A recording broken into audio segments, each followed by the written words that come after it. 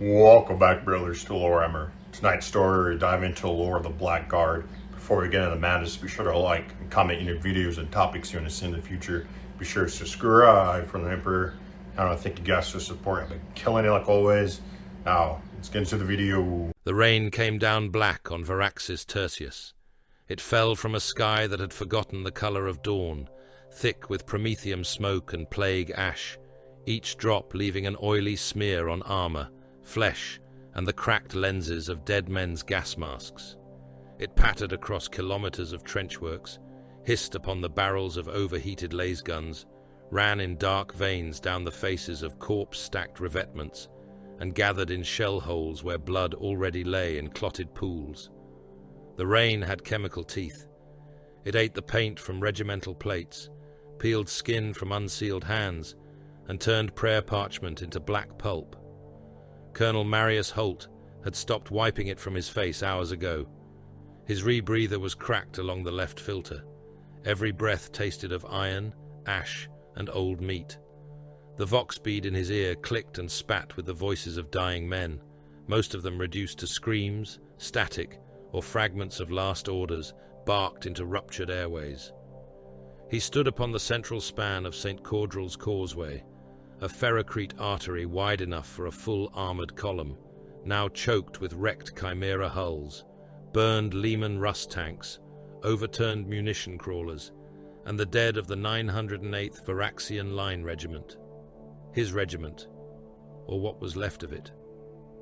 Beyond the causeway, the land descended into a brown and red killing field, where trench lines crossed the manufactorum flats like open wounds. Flooded communication ditches ran parallel to razor wire belts. Macro cannon batteries mounted along the lower hive spires fired over the battlefield in slow, city-shaking cycles, each discharge lighting the rain from within and making every corpse cast a shadow. The guns were so vast that their shells did not scream. They moved with a descending thunder that flattened lungs and shook teeth loose from wounded mouths before they struck. Entire districts vanished beneath their impacts. Plague smoke rose where the shells fell. Then, through the smoke, the enemy kept walking. The Death Guard did not advance like men. They came as a certainty. Their mortal herds came first. Poxwalkers in the millions, swollen with rot and hunger, dragging themselves through wire, mines, flame, and shrapnel. They had once been factorum labourers, hab serfs, line infantry, munition scribes, shrine sweepers, and oath-bound citizens of the Emperor. Now they came with their jaws hanging wide, with tongues blackened and long, with bellies split open by internal gas, and plague things twitching inside them. Some still wore fragments of imperial uniform. Some still had aquillas stamped upon their breastplates, half hidden by pus, filth, and the marks carved into their skin. They reached through the rain with broken fingers, whispering prayers to gods Holt refused to name. Behind them came the cultists, men in rusted chainmail and stolen flak armor, their faces hidden behind sackcloth masks, stiff with dried blood. They carried autoguns, cleavers, bone hooks, plague sensors, and icons made from spinal columns nailed to ammunition poles. They were not disciplined, not truly, but the disease in them made them fearless. They laughed as lasfire cut them open. They sang while heavy bolters tore them apart. They crawled with their entrails dragging through the mud, still trying to bite at the boots of the living. Then came the Ogrin things. Holt watched one of them lumber into view through the smoke, taller than a sentinel walker, its grey flesh stretched tight with corpse gas. Sheets of scrap armor had been bolted through its shoulders, ribs, and skull. Nailed-on plates rattled against its body with each step. Its stomach had split, not from injury, but from pressure, and pale ropes of intestine dragged beneath it like sacred banners. It carried the broken turret of a battle tank as a club. The thing took 3 Lascanon strikes to the chest and merely staggered. A 4th strike blew half its face away. It still came on, swinging the tank turret into a Varaxian firing step and turning 8 guardsmen into red paste and shattered bone. "Bring down the left gun," Holt said. His adjutant was dead. His second Vox officer was dead. The man crouched at his side now was Sergeant Venn, helmet gone, scalp burned, one eye full of blood. "Left gun is silent, Colonel." "Then wake it." "The crew are dead." "Then put new hands on it." Venn looked at him through rain and smoke. "There are no new hands." Holt stared back until the sergeant lowered his gaze. There had been a time, before the plague ships came, when Holt had known the names of his company commanders, his artillery chiefs, his banner bearers, the old men who brewed recaf in the trench shelters, the boys who lied about their ages to join the line. That time felt like a myth recited by a drunk priest. Now there were only positions, losses, gaps in the firing line, and the arithmetic of how long a man could hold a trigger before something reached him and opened him. "Vox command again," Holt said. "Request immediate reinforcement. Repeat that the causeway is compromised. Repeat that the 908th is combat ineffective." Venn gave a wet laugh. It was an ugly sound, cut short by pain. "Command does not answer." "Then Vox the artillery towers." "They are firing danger close already." "Closer." "They said closer will kill us." Holt looked across the causeway. Men were dying in knots. Squads that had held trenches since before dawn were being pulled apart at arm's length. A poxwalker with no lower jaw climbed over the parapet and received a lasbolt through the head. The corpse fell, but 5 more crawled over it. A cultist with a mining saw vaulted the wire and was cut in half by a burst of stubber fire, his upper body tumbling forward, hands still dragging him until a guardsman stamped his skull flat. A plague Ogren smashed into a chimera and drove the vehicle sideways, crushing men against the causeway barrier in a spray of armor splinters and pulped organs. Holt touched the Aquila at his throat. The metal was slick. "Tell the towers," he said, "that if they have shells left, they will spend them now." Venn nodded and bent over the Vox set. His voice became another cracked thread in the dying web of Imperial command. The hive behind them still lived, if existence could be called living. Varaxis. Primus rose out of the black rain like a continent of iron dragged upright by chains. Its lower walls were kilometers thick, layered in void shield pylons, gun platforms, shrine batteries, habitation stacks, and armor-glass command galleries. Above them, spires stabbed through the cloud layer, each one crowned with macro cannon mouths and lance receivers.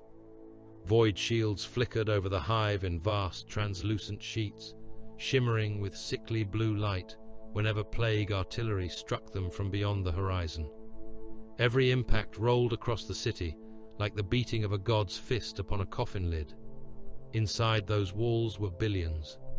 Holt knew that because the Administratum had told him so before the numbers ceased meaning anything. Billions of Imperial citizens packed into hab blocks, manufactoria, sump chapels, transit vaults, corpse processing halls, medici wards, refugee pens, and sealed quarantine districts. Billions reduced by hunger, panic, rationing, plague, and the machinery of survival into columns of figures recited by adepts with ink-stained hands.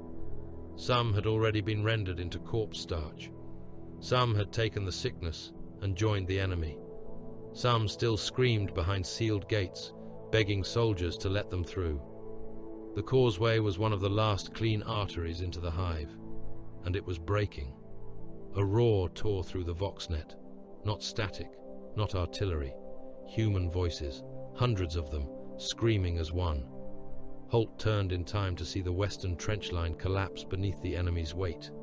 It began as a sag in the wire, then a breach, then a living flood. Poxwalkers poured over the parapets, falling, crawling, climbing on the bodies beneath them. Guardsmen fired until they were buried. Bayonets rose and vanished. Flamers washed the trench in burning promethium, turning the rain to steam and the dead to black shapes that kept moving while they burned. "Western line gone," Venn said. "I can see that." "Second reserve?" "Dead." "Third reserve?" Standing here, Holt drew his chainsword. The teeth coughed, caught, then snarled into motion. Its engine was old and angry. He had never liked the weapon. It was too loud, too intimate, too honest about what war became when lasguns failed. He lifted his bolt pistol in his other hand and felt the weight of the last magazine. Around him, the surviving officers and sergeants understood without needing the order. Men rose from firing steps. Bayonets locked into place. Grenades were kissed, armed, and held in trembling fingers. Priest, with half his face bandaged, climbed onto a wrecked chimera and began shouting the litany of true aim, though no one had enough ammunition for it to matter. "For Varaxis," someone called. No one answered. "For the Emperor," Holt said, because there were words a man said when there was nothing left. The first poxwalkers reached the central span as the macro cannons fired again. The world became white thunder. The shells landed beyond the trench line and erased a moving hill of plague bodies in a geyser of dirt, limbs, and black fluid. The blast wave hurled men flat. Holt struck the ferrocrete hard enough to split his lip against the inside of his rebreather. He tasted blood. He pushed himself up and saw that the enemy line had been wounded, not stopped. A plague ogrin came through the smoke, burning from shoulder to hip, dragging a chain of corpses tangled around one ankle. Holt fired his bolt pistol into its chest. The shell punched through scrap plate and detonated inside the meat. A crater opened in the thing's torso, spraying fat, ribs, and yellow bile. It kept walking. Holt fired again. The second bolt took its throat apart. The third entered its remaining eye and blew the back of its skull across the rain. It fell 3 meters from him. The impact shook the causeway. Then the sky split. At first, Holt thought the hive shields had failed. A vast pressure rolled across the battlefield, pushing the rain sideways. The clouds above the Manufactorum flats twisted, bruised, and tore open with pulses of witchlight. Men looked up despite the enemy at their throats. Even the cultists faltered, their chanting breaking into snarls. Shapes came through the storm, not the bloated, rusted hulks of plague vessels. These were dark prows and blade-edged silhouettes, strike cruisers translating from the Empyrean under absolute silence, their hulls painted in funeral white and black, their running lights extinguished, their heraldry hidden beneath sheets of rain and re-entry flame. They came without hymn, without proclamation, without the swollen arrogance of a triumphal descent. No vox angel declared salvation, no cherubim choir shrieked through the command net. The ships simply arrived, cold and sudden, like knives placed against the throat of the war. The vox cleared for one heartbeat, not fully, never fully, but enough. A new voice entered the net. Mark the infected sectors, mark the retreating sectors, then mark the sectors that must burn. The voice was flat, male, and rendered metallic by a helm grill. It did not carry rage, it did not carry hope. It sounded like a sentence being passed. Ven looked at Holt. Adeptus Astartes. Drop pods fell from the clouds like black nails hammered by heaven. Thunderhawks followed, their engines burning blue-white through the chemical rain.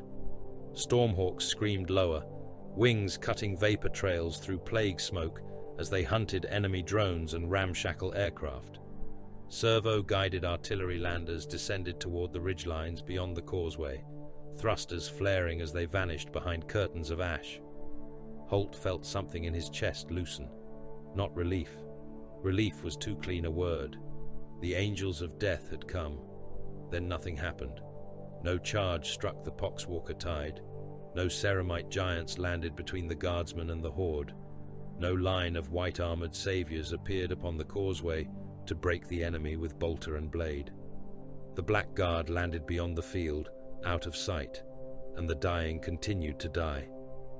"Where are they?" Ven demanded. Holt had no answer. The western trench was gone. The eastern line folded in fragments. Plague cultists reached the causeway barriers and began climbing, their hooked blades scraping sparks from ferrocrete. Guardsmen shot them at point-blank range.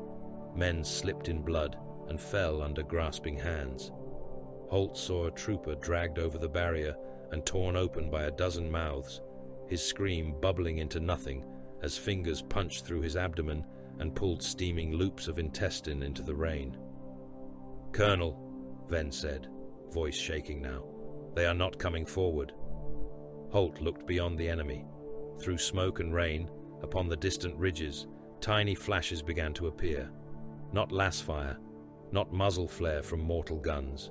Cold, precise, repeated blooms of cannon discharge. The earth moved. The first thunderfire salvo struck the flats behind the enemy advance. Seismic. Shells burrowed into the ground before detonating, and the roadbed rose in waves. Ferrocrete shattered upward. Trenches folded in upon themselves. Thousands of poxwalkers vanished into suddenly opened ground, crushed beneath slabs of road and their own press of bodies.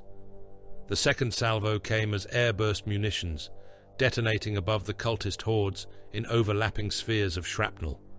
Men ceased being men. Torsos came apart, heads burst, arms spun through the rain with weapons still clutched in their hands.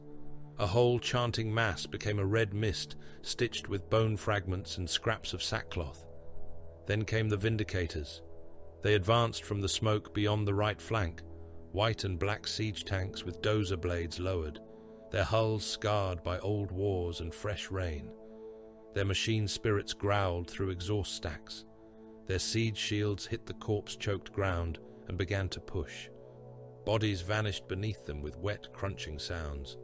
Poxwalkers clawed at the armor, fingers snapping against ceramite plates. The demolisher cannons fired at ranges no sane tank crew would accept. The nearest avenue block disappeared. There was no explosion in the way Holt understood explosions. There was only pressure, light, and ruin. The shell struck the massed enemy where a plague Ogren pack had gathered around an infected Baneblade wreck. The world folded inward. Armor, meat, bone, and machine were compressed into a single expanding burst of fire and pulverized matter. The shockwave slapped Holt back against the Chimera hull. His rebreather finally broke. Black rain touched his lips. It tasted like poison. White figures moved through the aftermath. They were not many. Astartes never were, not compared to the uncounted dead around them. But each one was a killing engine in ceramite, moving with a control that made mortal urgency look like panic.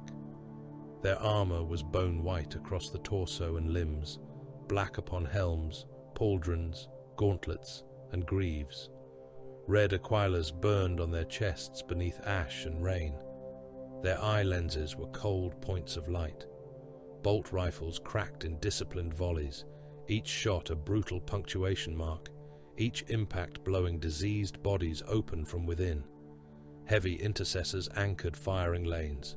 Aggressors advanced behind them, gauntlets roaring, drowning plague bodies in streams of fire until the causeway steamed with grease and cooked marrow. One of them strode ahead of the others. His armor bore no ornament beyond kill markings, purity seals blackened by rain, and a captain's iron halo folded inactive behind his helm. A power sword hung at his hip. A bolt rifle rested in his hands with the casual reverence of a priest holding a relic he had already used to execute 1,000 sinners. He stopped beside Holt without looking at him.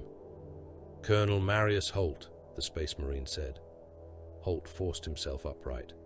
"I am Holt. Your line has served." The words struck worse than insult. "My line is dead. Not dead enough for the enemy to ignore. Not alive enough to obstruct our fire plan. Adequate." Holt stared up at the black helm. "You waited." The captain turned his head then. Rain ran down his faceplate in black streaks. His voice remained flat. "Yes, you watched us break. We watched the enemy commit. You used my men as bait." The captain's eye lenses did not flicker. "Your dead brought range certainty." For a moment, Holt heard nothing. Not the guns, not the dying, not the shriek of stormhawks overhead. Only those words, delivered without cruelty of tone, without pleasure, without apology. That was the horror of it. A monster would have laughed. A butcher would have sneered. This warrior had merely calculated. "What is your name?" Holt asked. "Captain Asta Krenzig, Black Guard." The name meant little to Holt. The chapter name meant less. Raven Guard bloodline, perhaps. Some pale successor born from shadow and old betrayal. He had expected stealth, salvation by sudden blade, the enemy commander slain in silence. Instead, he had been given artillery and arithmetic. Krenzig raised one gauntlet. Runes flickered across the lenses of his helm. All batteries, pattern ferrum, collapse the rearward press, leave the causeway mouth open, let them see it, let them desire it. A Tech Marine's Binharik reply screeched over a private channel Holt could barely hear. The Thunderfire cannons changed rhythm. The next salvos landed not upon the front ranks, but far behind them, sealing the plague host into the killing ground. Tremor shells broke the roads. Subterranean charges opened sinkholes beneath the mass. Airburst rounds flensed the living tide from above. Vindicator Demolisher fire punched holes through the densest knots of Death Guard infantry, burying Plague Marines under avalanches of their own followers. Some of the traitor Astartes rose again, armor cracked, entrails dragging, laughing through vox grills clogged with bile. The Black Guard did not waste fury on them. They marked them with targeting beams, then erased the ground beneath their feet. The causeway became a slaughter channel. Plague bodies surged forward because the rear had become death. The open mouth of the causeway promised passage into the hive. Krenzig let them come. Holt understood the shape of it then, and hated him for it. The Black Guard were not holding a line. They were feeding a grinder. Aggressors burned the front ranks. Heavy bolters stitched the survivors into bursting meat. Hellblasters fired into plague ogrins until their swollen bodies ruptured in clouds of luminous filth. A Vindicator rolled onto the causeway itself, its siege shield pushing aside dead guardsmen and dead cultists without distinction. Its cannon fired down the length of the span. The shot turned hundreds of bodies into a red canal that splashed against the barricades in waves. Holt saw his own men in that ruin. He saw Varaxian grey uniforms, shredded beside plague rags. He saw loyal hands still gripping lasguns beneath the tank treads. He saw Sergeant Venn kneeling at the Vox, laughing or sobbing, he could not tell which, as blood ran from his ears. Above them the hive guns fired again. This time their coordinates were Black Guard coordinates.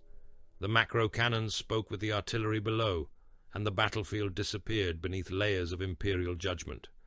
Shell after shell fell into the Manufactorum flats, walking backward through the plague host. Entire regiments of the dead were obliterated. Cult banners vanished. Ogren things burst like overripe fruit. The rain itself seemed to turn red, black drops mingling with atomized blood until the world wept filth from heaven. Less than an hour after the Black Guard opened fire, the enemy attack ceased to exist. Not retreated, not broken, ceased. 3 million plague bodies lay across the flats, though no man could count them now except by Auspex mass and corpse density calculations. 17 Imperial regiments had been reduced to remnants fit only for consolidation, execution, or burial by dozer blade. St. Caudrel's causeway still stood, but no longer as a road. It had become a cratered red canal, its ferrocrete split, its barriers painted with meat, its drainage channels clogged by uniforms, bones, ammunition belts, and steaming entrails. Colonel Holt stood amid it all and could not decide whether he had survived or merely failed to die when scheduled. Captain Krenzig walked past him to the edge of the causeway. His warriors formed around him in silence. None offered comfort, none offered praise. Apothecaries moved among the Black Guard dead first, then the wounded Astartes, then the field where mortal survivors screamed. The order of value was clear. A servo skull drifted down through the rain, its brass casing pitted, its eye lens glowing green. It projected a trembling hololith above the broken road. Lines of static formed the underhive strata beneath Varaxis Primus. Holt saw manufactorum routes, transit vaults, reactor conduits, sump oceans, and something beneath them that did not belong. The hololith pulsed. A shape moved under the hive. Not an army, not exactly. A structure, vast, buried, and awakening. The auspex rendered it in ghost light, ribbed like an organ, ringed with heat signatures, its internal cavities opening and closing in slow rhythm. Vox static crawled across every channel. For 1 second, the dead spoke through it. Not words, breath. A wet, patient inhalation beneath the world. Krenzik stared at the image. Holt swallowed blood. "What is that?" The Black Guard captain did not answer at once. When he did, his voice was quieter than the rain and colder than the void between stars. "The reason they were driving you from the hive." The hololith flared again. Deep beneath the manufactorum roots, the ancient plague engine began to sing. The strategium of Hive Varaxis. Primus had been built to make mortal men feel small before the machinery of imperial survival. Its ceiling vanished into incense haze and shadow, held aloft by pillars of black adamantium, carved with the names of forgotten crusades. Stained glass windows rose along the walls in towering panels, each one showing the master of mankind, enthroned in gold, his face stern and pitiless above kneeling armies, burning worlds, and saints dying beneath banners of crimson and bone. The windows should have glowed with holy light from the upper hive. Instead, they flickered with the color of void shield impacts. Blue flashes rolled through the glass. Red emergency lumens bled across the floor. Every detonation beyond the hive walls made the Emperor's painted eyes tremble. Casualty scrolls unrolled from cogitator lecterns in long, pale sheets, spilling across the strategium floor like burial shrouds. Adepts tried to gather them, but the scrolls kept coming, printed by servitor hands that clicked and twitched in obedience to the numbers.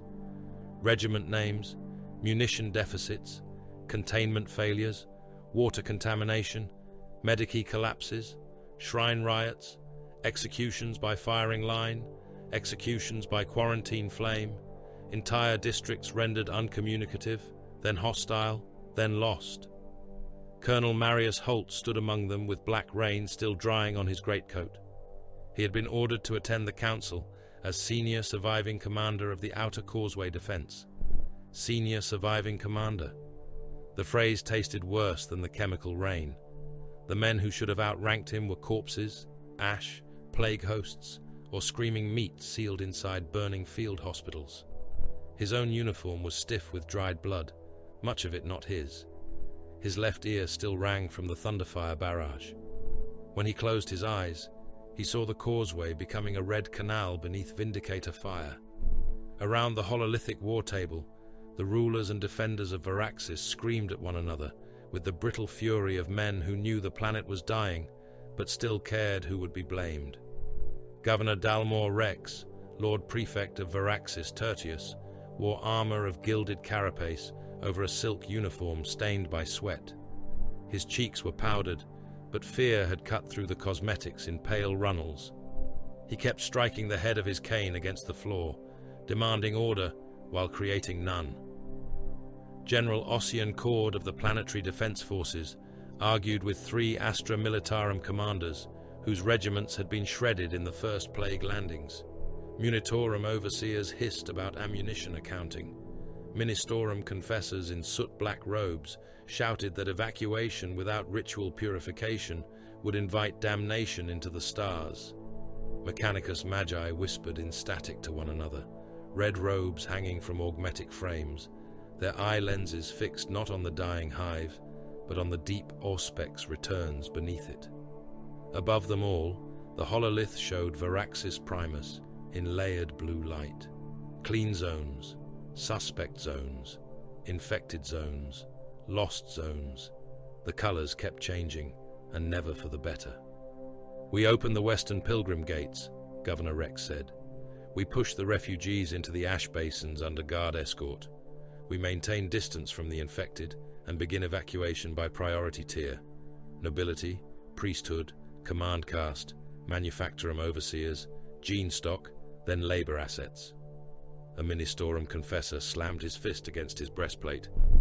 No citizen may depart without purification rites. The plague is not merely flesh. It is sin, given fever. A Mechanicus Magos turned his brass face toward the priest. Your rites possess no measurable filtration value. Blasphemous machine carrion. Organic imprecision. Holt wanted to laugh. He did not. The sound would have come out wrong. Captain Asta Krenzig stood at the far side of the table, motionless in white and black warplate.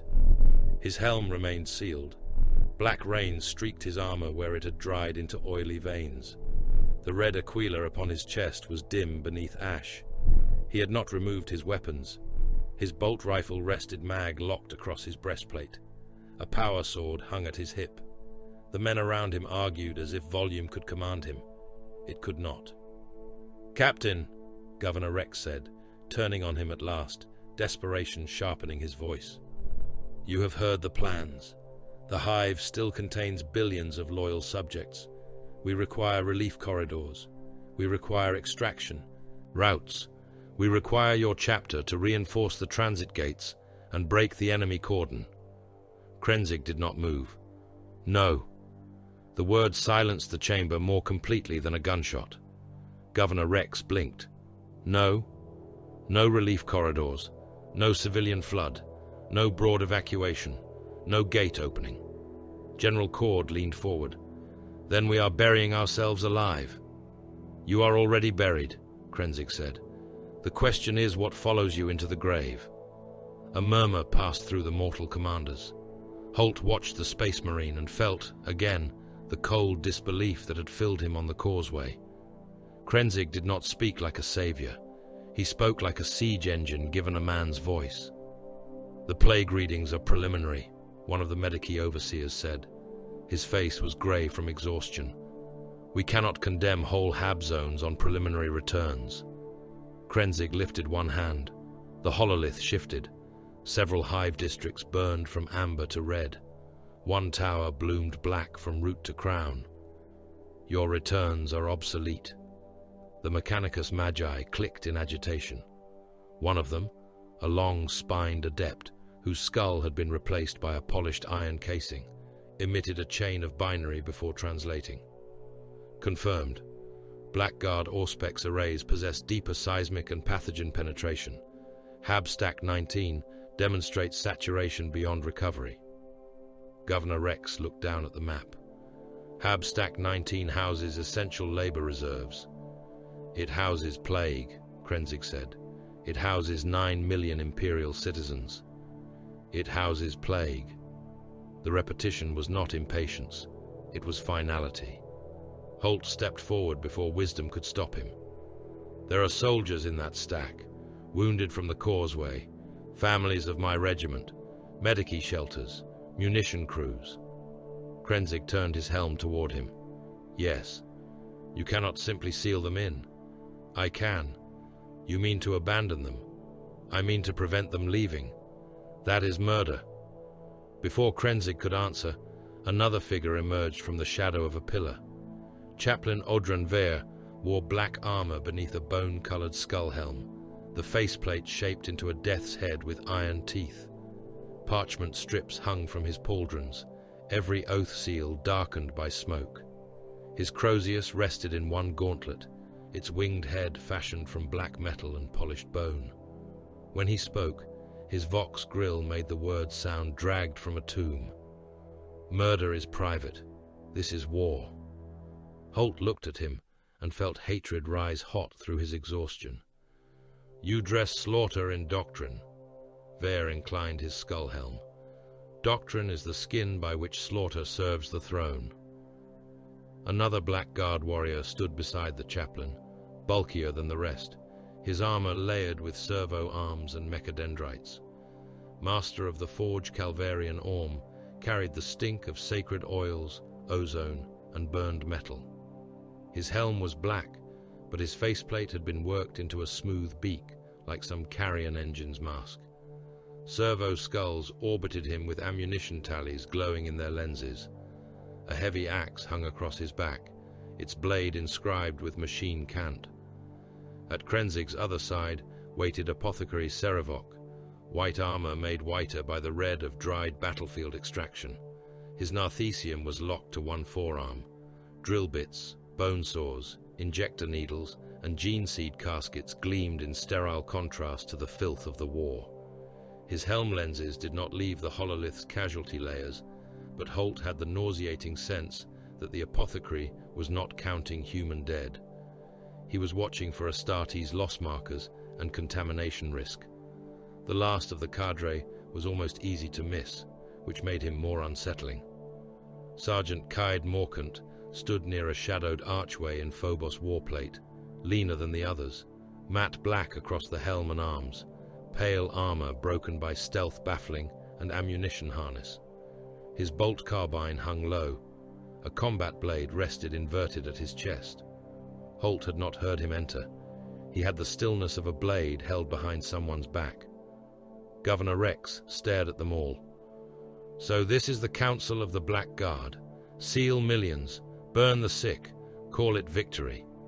Krenzig answered without heat. "Call it containment." "The Raven Guard were liberators," one of the guard commanders said, voice low and hoarse. "They came from shadow. They broke. Tyrants. They saved those who could not save themselves." For the first time, Krenzig's silence felt almost like contempt. "We are not the Raven Guard." Chaplain Vare's skull helm turned toward the officer. "We are their blood, not their echo." Master Orm's vox clicked with machine static. "The Sons of Deliverance strike from shadow.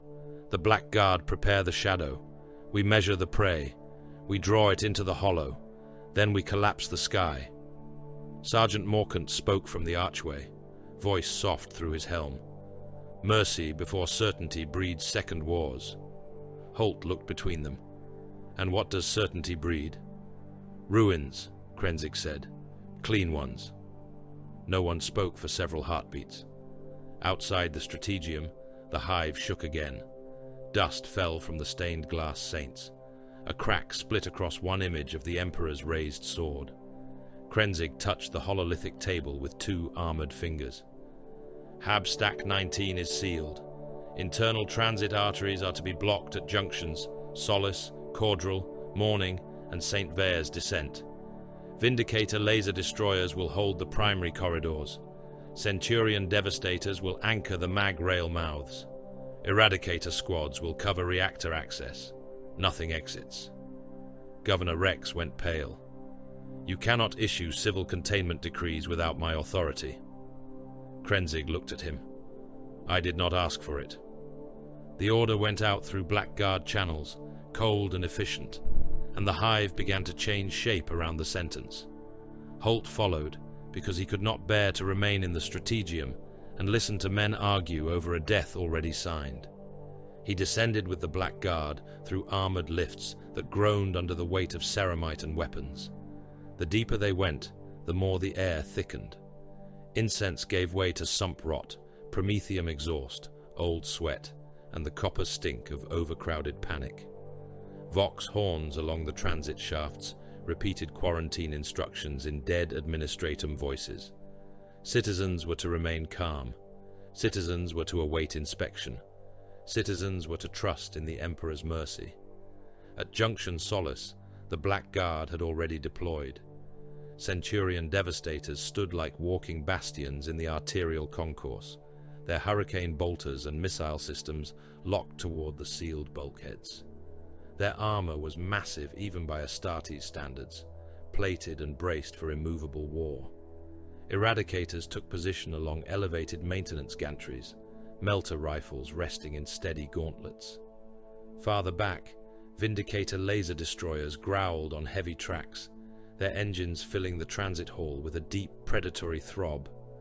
Black Guard serfs moved among them in silence, dragging ammunition chains, promethium feeds, and power couplings.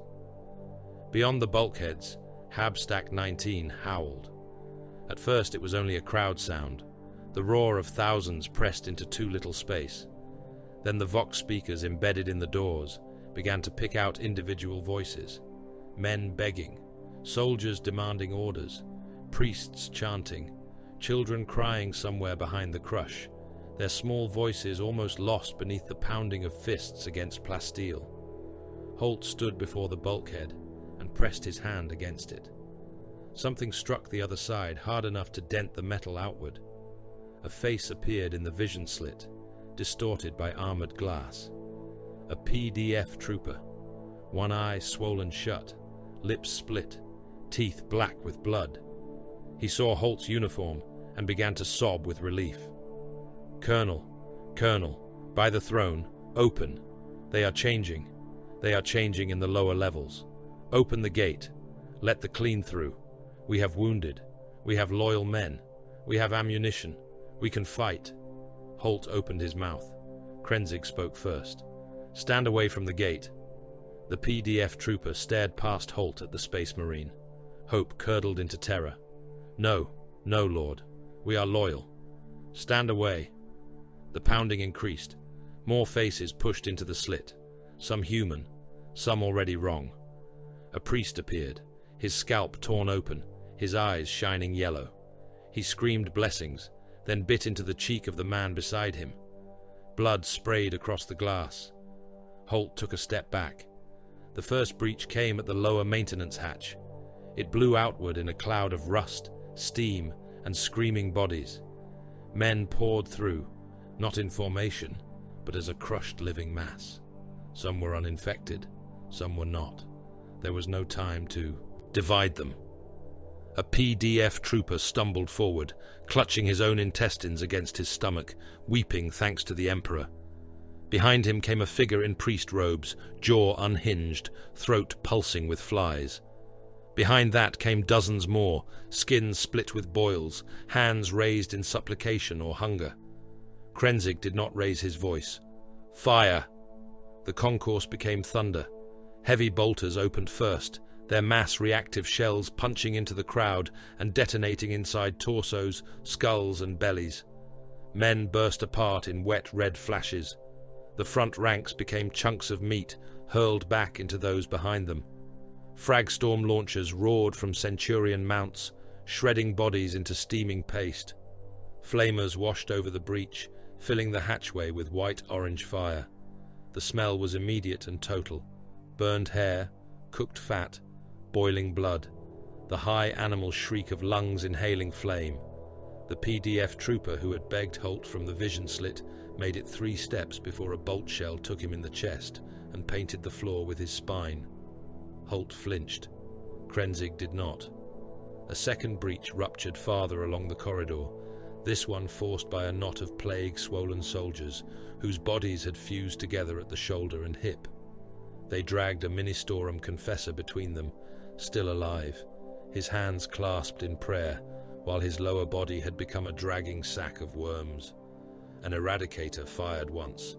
The melter beam turned the whole knot into incandescent vapor and falling bone ash. Clean breach, Sergeant Morcant voxed. Seal it, Krenzig replied. The Blackguard advanced not like rescuers, but like morticians with bolters. Any movement beyond the threshold was destroyed.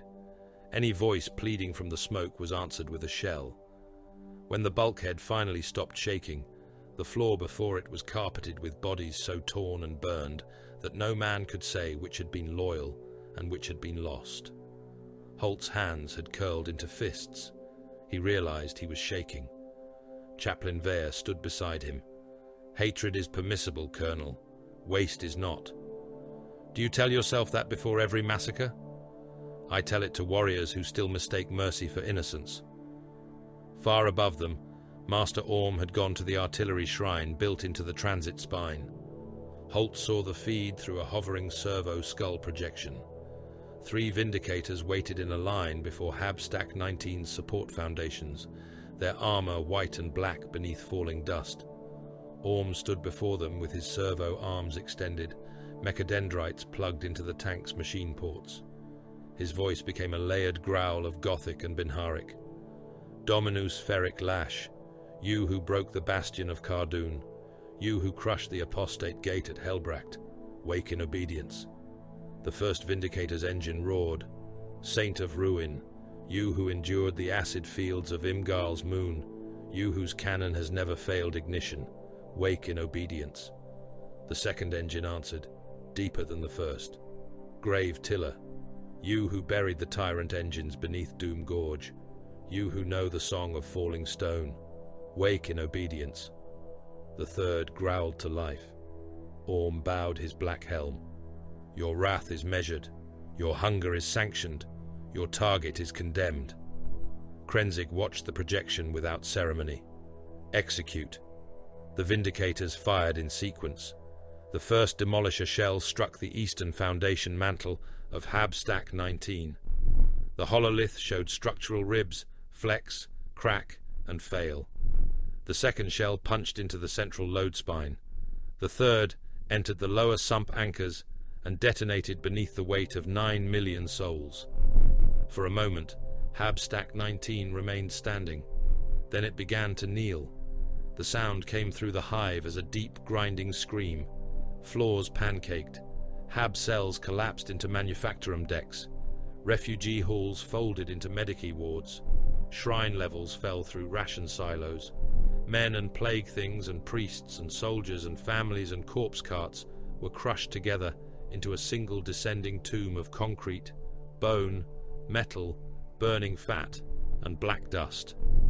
Air burst from the stack's lower gates in hurricane blasts, carrying papers, limbs, ash, and fragments of prayer banners.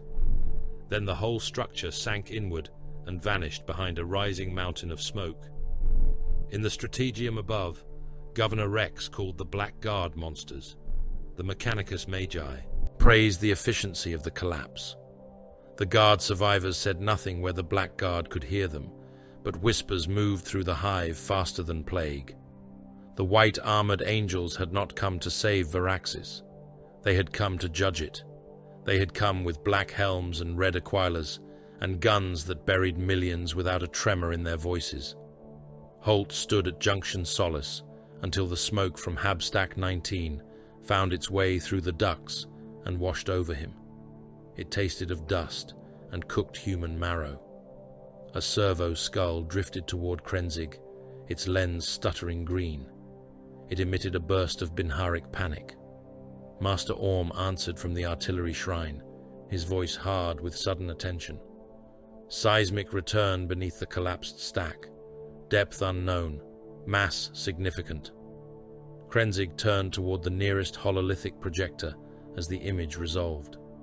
Beneath the flattened ruin, beneath the crushed Hab foundations and broken transit ribs, something still moved. The Auspex ghost was enormous. It shifted in the dark under the hive like a buried organ flexing beneath dead skin. The signal pulsed once, twice, then became a vox pattern. Not words, laughter, wet, patient, and vast, grinding upward through kilometers of stone.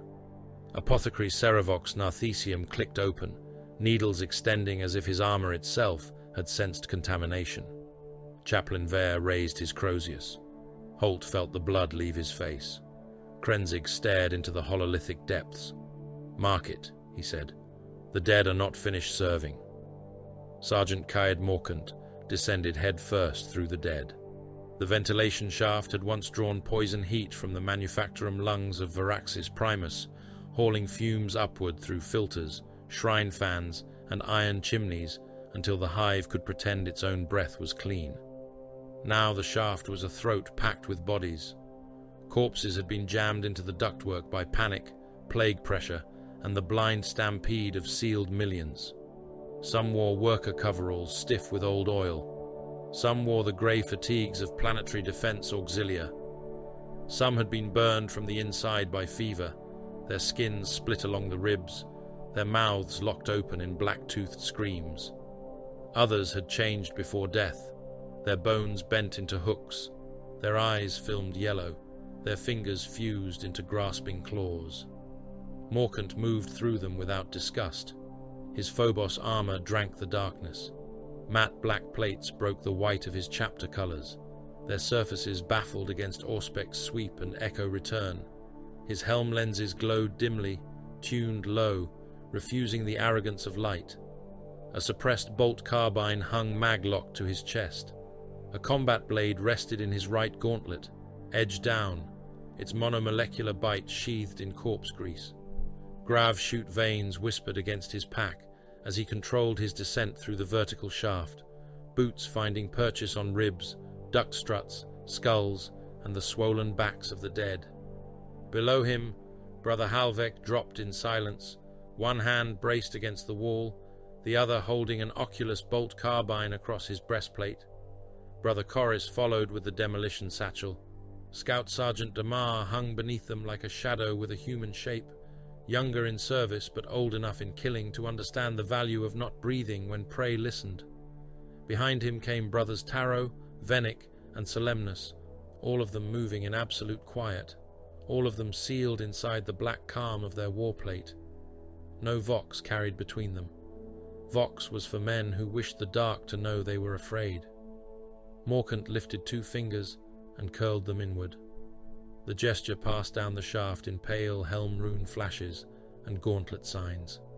Halt. Listen. Count the living. The squad froze among the dead. Their armor settled with barely a whisper. Morkant let the sounds of the underhive rise through the ductwork.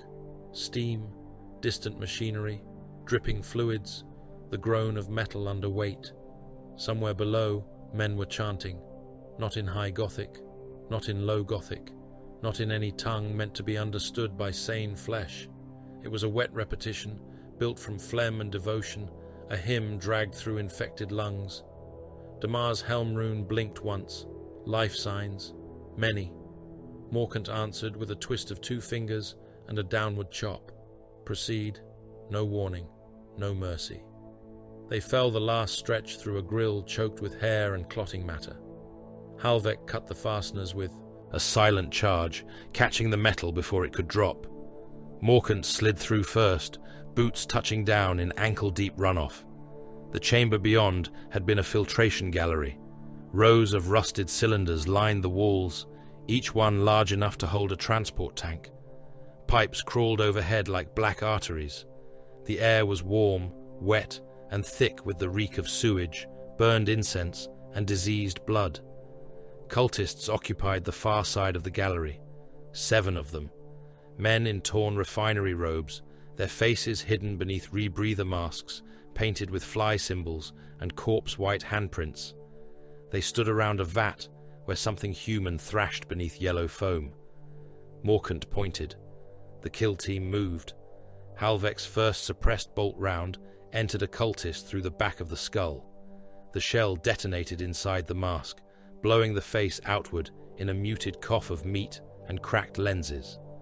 Damar crossed the space in 3 strides and opened another from groin to throat with his blade, catching the body before it fell.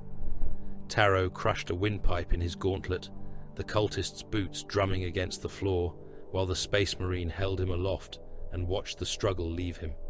Corris fired twice. 2 skulls burst inward and painted the vat in red fans. Morkant took the last one alive for 3 heartbeats. The cultist turned, breath rasping through his mask, a cleaver rising in both hands. Morkant caught the wrists, broke them inward until bone-pierced sleeve, then drove his knife beneath the jaw and into the brain. The man died without a shout. Morkant lowered him beside the others, angling the corpse with one boot, so its cooling body would shape a marker on the Auspex map. Not random. Never random. The dead could serve after death, if a warrior possessed the discipline to place them correctly. Damar crouched beside the vat and looked through the yellow foam. His helm tilted slightly. His fingers moved in courseback, sharp and economical, living inside. Morkant approached. The thing in the vat had once been a Factorum worker. Its torso was fused to a mesh frame. Tubes entered its stomach, throat, and open chest. Its lungs were exposed, inflating and collapsing in liquid. The organs had been drawn out through surgical slits and threaded into filtration lines, pulsing as the machine dragged toxins through living tissue. The worker's eyes rolled toward Morkant. One hand twitched where it had been stapled to the vat rim. Damar whispered, breaking silence by a thread so faint only a son of Korax would hear it. Civilians remain alive inside the vats. Morkant stared at the worker until the exposed lungs shuddered again. Then they remain useful until the charge detonates. Damar said nothing more. That was why he still lived. They moved deeper. The Underhive had become a carrion dark, a realm beneath maps where the walls sweated plague oil and the lumen strips flickered like dying candles in a crypt. Manufactorum halls stretched into shadow, their conveyor belts still moving, though no sane overseer remained to command them.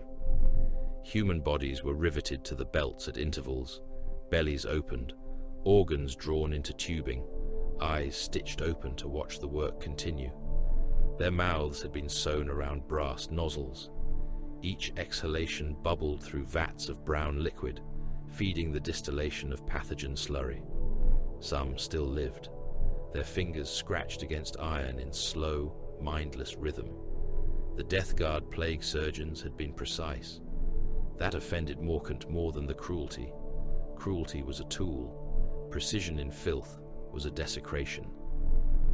The kill team passed beneath a row of hanging bodies whose spinal cords had been stripped and braided into cables. Servo skulls drifted through the gloom, their brass casings swollen with fungus, their lenses clouded by milky growth. Halvek killed them with needle-quiet shots before their cogitators could fully register movement. Each fell into the runoff with a small splash, machine spirits coughing static as they died. Morkant's Auspex baffler pulsed cold against his thigh. The device drank active scans, swallowed them, and returned lies. Where the squad moved, the plague network would see only heat ghosts, settling debris, perhaps vermin. They were a blade under the skin of the hive. He opened a low-band channel for less than a breath. Path confirmed. Manufactorum route. Depth continuing. Enemy industry active. Captain Krenzig's reply came back clipped and empty. Mark the throat. Morkant killed the link. Ahead, the chanting deepened. The squad reached a viewing gantry above a cavern that had no place beneath the hive. It had been made by hollowing out manufactorum levels, transit stations, sump reservoirs, and reactor chapels until a single vast chamber remained. The ceiling vanished into smog. Chains hung from it in thousands, each chain bearing bodies, sensors, machinery, or clusters of bells made from skulls. Below, corpse vats stretched in concentric rings around a central structure of black iron and diseased brass. The plague engine breathed. Morkant understood it as soon as he saw it, though his mind rejected the shape at first. It was not one machine. It was many sins joined into one purpose. Hive reactor conduits formed ribs around a central column. Corpse vats pumped yellow and red fluids through those ribs. Bound astropathic remains hung in cages along the upper spine, their skulls split open, their brains pierced by silver needles and plague roots. Vox arrays the size of hab blocks had been grown into the iron like tumors. Bells rang without hands. Wet cables pulsed. Every vibration moved through the floor and into Morkant's bones. Bile choir. The name appeared in his thoughts before any data rune confirmed it. A demonic transmitter, a psychic plague beacon, a throat built beneath Varaxis to sing rot into the void. Brother Chorus made the sign of targets sanctified by hatred. Morkant answered with mission before wrath.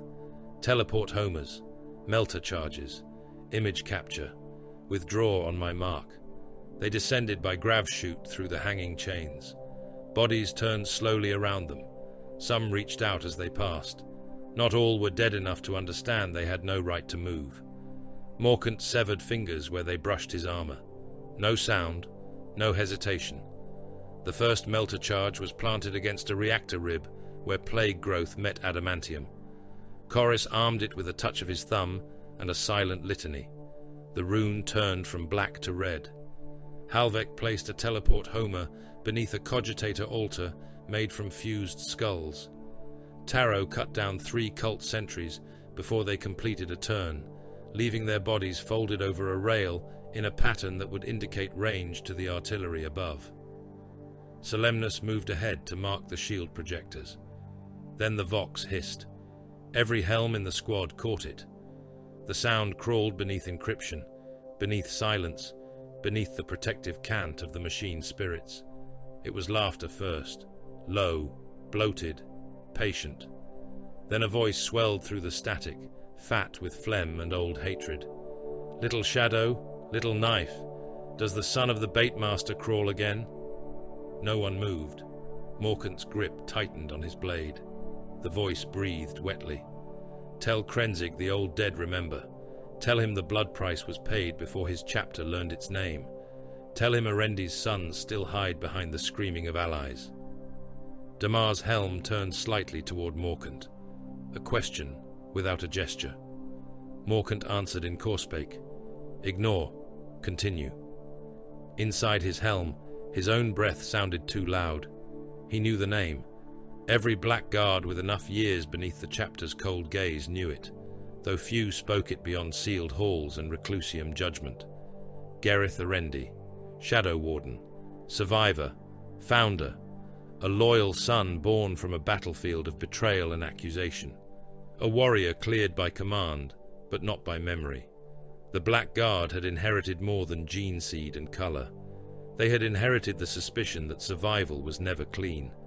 The enemy knew. That mattered. A bell rang below, vast and wet. Blightlord Terminators entered the chamber through a gate of ribbed iron. They came in a slow line, cataphractii and ancient Terminator plates swollen with rot, bells, horns, and burst cabling. Scythes and combi bolters rested in their fists. Flies boiled around them in black halos. Their armor was the color of molded bone and drowned bronze. They did not hurry. The Death Guard never hurried when despair could be made to walk toward them. Between them stumbled living shields, men, workers, soldiers, priests, prisoners from the sealed districts. They had been chained throat to throat and wrist to wrist, driven forward by plague goads. Some were infected, some were clean enough to weep clearly. Their bodies were wrapped around the lower shield pylons of the bile choir, lashed to conduits and void rib emitters. If the charges detonated now, the living mass might absorb the first blast, foul the teleport extraction, or trigger some unknown plague response through the astropathic cages. Corris flashed the extraction rune. Morkant saw it. He refused it. Damar's hand tightened once around his carbine. Withdraw had been the clean solution. The mission had what it needed. The images, the charges, the location. Krenzig would accept partial certainty if the cost of more was squad loss. Morkant looked at the chained men around the shield pylons. He did not pity them. Pity had no place beneath the hive. But living shields meant shield controls. Shield controls meant access. Access meant a clearer kill. He signed his answer. Advance. Silence. Remove obstruction. The kill team dropped from the gantry into the machinery gloom. The first plague mutant died without seeing them. Morkant landed behind it, drove his blade through the base of its skull, and twisted until the eyes burst in their sockets. Halvek fired 3 suppressed rounds into a cult overseer's helm, each shell pulping the head further inside its iron mask. Taro moved like a black-armored executioner, punching his knife into eye sockets, throats, and armpits, where armor was weak. Damar severed chain links with a cutter, not to free the captives, but to remove tension from the shield pylon and expose the control spine. A civilian reached for him. "Lord," the man whispered. "Mercy." Damar did not answer. Morkant shot the plague thing behind the man before its cleaver fell. The bolt round entered through the mutant's open mouth and detonated at the back of the skull, spraying the captive with brain matter and bone grit. The man sobbed once. Morkant moved past him. Then the Blightlords heard. One turned, slow as a fortress turret. Its combi bolter rose. Morkant saw the muzzle flashes before the sound reached him. Explosive shells tore through hanging chains and burst against the floor. One struck Brother Vennick in the shoulder, staggering him but not stopping him. Another hit Solemnus in the thigh and blew armor fragments into the dark. The squad did not break silence. They answered with knives, charges, and point-blank murder. Halvek put a crack grenade beneath a Blight Lord's knee joint and rolled away as the detonation blew the traitor's leg apart at the hinge. The Terminator fell with a crash that shook the pylon bridge, but still dragged itself forward, laughing through a grill full of worms. Taro vaulted onto its back and drove his combat blade again and again into the exposed cabling beneath the helm. Black fluid sprayed across his armor. The traitor stopped laughing only when Halvek placed a bolt shell through the cracked gorget and blew the head loose inside the collar. A rusted chain cleaver swept from the fog. Brother Solemnus took the strike meant for Morkant. The weapon hit his left arm below the pauldron and chewed through ceramite, flesh, and reinforced bone in a single brutal passage. The severed limb fell still, gripping its blade. Blood sprayed across the floor in a hard arterial pulse, dark against white armor. Solemnus made no sound. He drove his remaining hand forward, fingers locked around a melter bomb, and crushed it against the chest of the mutant that had maimed him. The charge activated with a dull tone. Solemnus stepped back. The mutant looked down, just as its torso became a white sun. When the glare faded, the thing was gone from chest to spine, its legs standing for a moment before collapsing into steaming meat. Morkant marked Solemnus with a helm rune. "Functional?" Solemnus answered with one hand. "Functional." They reached the pylon controls. Chorus opened the casing with a breacher charge that made no more noise than a cough. Inside, the machine spirit screamed across local aurspecs in strings of infected code. Morkant jammed a sanctified spike into the port and felt the feedback shudder through his gauntlet. The void rib emitters pulsed. For an instant, the bile choir's shield shimmered into visibility around the reactor structure. Layers of translucent force wrapped around the machine like glass ribs. Too many, too deep. Not a kill for infiltration charges, not a clean sabotage. The bile choir was protected by reactor-fed void shields grown through the foundations themselves. Destroying the outer devices would wound it, perhaps blind it, not silence it. The Vox voice returned, closer now. "Run, little shadow.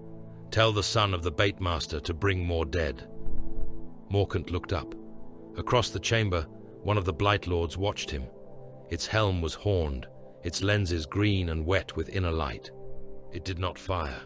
It raised one gauntlet and pointed toward the bile choir's central throat, where the bound astropaths began to twitch in their cages. Their mouths opened together. Blood ran from empty eyes. The machine inhaled. Morkant seized the image through his helm optics. Shield ribs, reactor feeds, astropathic cages, Blight Lord positions, civilian chains, void field anchors, every line, every weakness, every impossibility. "Charges set," Chorus breathed. "Extraction," Damar signed. This time Morkant did not refuse. The kill team withdrew through smoke, blood, and hanging dead. Solemnus moved with his severed arm clamped to his belt by maglock, still firing his sidearm into any shape that followed. Halvek dragged Taro clear when a plague hook caught his ankle. Morkant was last from the chamber, walking backward, firing disciplined suppressed shots into throats, knees, eye lenses, and exposed organs until the dark swallowed the bile choir behind them. Only when they reached the ventilation ascent did he open the command channel. No words went first. He transmitted the image. Deep beneath the manufactorum roots, the plague engine glowed in spectral green, wrapped in void-shielded reactor ribs, too vast for knives, too protected for simple demolition, too alive to ignore. Captain Krenzig received it in silence. Morkant added only one spoken line, his voice low inside the corpse-choked dark. "Siege breakthrough or orbital strike. Nothing less will silence it." The Doreen ravines lay beyond the eastern manufactorum skirts, where the hive's iron shadow broke against a wilderness of poisoned stone and dead industry. No trees had grown there in 10,000 years. Nothing green survived beneath the reign of Varaxis. The ravines were a woundscape of toxic canyons, jagged slag cliffs, collapsed ore roads, and termite mounds the size of hab blocks, their mineral towers rising from the ash like the bones of drowned cities. Skeletal manufacturum pylons marched along the canyon rims, stripped of wiring and dignity, their iron frames creaking in the black wind. Razor wire bridges stretched from ridge to ridge, too thin for tanks, too exposed for infantry, and already heavy with the bodies of men who had tried to cross them under plague fire. Colonel Marius Holt watched the ravines swallow what remained of his command. The 908th Varaxian Line had been a regiment once. On muster slates, it had possessed artillery companies, armor support, pioneer squads, medici sections, priests, banners, cooks, drivers, and men enough to fill a parade square with grey coats and bayonets. Now it was a procession of survivors stumbling through red mud and acid dust, their boots slipping over rockcrete, their laser guns fouled by rain, their faces hidden behind cracked rebreathers, and the dull stare of men who had seen salvation and learned to fear it. Penal battalions marched with them, their explosive collars blinking red beneath the rain. Behind them trundled servitor convoys, hauling ammunition crates, promethium tanks, and corpse-covered field guns on half-dead tracks. Some of the servitors had no legs, only traction units bolted into their spines. Some pulled loads with chains through holes drilled in their shoulders. Their meat did not complain. That was why the Imperium still found uses for it. Above the retreating column, vox horns mounted to crawler towers barked the same order again and again. Withdraw through the ravine corridors. Maintain formation. Do not engage unless pursued. Do not deviate from marked routes. Do not halt for wounded personnel. Do not halt for contaminated personnel. Do not halt. Holt knew the voice behind the order, even before the command rune named him. Captain Asta Krenzig of the Black Guard had drawn the retreat with a cartographer's patience and an executioner's heart. The guard did not fall back because the line was broken. Not truly. The retreat had been commanded before the enemy pressure reached its height. Artillery that could have fired had gone silent. Blackguard batteries that had dominated the causeway now showed nothing on Auspex. Thunderfire signatures vanished. Vindicator transponder. Ghosts winked out. Air cover withdrew into chemical cloud.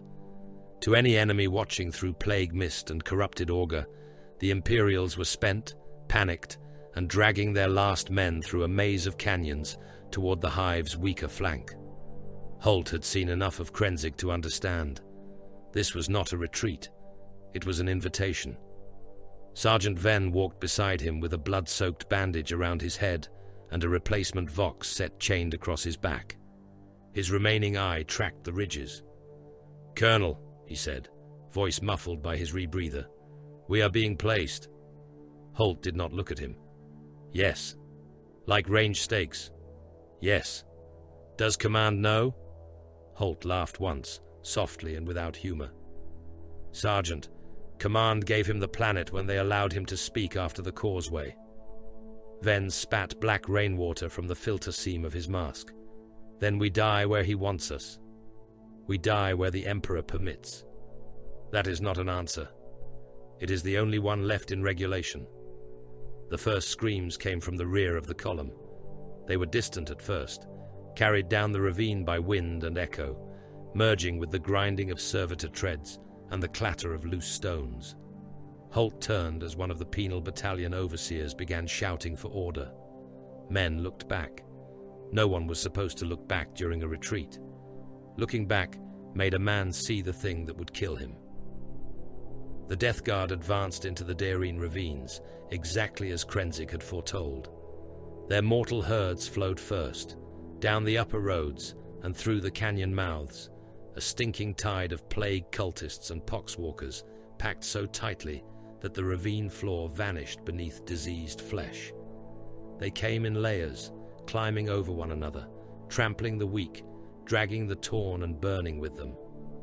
Cult banners rose from the press, made from flayed skins, tank aerials, and spinal columns lacquered with pus. Bells clanged from poles.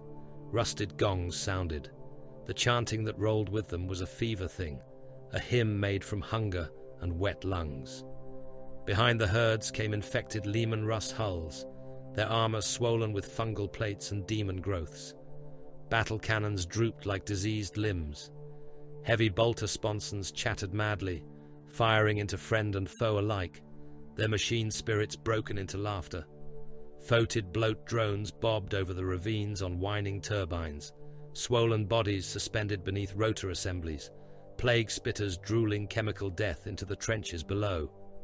Myphitic blight haulers crawled around them like armored insects, multi-melters glimmering in the rain, missile launchers coughing trails of smoke.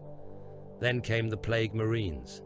They walked through the stampede without haste, ancient warriors in bloated ceramite, green and bronze and ivory with rot.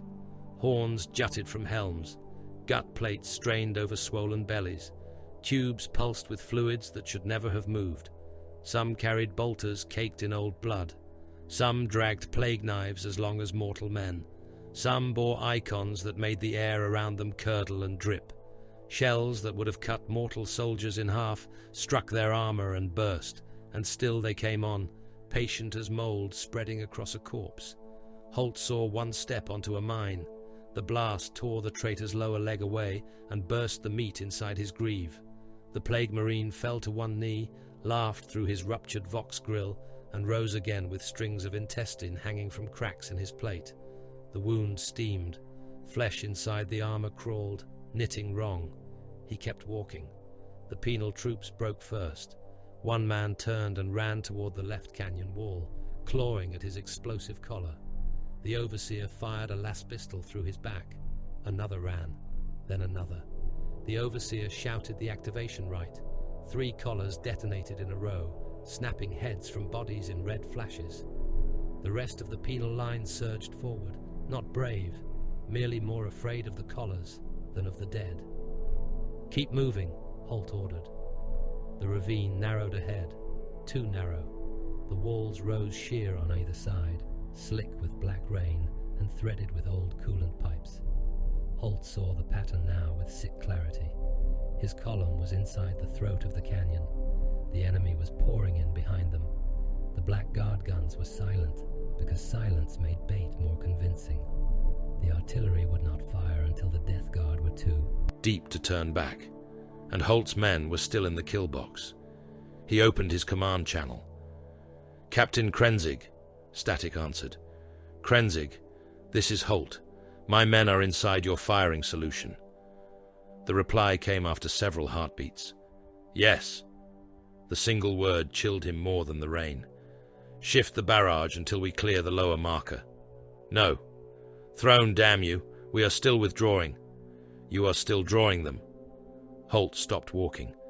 Around him men stumbled past, coughing, bleeding, dragging wounded brothers by webbing straps. A servitor crawler ground over a corpse without slowing, reducing the man's legs to pulp beneath its treads. "You intend to fire through us." "I intend to close the ravine. There are loyal soldiers here.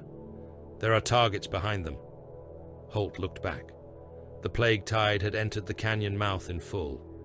The Death Guard were packed into the Doreen ravines now, their armor and engines and hordes pressed beneath the termite towers and skeletal pylons, exactly where Krenzig wanted them. "You made us bait again," Holt said. "No, Colonel. You remained useful." The channel died. For one impossible moment, the battlefield held its breath. Then the ash camouflage rose from the ridgelines. Entire sections of canyon wall unfolded.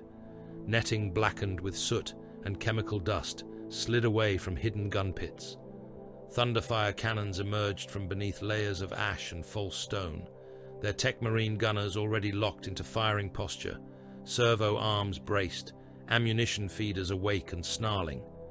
Vindicators growled inside collapsed manufactorum shells, their siege shields crusted in rubble, their demolisher cannons aimed down the ravine corridors like judgment staring through a gun barrel. On the termite mounds above, eliminators in black and white armor had been lying motionless among mineral spires, their last fusils and bolt sniper rifles marking champions, drone pilots, tank vision slits, and plague icon bearers with invisible precision. Stormhawk interceptors dropped out of the chemical clouds with engines screaming. Their assault cannons tore through foetid bloat drones, shredding rot-swollen bodies into airborne filth and turbine fragments. Missiles struck blight haulers along the upper ridges, flipping demon engines onto their backs, where they thrashed like beetles and leaked burning pus. The Thunderfire cannons opened. Tremor shells punched into the ravine walls and detonated deep. Rockcrete buckled, slag cliffs split, termite mounds cracked from base to crown, spilling tons of mineral stone into the canyon. The first avalanche struck the plague host's rearward press and buried thousands beneath black rubble. The second collapsed a whole sidewall onto a formation of plague marines, smashing them beneath manufacturum pylons and broken coolant conduits. Some rose from the debris. Most did not. Those who did came up slowly, armor crushed, limbs twisted, laughter grinding through damaged Vox grills. The Vindicators fired next. Demolisher rounds turned canyon bends into pressure chambers of death. One shell struck an infected Lehman Russ and detonated its ammunition magazine. The tank vanished in a pillar of fire, taking hundreds of cultists with it. Another round hit a knot of plague marines advancing beneath an iron bridge. The bridge came down in a storm of metal, pinning traitors under its weight, before the next shell compressed the whole mass into a crater of armor shards, shredded organs, and molten stone. Holt threw himself behind a fallen ammunition crawler as the blast wave rolled over his men. Guardsmen were lifted off their feet and flung into the ravine wall. Penal troops vanished in fire. Servitors toppled, still clutching their loads, as shrapnel opened their vat-grown flesh. A man beside Holt lost the front of his skull to a ricocheting metal shard and stood for 2 seconds with his brain exposed to the rain before falling. "Forward!" Holt screamed. "Forward, you bastards! Out of the marked ground!" But there was nowhere clean to go. The Blackguard barrage walked the canyon with merciless intelligence. Incendiary shells burst above the cultist columns, raining burning gel that clung to skin, cloth, hair, and plague banners. The canyon became a river of burning meat. Cultists ran while aflame, crashing into one another, falling beneath the boots of poxwalkers too, mindless to care. Human fat hissed in the rain. The smoke was greasy and thick. Through it, the plague marines still advanced, slower now, wounded beyond mortal endurance, but not stopped. One of them climbed from beneath a slab of fallen pylon, with both arms broken backward. His helm had split open, revealing a face like mold growing over bone. He laughed as his ribs pulsed under cracked plate. Holt saw his intestines hanging from a breach in his abdomen, grey and yellow, dragging in the mud. The traitor kept walking until an eliminator round punched through his eye lens and detonated inside his skull. His head burst in a wet bronze spray. The body took 3 more steps before collapsing. Blackguard squads appeared along the upper ledges, not charging, not roaring, not wasting fury. Intercessors fired in controlled bursts. Hellblasters burned holes through demon engines. Eradicators reduced infected tanks to molten wreckage. They fought like men who had already decided where every corpse would fall. Then Krenzig escalated. His voice cut across the command net. "Open the lower floodgates." Holt's stomach clenched. "No." The ravines answered before any mortal officer could protest. At the far end of the Darine system, ancient industrial gates shuddered open beneath the canyon floor. They had once drained chemical waste from refineries into treatment vaults that no longer existed. Now they released the stored venom of 1,000 manufactoria. A wall of industrial acid surged into the lower ravine, pale green and smoking, carrying chunks of rust, bones, and machine filth in its current. It hit the trapped armies from below. The sound was not a scream. It was thousands of screams becoming steam. Cultists dissolved where they stood, their legs vanishing beneath them as flesh sloughed from bone. Poxwalkers thrashed in the flood, arms still reaching as their bodies came apart into floating lumps. Penal troops caught in the lower corridor screamed beside the enemy, clawing at rock walls slick with corrosive rain. Guardsmen fell, rose, fell again as their boots and skin melted. One Varaxian soldier looked up at Holt from the acid flow, his mask gone, his jaw exposed through bubbling cheeks. Holt reached for him, knowing he could not reach far enough. The man sank before their fingers touched. "Emperor, forgive us," Ven whispered. Holt did not say amen. The Death Guard did not die cleanly. Plague Marines waded through the acid with armor hissing, flesh boiling inside cracked ceramite, their laughter turning to static and wet coughs. Some fired as they dissolved. Others dragged themselves onto rocks, leaving trails of liquefied meat. A blight hauler crawled through the flood until its engine finally drowned, then detonated with a roar that blew acid rain across both armies. Krenzig descended into the killing ground with his command squad. Holt saw him through smoke and acid vapor, white armor streaked black, red aquila almost hidden beneath filth. He moved along the ridge above the flooded canyon, bolt rifle firing in precise rhythm. At his side, a tech marine strode with a siege auger mounted beneath one servo arm, its drill bit spinning slowly, eager for stone or bone. Blackguard veterans followed, cutting down plague survivors as they emerged from rubble. A Death Guard champion rose from beneath a shattered Vindicator shell crater. He was enormous, even for one of the heretic Astartes, his armor swollen into a grotesque mass of bronze, green, and split ivory.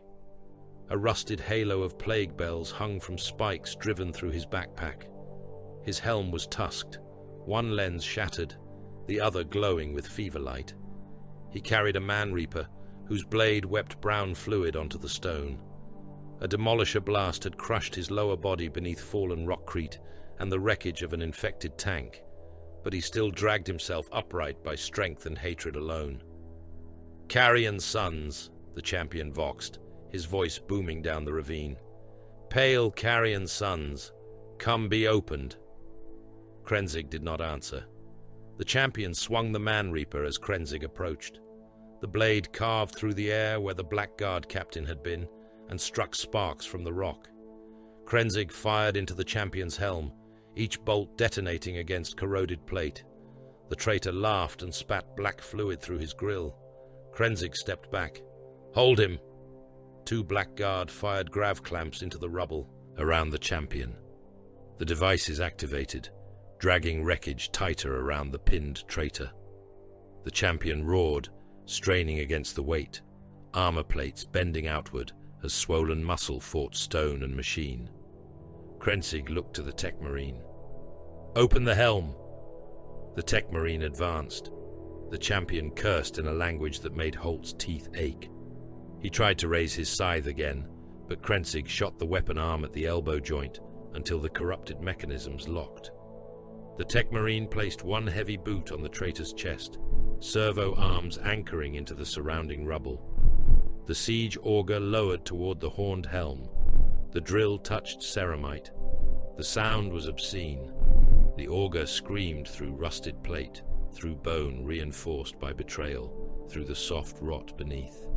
The Death Guard champion thrashed hard enough to crack the rockcrete pinning him.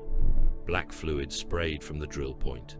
Maggots burst out in steaming ropes. The champion's laughter turned to a grinding howl as the auger bored through his faceplate and into the skull beneath.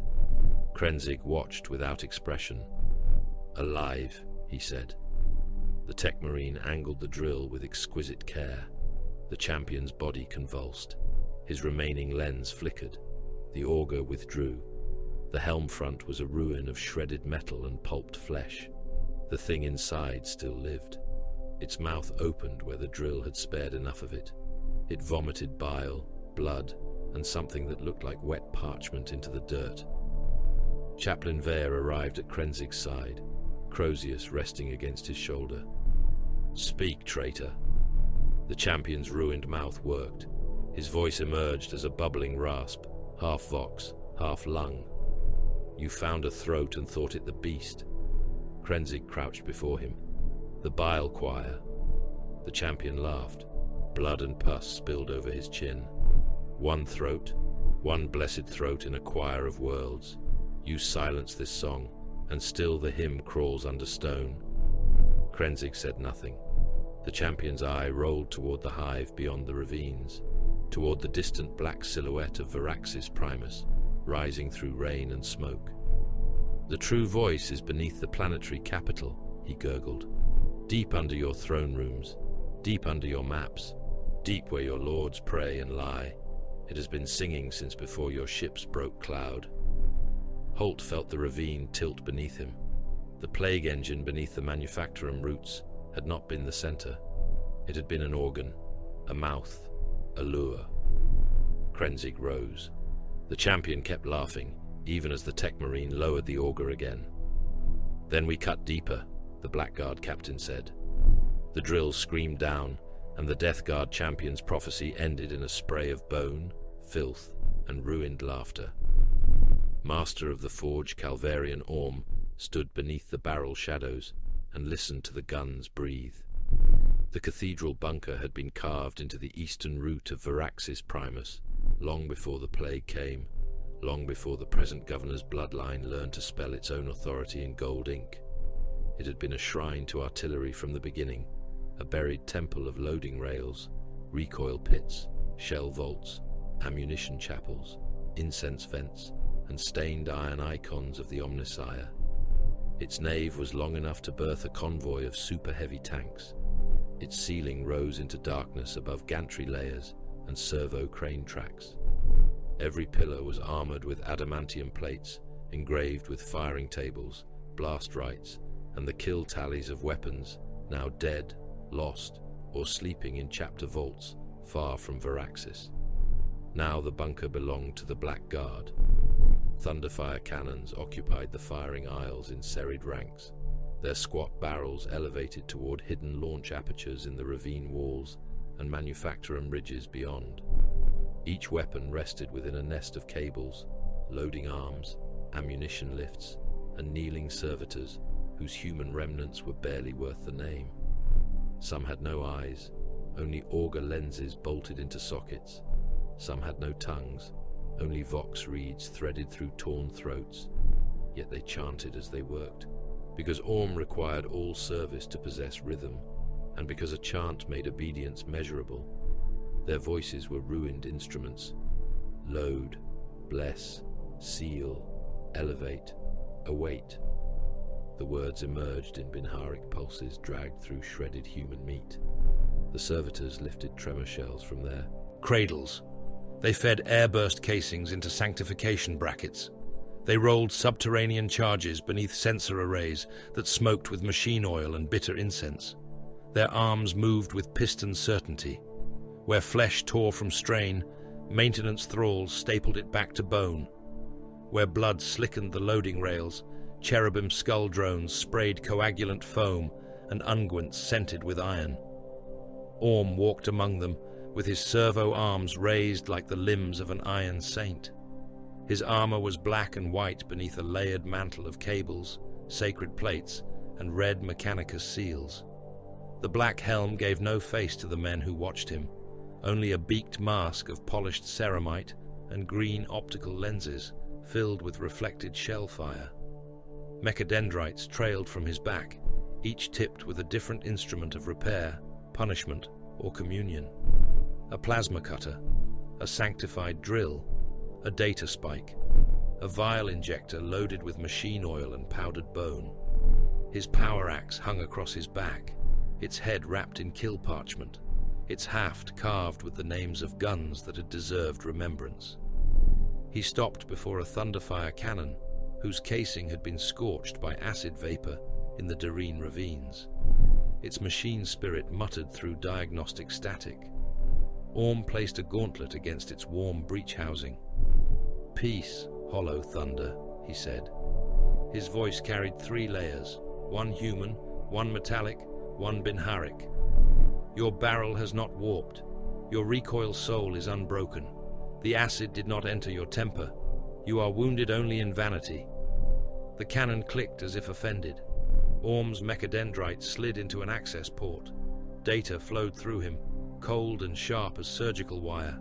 Elevation motors, auto-scribe alignment, feed integrity, shell cradle pressure, target memory, recoil him, acceptable.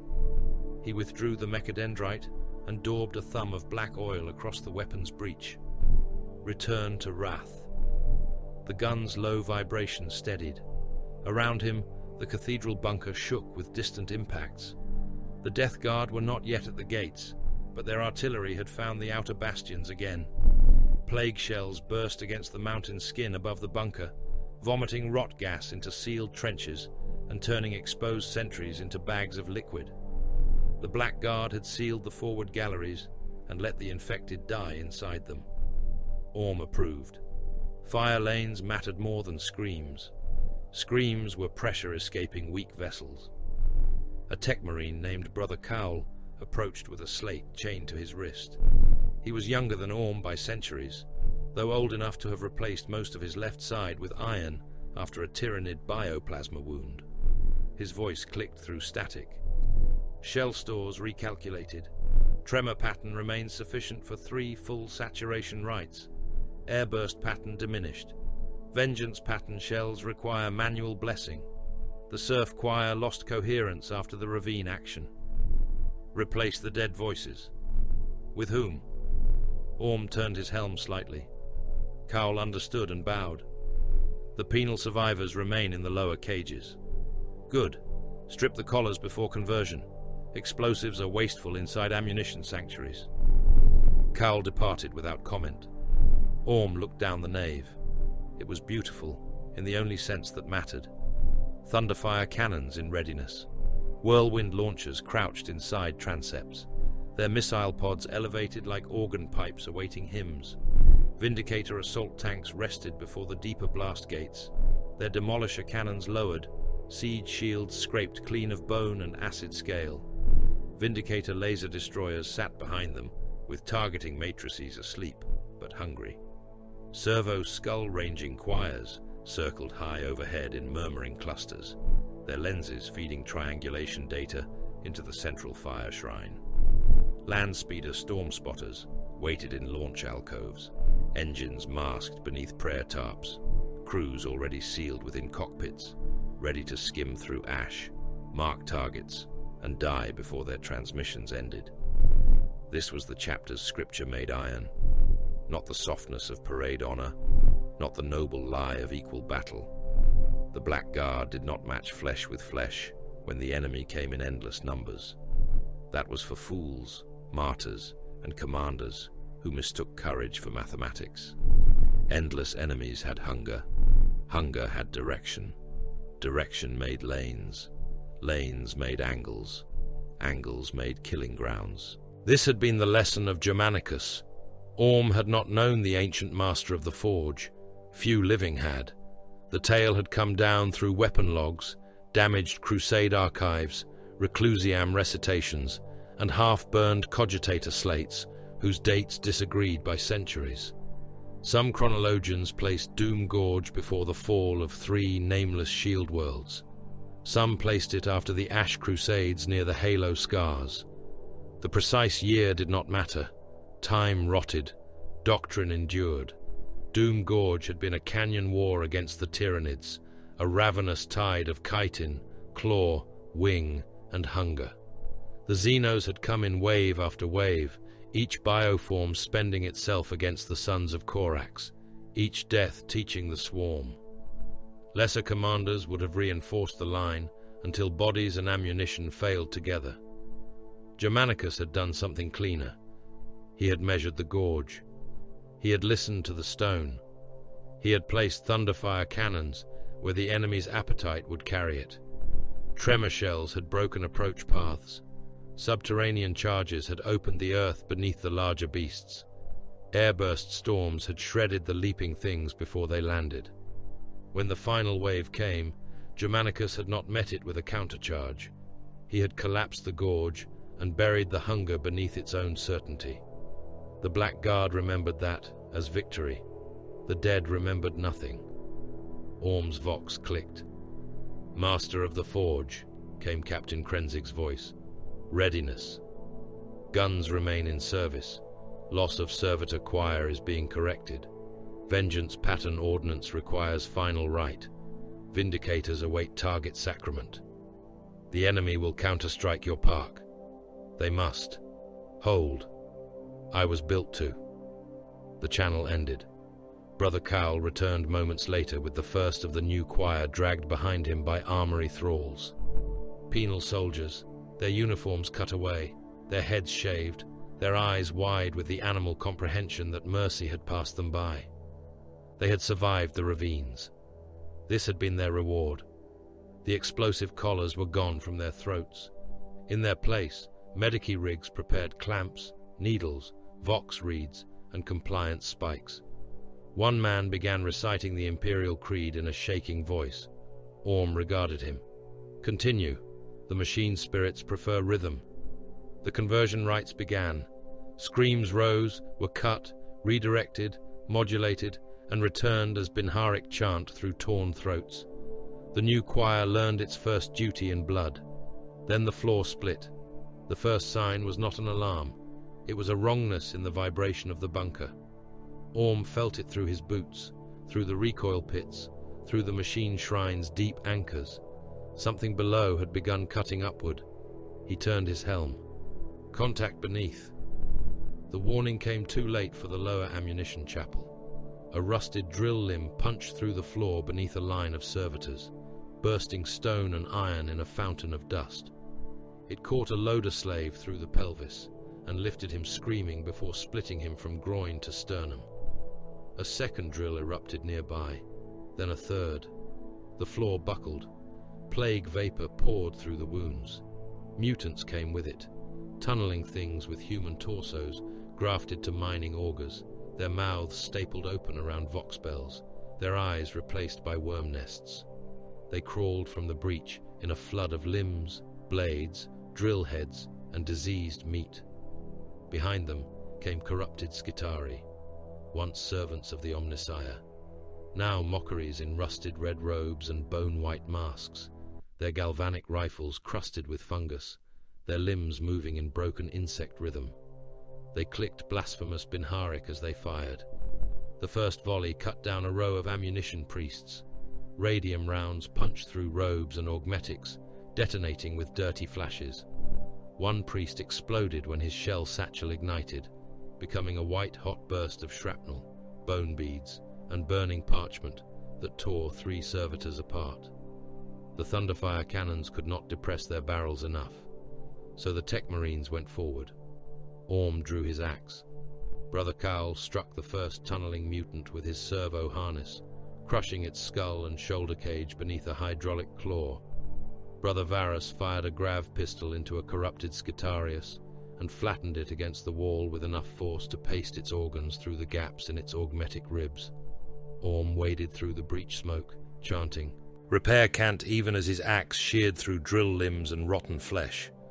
"Circuit preserve, piston endure, barrel remember, flesh is temporary, iron is witness."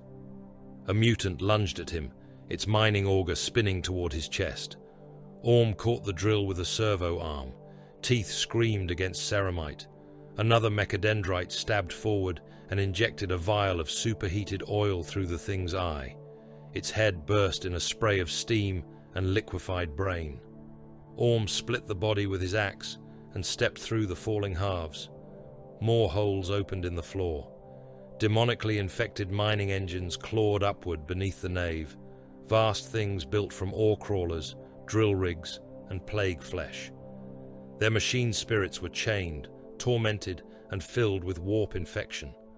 Orm could hear them beneath the metal, not voices, pain shaped as code. Their drill crowns shredded the bunker stone. Their exhaust stacks belched flies.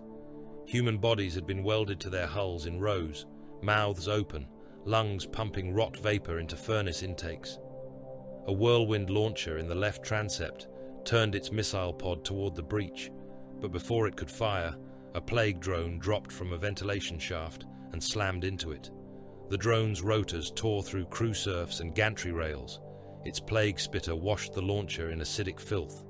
Armor smoked, paint blistered. The whirlwind's machine spirit shrieked in the noosphere. Orm pointed with his axe. Cleanse that shame. Two eradicators standing guard at the shrine steps fired together. Melter beams struck the drone and turned its bloated body into a collapsing lump of white fire. Its turbine frame crashed onto the whirlwind and pinned it, burning. Brother Varus died beside Thunderfire Cannon Grave Psalm. A corrupted Skitarius impaled him through the throat with a rusted arc lance. Varus killed it with a point-blank plasma burst that vaporized them both from the waist up. His armor collapsed to its knees, headless. The gene seed alarm chiming once before apothecary drones pulled the body backward. No time for mourning, no time for proper salvage. A string of enemy codes slipped through the fire shrine. Orm felt it as a knife entering sacred thought. Thunderfire Cannon hollow. Thunder screamed. Its diagnostic runes turned green, then yellow, then a diseased pulsing violet. The cannon's barrel twitched toward the black guard line. The servitors chained to it began chanting in the wrong cadence, their torn throats shaping scrapcode syllables that made nearby Auspex lenses crack. Its loading arm reached for a vengeance pattern shell. Brother Cowell staggered toward it. I can cut the feed. Orm seized his shoulder with a servo claw. No. The machine spirit can be recovered. Not with certainty. There are two wounded brothers beside it. Orm looked. Brother Solemnus, still missing an arm from the underhive action, lay braced against the cannon's maintenance cradle, while a second wounded black guard held pressure over a ruptured abdomen seal. Both were alive. Both were within the kill radius. Hollow Thunder's barrel lowered another degree. Orm opened the command link. Melter charge. Thunderfire designation Hollow Thunder. Include attached servitors. Include wounded. Brother Cowell went still. Orm turned his black helm toward him. Hesitation is a prayer to corruption. Cowell's jaw clicked through the vox. Charge placed. Solemnus heard. He looked toward Orm, helm lens cracked, blood pulsing from his severed shoulder despite the sealant foam. He raised his remaining hand and made the sign of assent. No accusation, no plea. Functional until not. The melter charge detonated. Hollow Thunder vanished in a column of sun-bright fury. The cannon's sacred casing ran like wax. Servitors became shadows burned onto the floor. Brother Solemnus and the wounded warrior beside him were reduced to white ash, cracked ceramite, and red vapor. The scrapcode scream died mid-note. Orm bowed his helm for one heartbeat. Purity retained.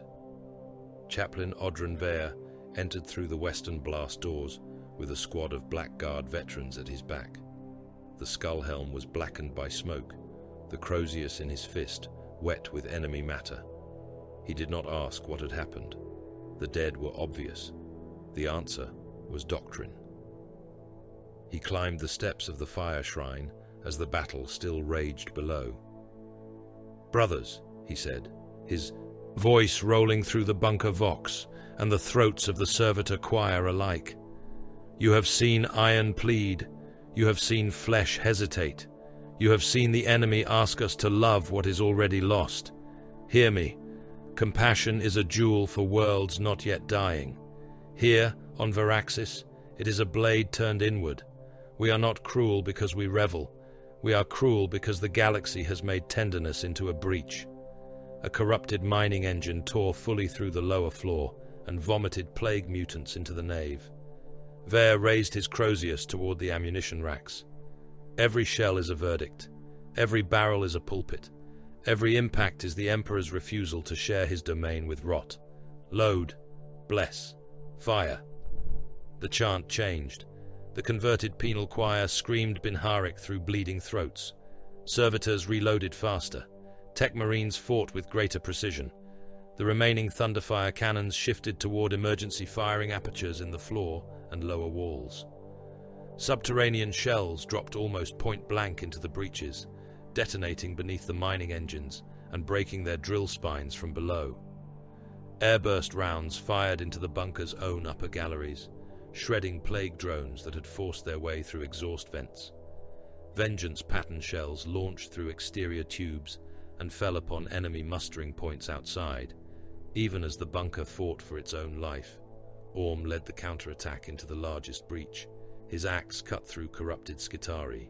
His plasma cutter burned open mutant torsos. His servo arms tore drill limbs free and used them as bludgeons. Around him, tech marines chanted, "Repair can't" and "Kill can't," as if both were the same right. Weapons slick with their own blood did not leave their hands. A brother with one leg crushed under rubble continued feeding targeting data through his spinal ports until a plague mutant bit through his helm and Orm crushed both skulls beneath his boot. At last, the tunneling engines died. The final mining beast convulsed with 3 subterranean charges inside its hull, then collapsed back into the pit it had made, dragging chains, mutants, and corrupted Skitarii down with it. The breach smoked. The bunker alarms howled. Half the lower nave was cratered. The left transept burned. The servitor choir had been reduced to a mangled handful of voices, many of them new, all of them bleeding. Half of Orm's tech marine support lay dead, dying, or too damaged to return to duty without augmetic reconstruction that the war would not grant them. The guns remained. That was the account that mattered.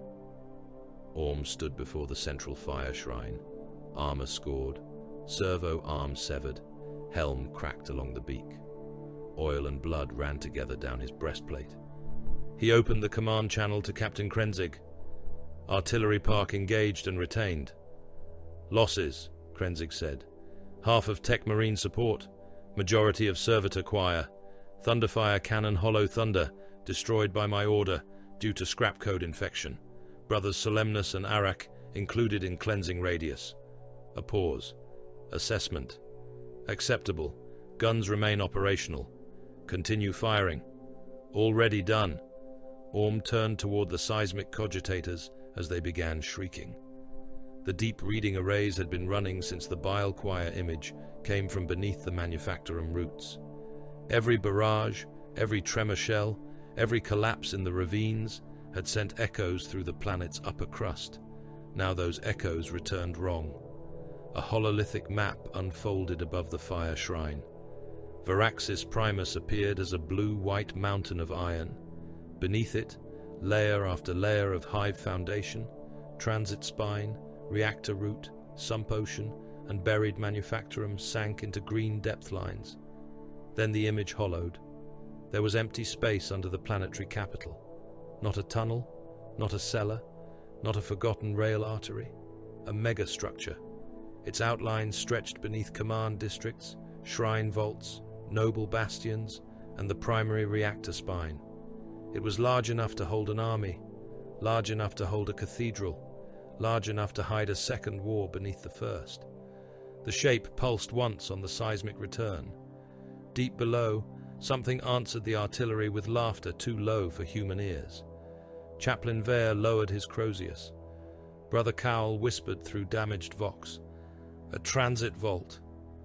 Orm stared at the green outline and listened to the guns breathe. "No," he said. A mouth waiting to open. The lower hive had never known the sky. Billions had been born beneath iron ceilings, beneath kilometers of hab strata and manufactorum decking, beneath shrine vaults where censers swung over rusted conveyor lines and priests preached of sunlight as if it were a privilege reserved for saints. Generations had lived and died in the stacked dark of Varaxis Primus, their lives measured by work shifts, ration tokens, prayer cycles, corpse quotas, and the slow erosion of lungs breathing recycled filth. They had given their hands to the manufactoria, their backs to the loading altars, their dead to the rendering plants, and their sons to the guard. They had never seen the horizon. They had never felt rain except as leakage through cracked coolant pipes. Now the lower hive was drowning in humanity. Refugees packed the transit vaults until men stood upright in their sleep because there was no room to fall. Shrine factories burned votive candles beside ammunition presses that still hammered shell casings into shape. Sump chapels overflowed with coughing worshippers, kneeling ankle-deep in black water, while confessors shouted through rebreather masks. Corpse-rendering plants worked without pause, their grinders fed by loader gangs, medici carts, and penal labor crews that had stopped asking names before consigning bodies to the blades. Plague refugee tunnels stretched for kilometers through old maintenance arteries, lit by red lumen strips and the trembling glow of devotional icons held in filthy hands. Above them, the war made the hive shake. Below them, something answered. Captain Asta Krenzig walked at the head of the Blackguard column, as if the hive belonged to him by conquest already. His armor had been washed of the worst ravine filth, but black stains remained in the seams of his white plate. The red aquila across his chest looked darker in the underhive gloom, almost brown beneath the soot and low lumens. His helm was sealed. His bolt rifle hung in his hands. Around him moved warriors of his chapter, with the controlled silence of executioners passing through a condemned district. Colonel Marius Holt followed 3 paces behind, not because he had chosen to, but because Krenzig had ordered it. "You know these levels," the Blackguard captain had said. "I know the maps," Holt had answered. "No one knows these levels." "Then you know more than my warriors." That had been the end of the matter. Holt's boots splashed through sump water and chemical runoff. His rebreather rasped against his face. Every breath tasted worse the deeper they descended. The air was thick with incense, fever sweat, machine oil, human waste, promethium fumes, and the sweet rot of too many bodies sealed into too little space. He passed a shrine niche, where a statue of the emperor had been covered in parchment petitions. Most were written in blood. Many had been clawed into the paper by hands already shaking from disease. Servo skulls drifted ahead of the Blackguard, brass casings polished dull by ash, lenses glowing red and green. Each carried auspex needles, parchment stampers, pathogen sniffers, and little racks of kill rune seals. They hovered before blast doors and hab gates, tasted the air, sampled blood from wall smears and drainage channels, then marked the hololithic maps projected above Krenzig's gauntlet. Hab levels shifted color faster than the administratum adepts trailing behind could record. Clean, suspect, infected, useful bait. The last category made Holt's jaw tighten every time he saw it. At a junction called St. Kelvor's Mercy, though Mercy had long since abandoned it, an administratum scribe protested when a servo skull stamped 3 adjacent refugee vaults with black kill runes. "My lord," the scribe said, voice trembling, ink needles clicking from his fingers. "Those vaults hold labor assets from the Western pressure foundries. They are untested, not confirmed infected. Without them, munitions quotas will degrade." Krenzig did not turn. They are coughing in unison. "That may be environmental. It is liturgical." The scribe swallowed. "I do not understand." "Then count. Do not interpret." The servo skull stamped the vault doors again, this time with a mark that made the nearby guard escort step away. Holt stared through the thick armor-glass slit of the closest gate. Men pressed against the other side. Workers in stained coveralls, wounded soldiers, boys old enough to hold tools, but not old enough to die well. Some beat their palms against the glass. Some held ration icons toward the Space Marines. One man saw Holt's colonel pins and began shouting soundlessly, his face contorted by terror and recognition. Holt could not hear him through the sealed door, but he could read enough from the lips. "My brother served with you, or perhaps my son, or perhaps you swore to save us." Holt looked away first.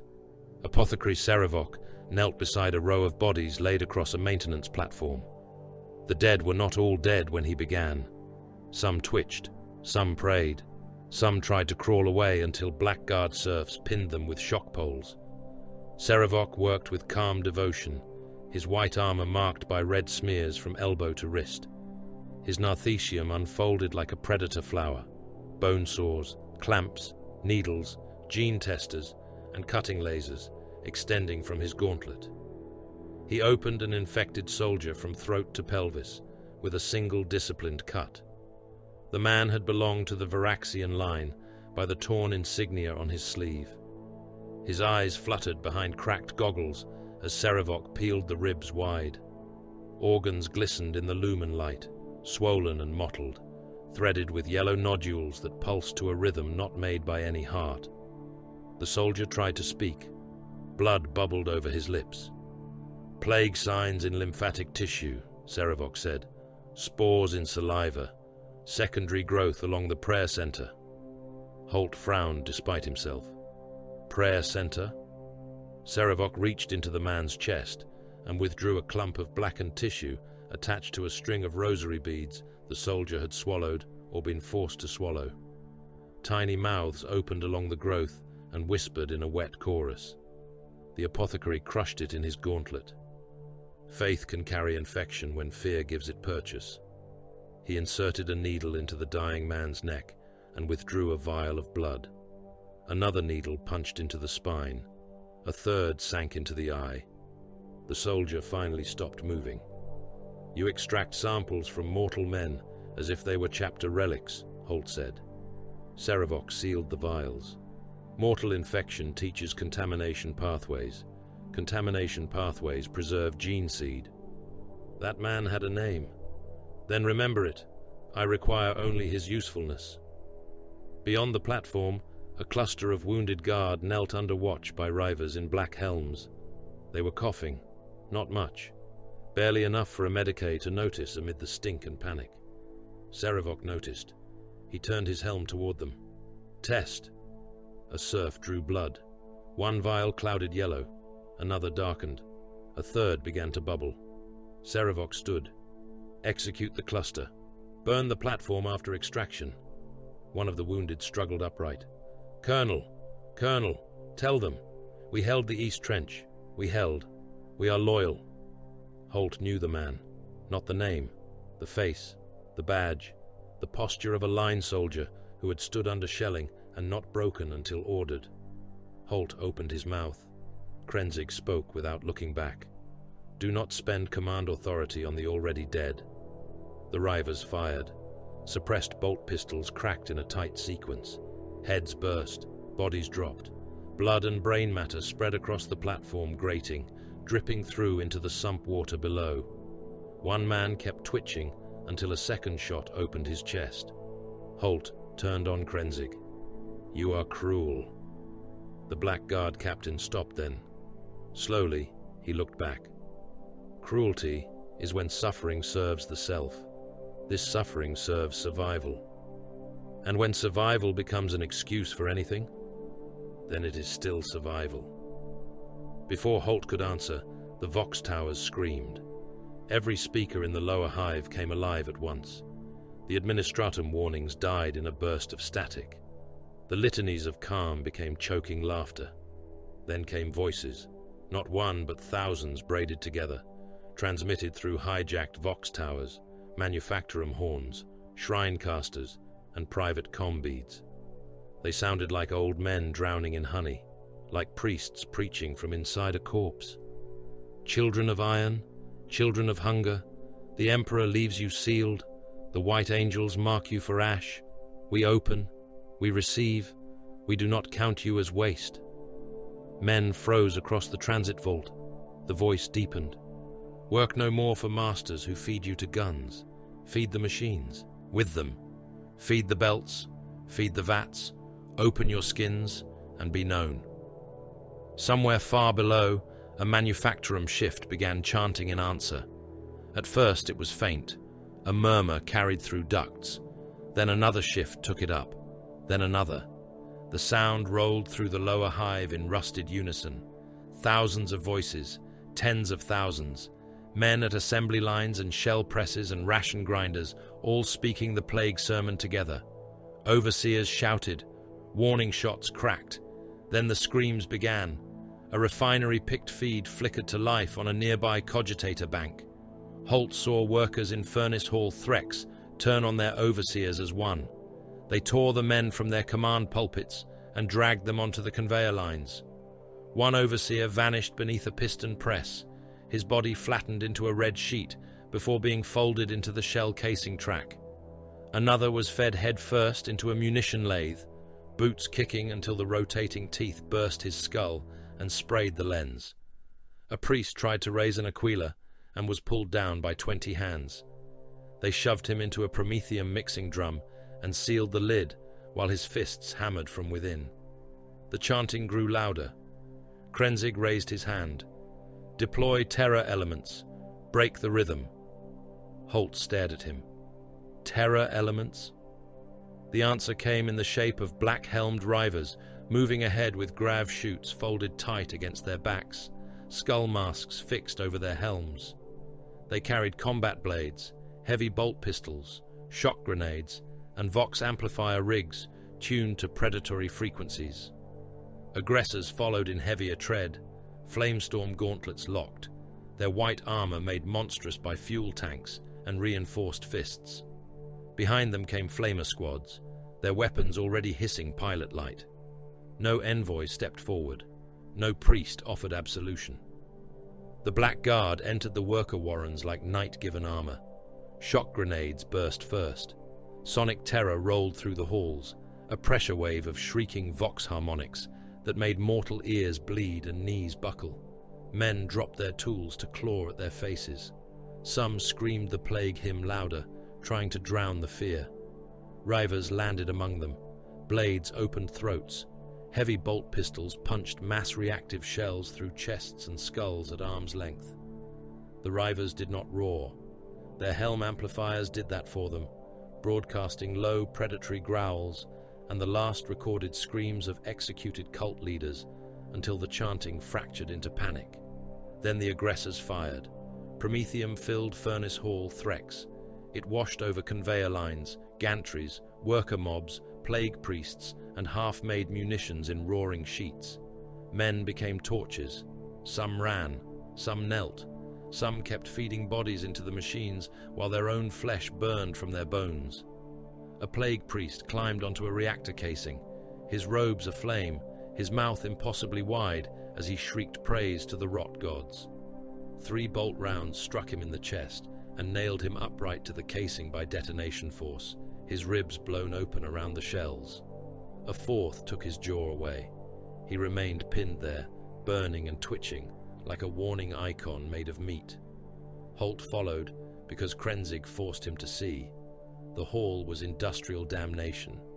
Assembly pistons rose and fell without pause, crushing the living and dead alike where bodies clogged the lines.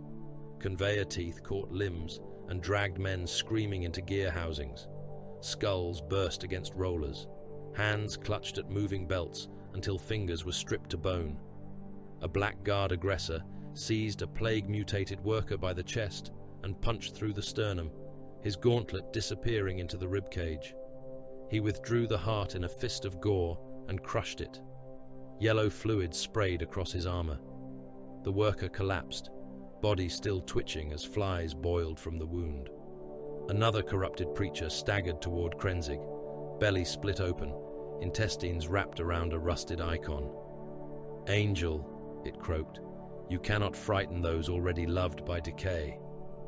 Krenzig shot both its knees out, stepped over it, and fired once through the crown of its skull. "I can remove them." The Manufactorum revolt lasted less than an hour. By its end, Furnace Hall Threx was silent, except for fire, machinery, and the wet clicking of cooling corpses on hot metal. The Black Guard did not count survivors.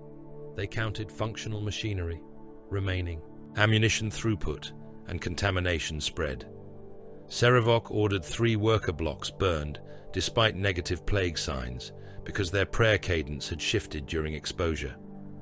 Orm's servo skulls marked 2 production lines as salvageable and 5 as damned. Krenzig marked the surviving workforce as suspect and useful under weapon watch. Holt stood among the dead, his boots sinking in a slurry of ash and softened flesh. "You break cults by becoming the thing men fear more," he said. Krenzig looked across the hall. Yes. You admit it plainly. I do not require lies. The Vox clicked before Holt could answer. Sergeant Cade Morcant's voice entered Krenzig's private channel, but the captain opened it to the command group. Contact report. Infiltration cell reached Administratum routing sanctum beneath Tithe Archive Septimus. We found altered refugee orders. Krenzig stilled. Clarify. Columns redirected from clean transit corridors into suspect tunnels, repeatedly, not by plague cult code, by imperial authorization. Holt felt his stomach harden. Who? A brief pause. Static hissed like rain.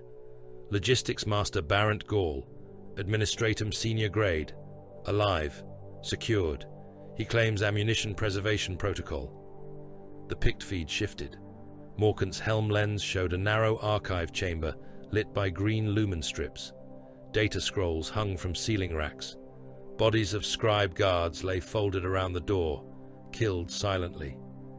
In the center of the chamber knelt a thin man in ink-stained robes, his bald scalp marked with oath tattoos and filing barcodes. His hands were bound behind his back with cable wire. Blood ran from one nostril, where someone had broken his face against a cogitator desk. He did not look like a grand heretic. He looked like a functionary. That made it worse. Morcant's blade rested against the man's throat. He rerouted refugee mass through infection corridors to prevent drawdown of ammunition escorts. He preserved shell movement by sacrificing civilian traffic. The plague cult followed the redirected columns and harvested them.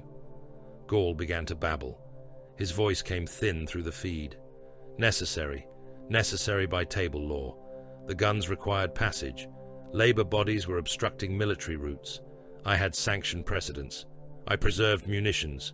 I preserved the war effort. Holt stepped toward the hololith. You sent them into plague tunnels. Gall blinked rapidly. All routes were compromised. Not all. Statistical inevitability favored loss. Remember, don't forget to like, comment, and subscribe. Support helps. You killed them to save ammunition. To save guns, Gall said, and for one awful moment he sounded almost proud. Guns defend hives. Refugees consume corridors. Holt looked at Krenzig. Execute him. The words surprised even him. They had come too easily. Krenzig studied the kneeling bureaucrat through the pict feed. No. Holt stared. No? Not yet. After all this, you spare him? I use him. Gall's mouth fell open. Morcant did not move his blade. Krenzig's voice became very quiet. Logistics Master Barrent Gall remains connected to refugee routing, munition priority, and civil command channels. The Plague Network trusted the patterns he created. It will trust them again. Holt understood then, and wished he had not. You mean to make him send more orders? Yes. False ones. Useful ones. You will let the enemy believe more civilians are being moved. Krenzig turned his helm toward the depths beneath the hive, toward the unseen megastructure, the bile choir, the true voice waiting beneath the capital. I will let the enemy believe what makes it walk where I want it to die. On the pict feed, Morcant leaned close to the logistics master and spoke softly enough that every word felt like a knife drawn across bone. You are not reprieved. You are ammunition. Gall began to weep. Krenzig closed the channel and looked at the burning manufactorum, the stamped kill runes, the sealed vaults, and the billions below. Load him, he said. We fire soon. Ashgate lay where the eastern ash wastes broke against the outer pilgrim wall of Varaxis Primus, a vast armored threshold built for harvest convoys, tithe columns, refugee musters, and triumphal processions that would never come again. Its towers were black with soot. Its banners hung in shredded strips from adamantium spars. Beneath it, the ground stretched outward into kilometers of pale industrial desert where the rain turned ash to grey paste and promethium fires crawled along old pipeline scars like molten serpents. The first sign of the white scars was thunder. Not the measured thunder of artillery, not the cathedral roar of hive guns. This was the living violence of engines pushed to the edge of contempt, the howling joy of warriors who made war at speed and trusted the open ground more than any wall of stone. Outrider bikes came first, their white armor and crimson markings smeared by ash and battlefield filth, wheels cutting long black wounds through the waist. Behind them surged attack bikes, storm speeder squadrons, invader all-terrain engines, and lean armored transports with kill banners snapping in the poisoned wind. Their engines did not simply growl, they sang with savage impatience. Holt watched them from the gate bastion, one hand on the cracked ferrocrete parapet. The surviving guard beside him stared as if myth had been given engines. Men who had seen the Black Guard bury millions under shells now looked upon a different breed of angel, one that did not arrive in silence and calculation. The white scars came like a blade drawn across the horizon. They came with speed, with war cries carried through helm-vox, with the bright violence of hunters who wanted the enemy close enough to feel the strike. At their head rode Khan Temur Jagatai. His bike was a brutal machine of white plate and red glyphs, its prow carved into a snarling storm beast, its wheels caked with ash and plague matter from earlier runs.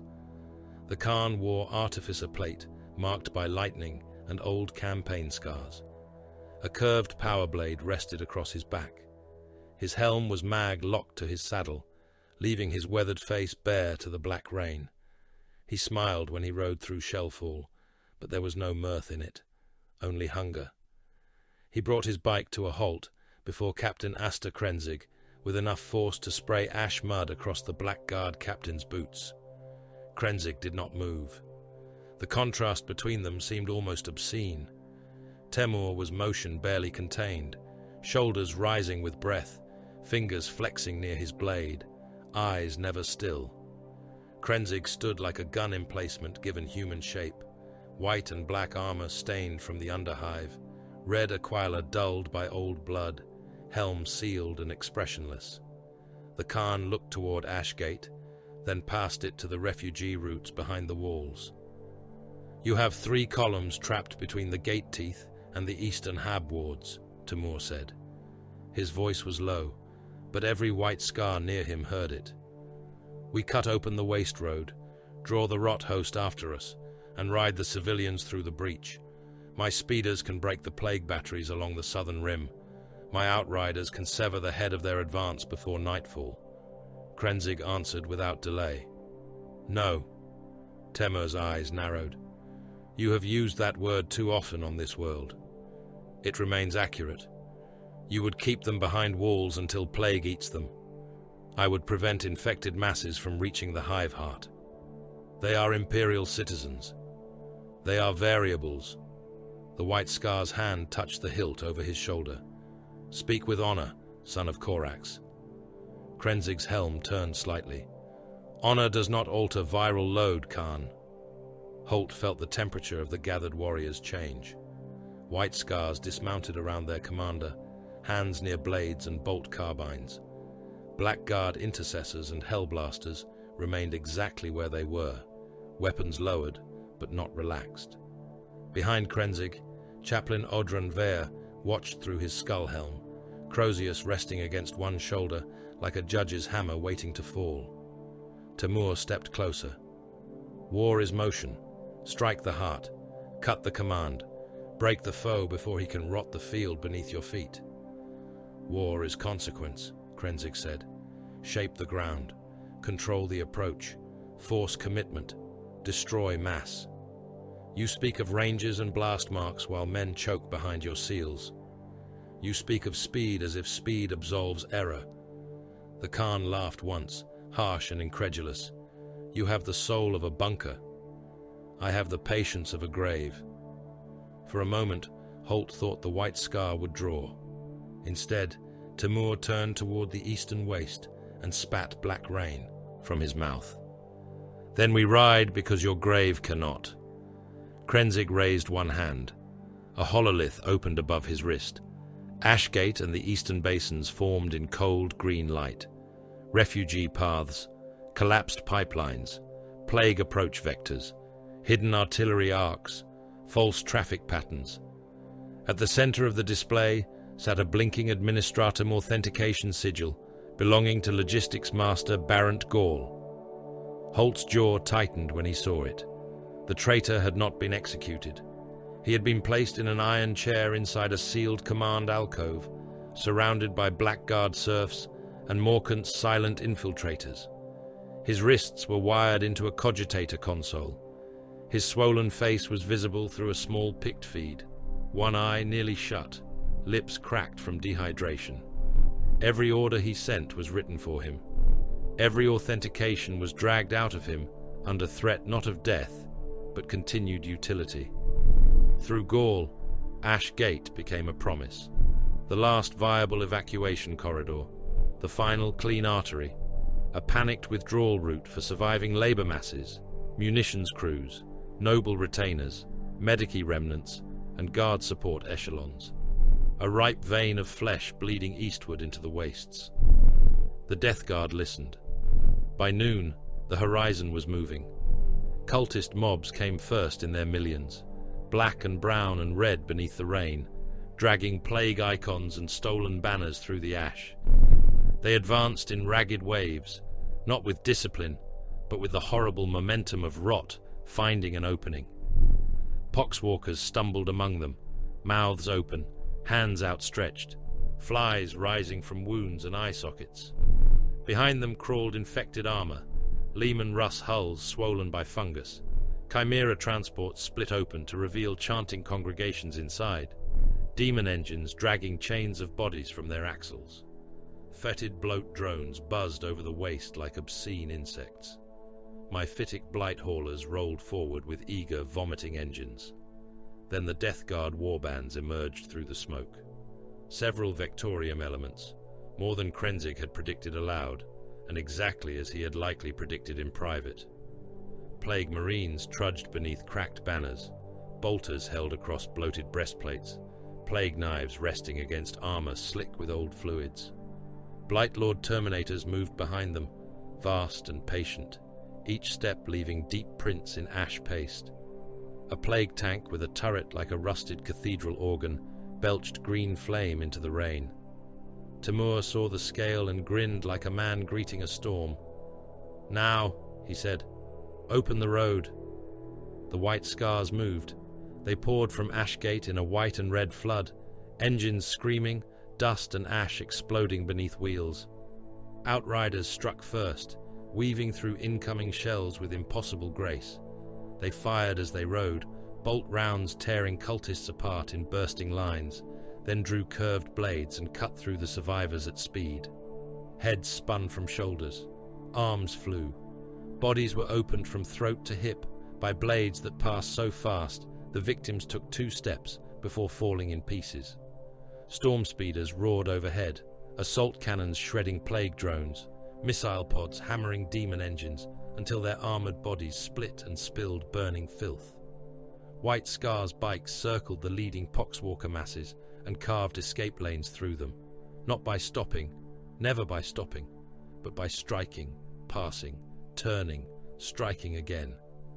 Temur rode through the center of it all, his power blade drawn, decapitating a plague champion as he passed and leaving the head spinning in the rain with its mouth still laughing.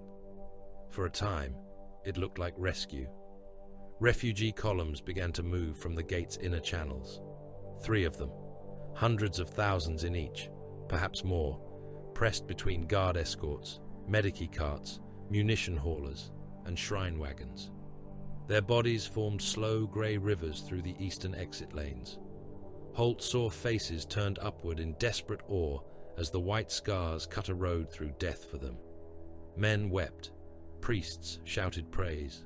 Wounded soldiers raised lasguns and cheered until coughing stole the sound. Then Holt saw the blackguard guns did not fire ahead of the white scars. They fired behind them. The first barrage landed between the white scars' spearhead, and the advancing plague host's rear ranks. Thunderfire tremor shells tore open the ash basin floor, cracking waste roads and collapsing old pipeline trenches into jagged pits. Vindicator shells struck the basin's western ridge, folding it down into a wall of rubble and fire.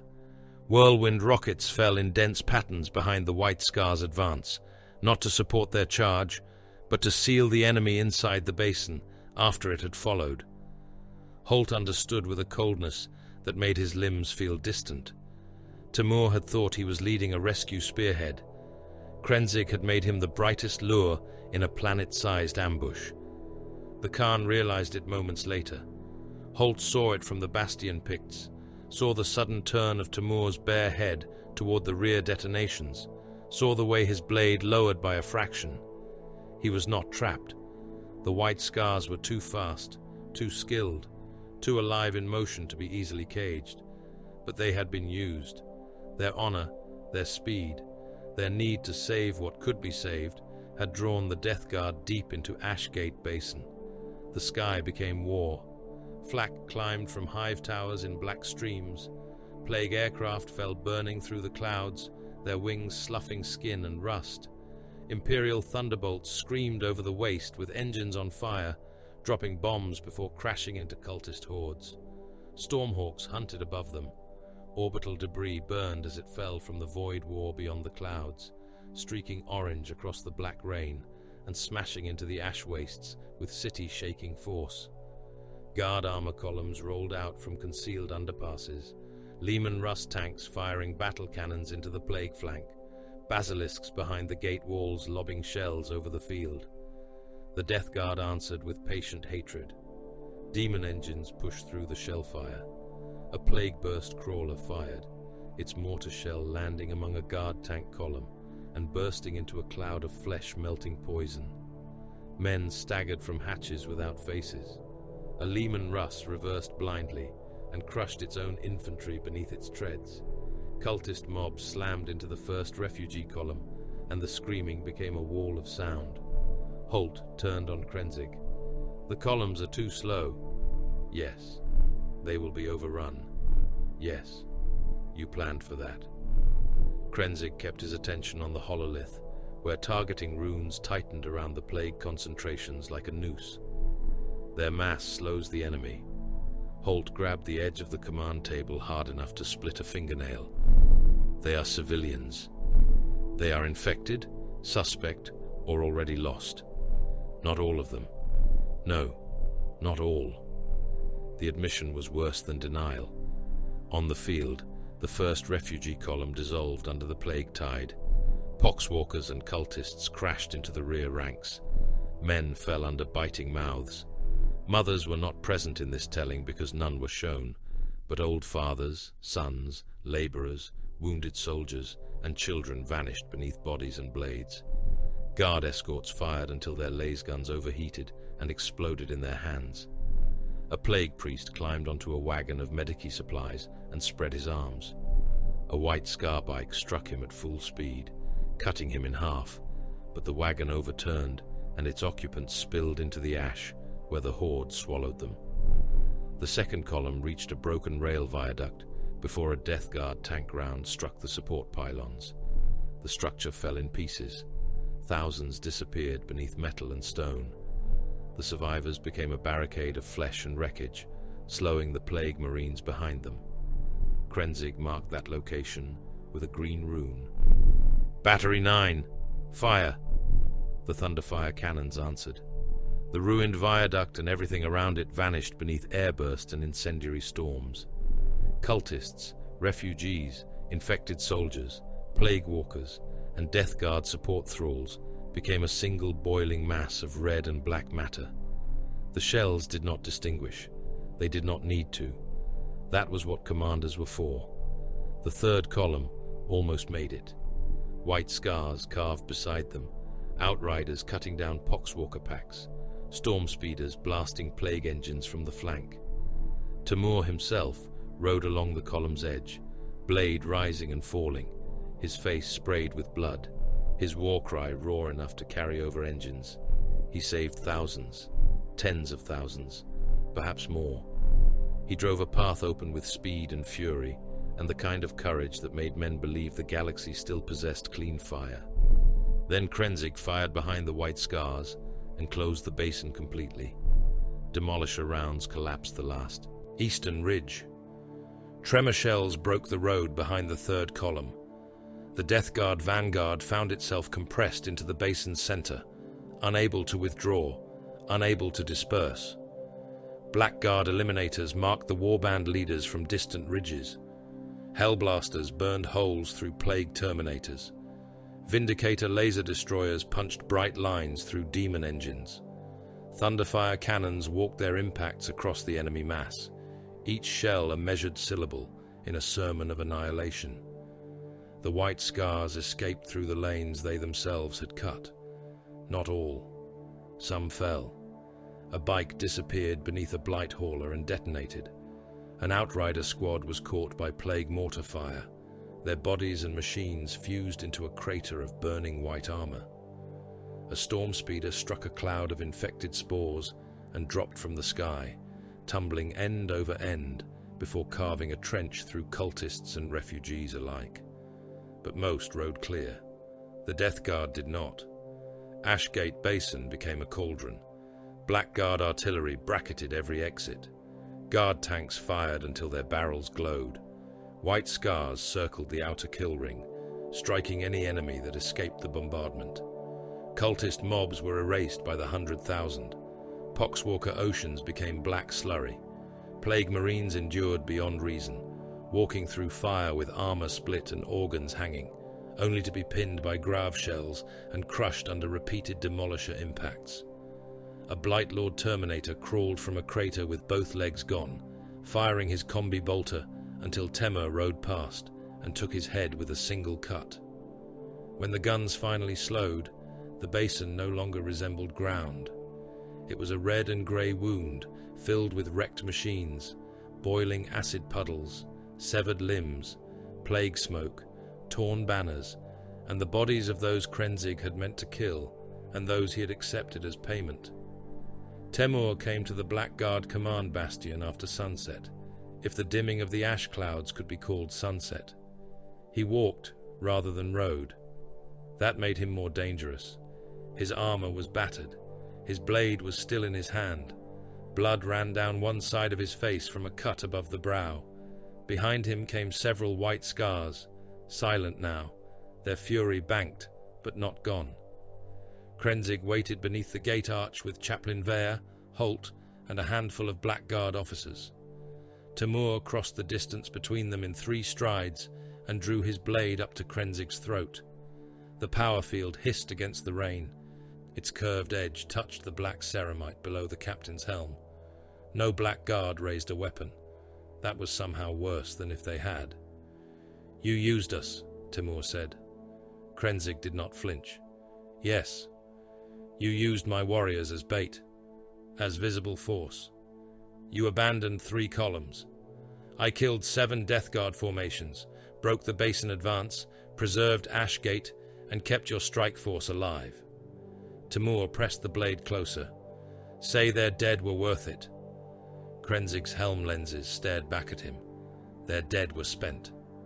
The Khan's face twisted, not with fear, but with the effort of not cutting. Holt thought of the causeway, the ravines, Habstack 19, Furnace Hall Threx. He wondered how many times a man could watch Krenzig speak truth like a weapon and still not pull a trigger. Temur leaned close. "I came to ride for the living," Krenzig answered, voice flat as ever. "You came to ride. I came to finish." For a heartbeat, Ashgate held still. Then Temur lowered the blade by the width of a finger. Not forgiveness, not submission, recognition, the ugliest kind. The kind between warriors who knew the same war by different sins. Before either could speak again, a servo skull shot through the gate arch, lens flashing urgent green. Its projector spat a hololith into the rain. Logistics Master Gaul's false orders scrolled beside plague response patterns, captured vox echoes, and troop movement returns from the basin. Master Orm's voice came through the feed, distorted by distance and bunker damage. The enemy accepted the Ashgate deception too cleanly. Krenzig turned from Timur. Explain. The hololith shifted beneath the eastern hive. Lines opened below the capital's underside. While Blackguard artillery had concentrated on Ashgate, Death Guard tunneling signatures had increased beneath the central command districts. Not approaching Ashgate, not supporting the basin attack, moving under the hive heart.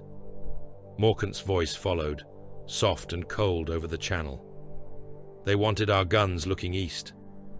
Holt stared at the map as green runes pulsed beneath Varaxis Primus. The plague host at Ashgate had not merely been baited, it had baited them back. Krenzig said nothing for several seconds. Rain ticked against his armor. Far away, under the planetary capital, the hidden megastructure awakened another layer of its song. At last, the Blackguard captain spoke. Reorient all batteries toward the capital underside. Orm's reply came through static. Too late for full coverage. Timur looked at Krenzig with a savage, humorless smile. Now your grave has to learn to move. Beneath Ashgate, beneath the dead, beneath the victory that already tasted of ash, the true war opened its eyes. The Blackguard made prayer from artillery. They did not kneel in the mud. They did not raise soft voices beneath incense smoke and ask the Master of Mankind for deliverance. Their litanies were range corrections.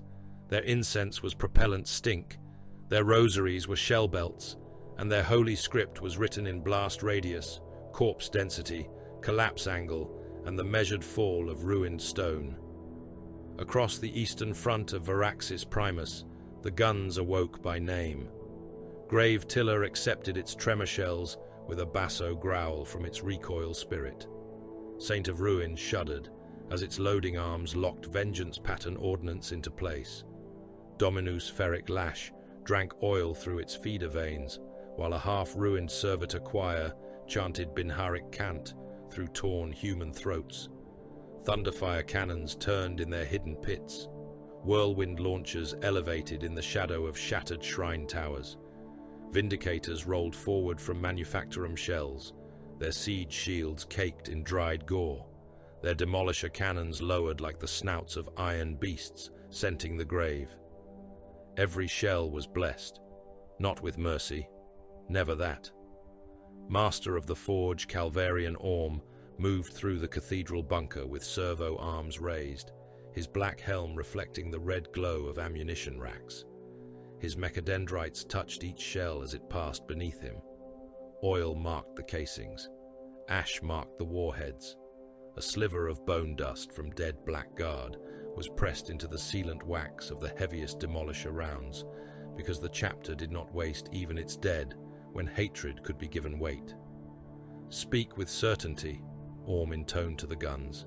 Strike without vanity. Break what walks. Bury what endures. Leave no echo for rot to answer. The servitor choir repeated the words as binary screams. Above them, on the command bastion overlooking the capital's outer plague works, Captain Asta Krenzig watched the front breathe fire. The Death Guard had turned the approaches beneath the capital into bastions of disease. Plague trenches coiled around the lower hive like infected veins. Corpse walls rose where loyal dead had been stacked and fused with mortar made from fat, mud, and congealed blood. Rusted icons had been planted into artillery craters. Bells hung from tank wrecks. Poxwalkers packed the streets beyond the outer Hab fortifications, shoulder to shoulder, rank upon rank of dead men waiting to be spent. Plague Marines stood among them like rotten statues, their armor filmed with rain and spores, their lenses glowing through the murk. Behind those lines, demon engines shifted in the fog, too large, too patient, too hungry. Far above, the hive spires burned. Varaxis Primus had once resembled a mountain made by mad priests and exhausted machines. Now its upper towers collapsed one by one, their sides split by plague artillery and imperial counterfire, their shrine buttresses falling in curtains of glass, stone, and burning bodies. A spire dedicated to St. Orphelin cracked at its midsection and leaned outward, fires blooming along its windows. For a long moment, it hung against the storm clouds, like a cathedral bone refusing burial. Then it fell, striking a neighboring manufactorum tower and breaking into a descending avalanche of metal, statues, hab floors, and screaming debris. The horizon answered with guns. Billions of las bolts, rockets, spores, tracer streams, flak bursts, shell trails, and vox screams crossed the darkness. The air was so full of death that the rain boiled before it reached the ground. Orbital lance corrections stabbed down from the clouds in thin white spears, not firing fully, not yet, but marking corridors where shipborne wrath might later fall. Stormhawk interceptors knifed through chemical fog, their assault cannons chewing plague drones out of the sky. Burning aircraft fell across both lines. The dead were not given enough time to cool before fresh dead landed atop them. Krenzig opened the command vox. All batteries. Sequence begins. Thunderfire writes first. Tremor pattern. Collapse the pilgrim roads. Whirlwinds follow with saturation fire. Vindicators advance on my mark. Orbital correction will hold until ground is shaped. Colonel Marius Holt stood below the command dais, staring at the hololithic projection with hollow eyes. He looked older than he had at the causeway, though only days had passed. Days on Varaxis had become long enough to grind years out of men. The pilgrim roads still have bodies on them, Holt said. Krenzig did not look down. Yes, some are moving. Then the barrage will still them. The first Thunderfire salvo struck. Tremor shells fell in patterns too precise for mortal comfort. They did not chase bodies. They entered the ground beneath them. The pilgrim roads cracked from within, long arteries of ferrocrete splitting open as if the planet had clenched its teeth. Poxwalker hordes vanished into fissures. Cultist mobs stumbled, toppled, and were crushed by the collapsing roadbeds. Plague Marines sank knee-deep as the surface buckled beneath their weight. Some pulled themselves free.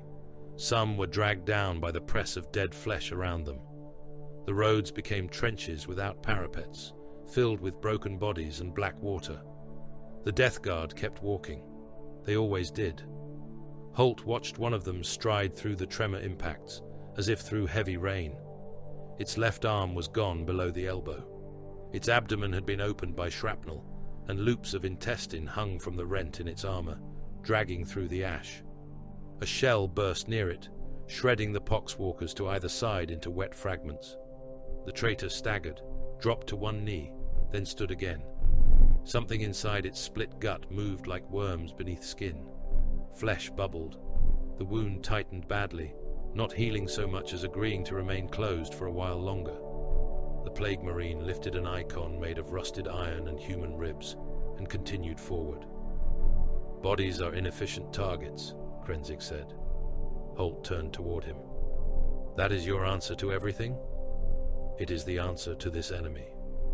Krenzig raised his hand. The second phase began. Whirlwind rockets arced over the walls in long, shrieking streams and landed behind the Death Guard line. They did not fall in the obvious places. They struck Prometheum mains beneath cracked avenue ways, munitions chapels seized by plague cults, half-buried fuel reservoirs, and the hollow bases of hab bridges. The city's infrastructure became a weapon against the invaders. Pipelines ruptured in long jets of burning promethium. Entire plague columns vanished beneath horizontal firestorms that roared from beneath the streets. Ammunition cathedrals detonated with chained explosions, throwing shells, bells, bones, and infected machinery high into the storm. A demon engine the size of a chapel crawled through the fire, its claws punching through molten ferrocrete, its hull studded with screaming faces. A Vindicator laser destroyer fired from the shadow of a collapsed transit arch. The beam struck the engine's central eye and burned through its skull housing, but the thing did not die. It lurched forward, drooling molten metal. A second shot cored its furnace heart. A third struck the street beneath it. The ground gave way. The demon engine dropped into the molten cavity below, its claws scraping furrows through the edge of the road as it fell. Poxwalkers and cultists poured after it, pulled by gravity and the press behind them, the hole filled with fire. "Target the ground," Krenzig said over the command net. "Not the meat. The meat follows gravity." The Vindicators advanced. Their engines roared through the ruin. Siege shields shoved aside corpse walls and wrecked pilgrim shrines. Demolisher cannons fired into intersections, not at the plague marines standing within them, but at the buildings above. Hab blocks collapsed in thunder. Manufactorum gantries fell across marching columns. Ferrocrete poured down in slabs the size of gunships. Death Guard warriors were buried beneath tons of city.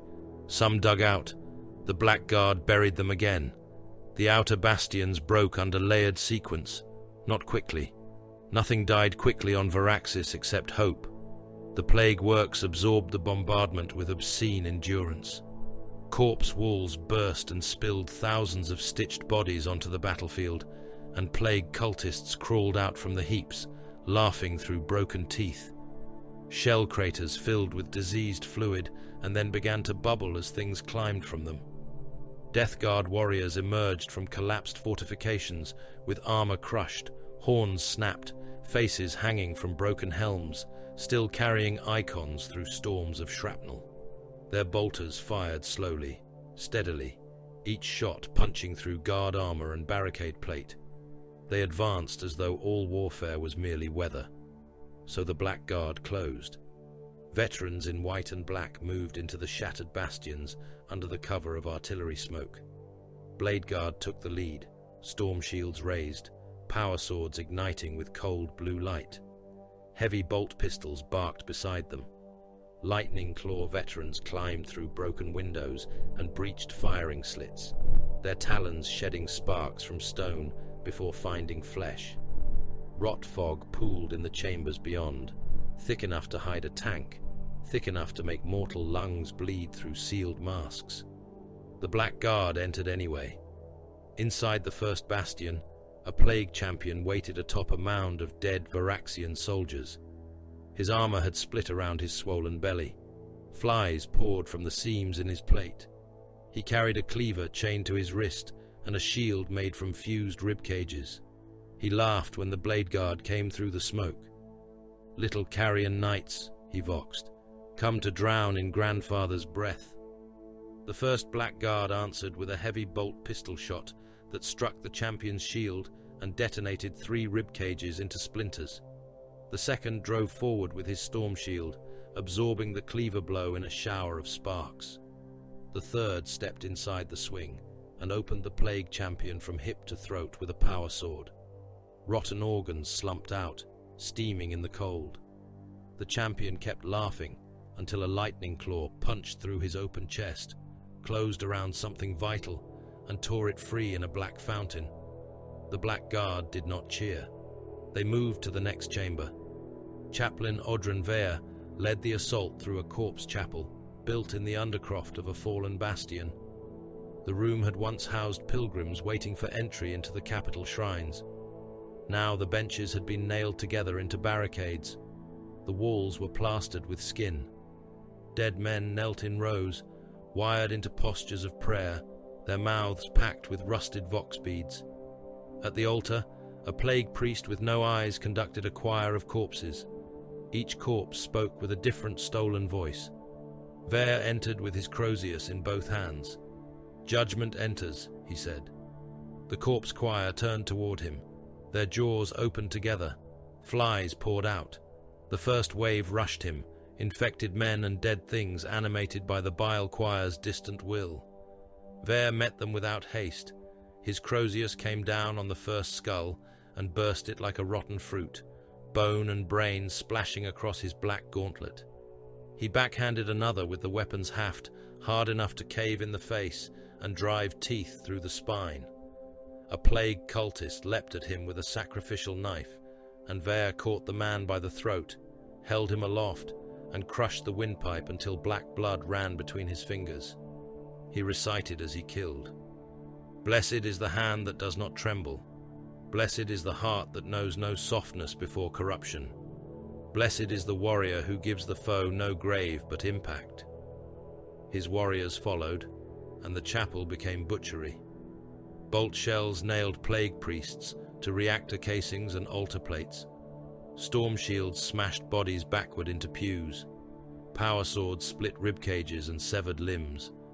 Lightning claws tore through corrupted flesh with wet, sawing shrieks. A Blackguard veteran lost his helm when a plague knife punched through the side seal and tore half his face away. He killed the attacker with his teeth, and one hand before another brother put a bolt through the wound to spare him the infection. Ver did not pause. He smashed his Crozius into the altar. The eyeless priest behind it screamed as the impact shattered both knees. Ver seized him by the skull and slammed his head against the stone again and again until the chanting stopped and the altar ran black. Obedience, Ver voxed, is the only mercy left to the damned. Beyond the bastions, the bombardment intensified. It became impossible to separate one sound from another. The front was not a battlefield now, but a single vast detonation stretched across time. Hive spires collapsed like burning cathedral bones. Roads dissolved. Prometheum rivers ignited and flowed downhill, carrying bodies like candles. Vox channels filled with overlapping commands, prayers, death rattles, machine cant, plague sermons, targeting corrections, and screams cut short by static.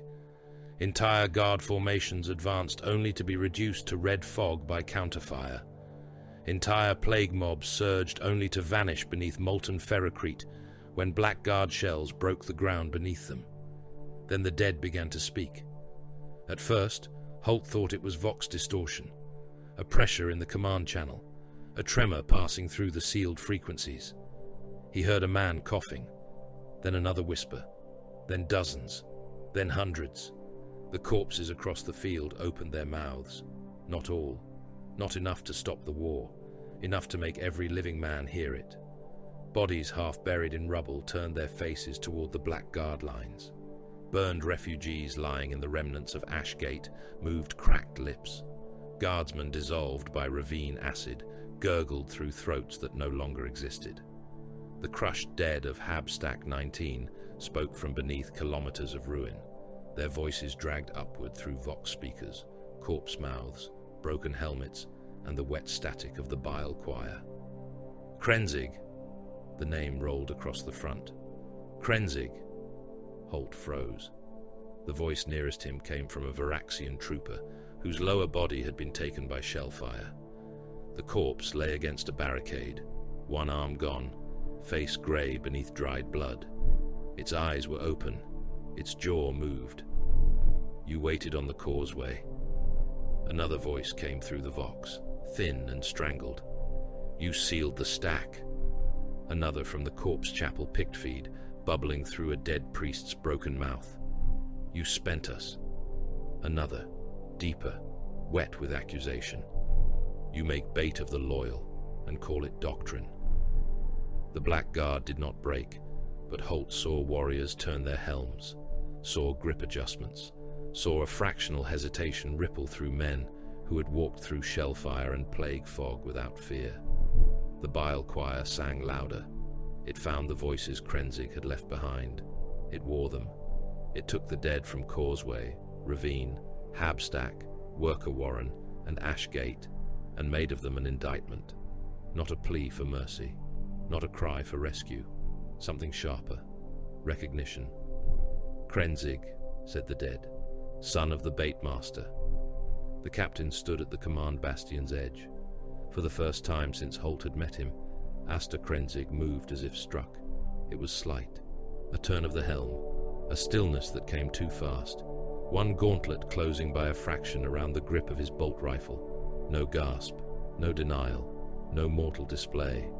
But Holt saw it. Chaplain Ver, across the Vox feed, saw it as well. So did Orm, whose fire shrine channel went silent for one full heartbeat. The enemy had not found Krenzig's guilt.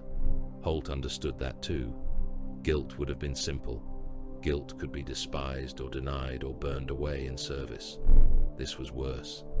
The enemy had found the old wound under the chapter's armor.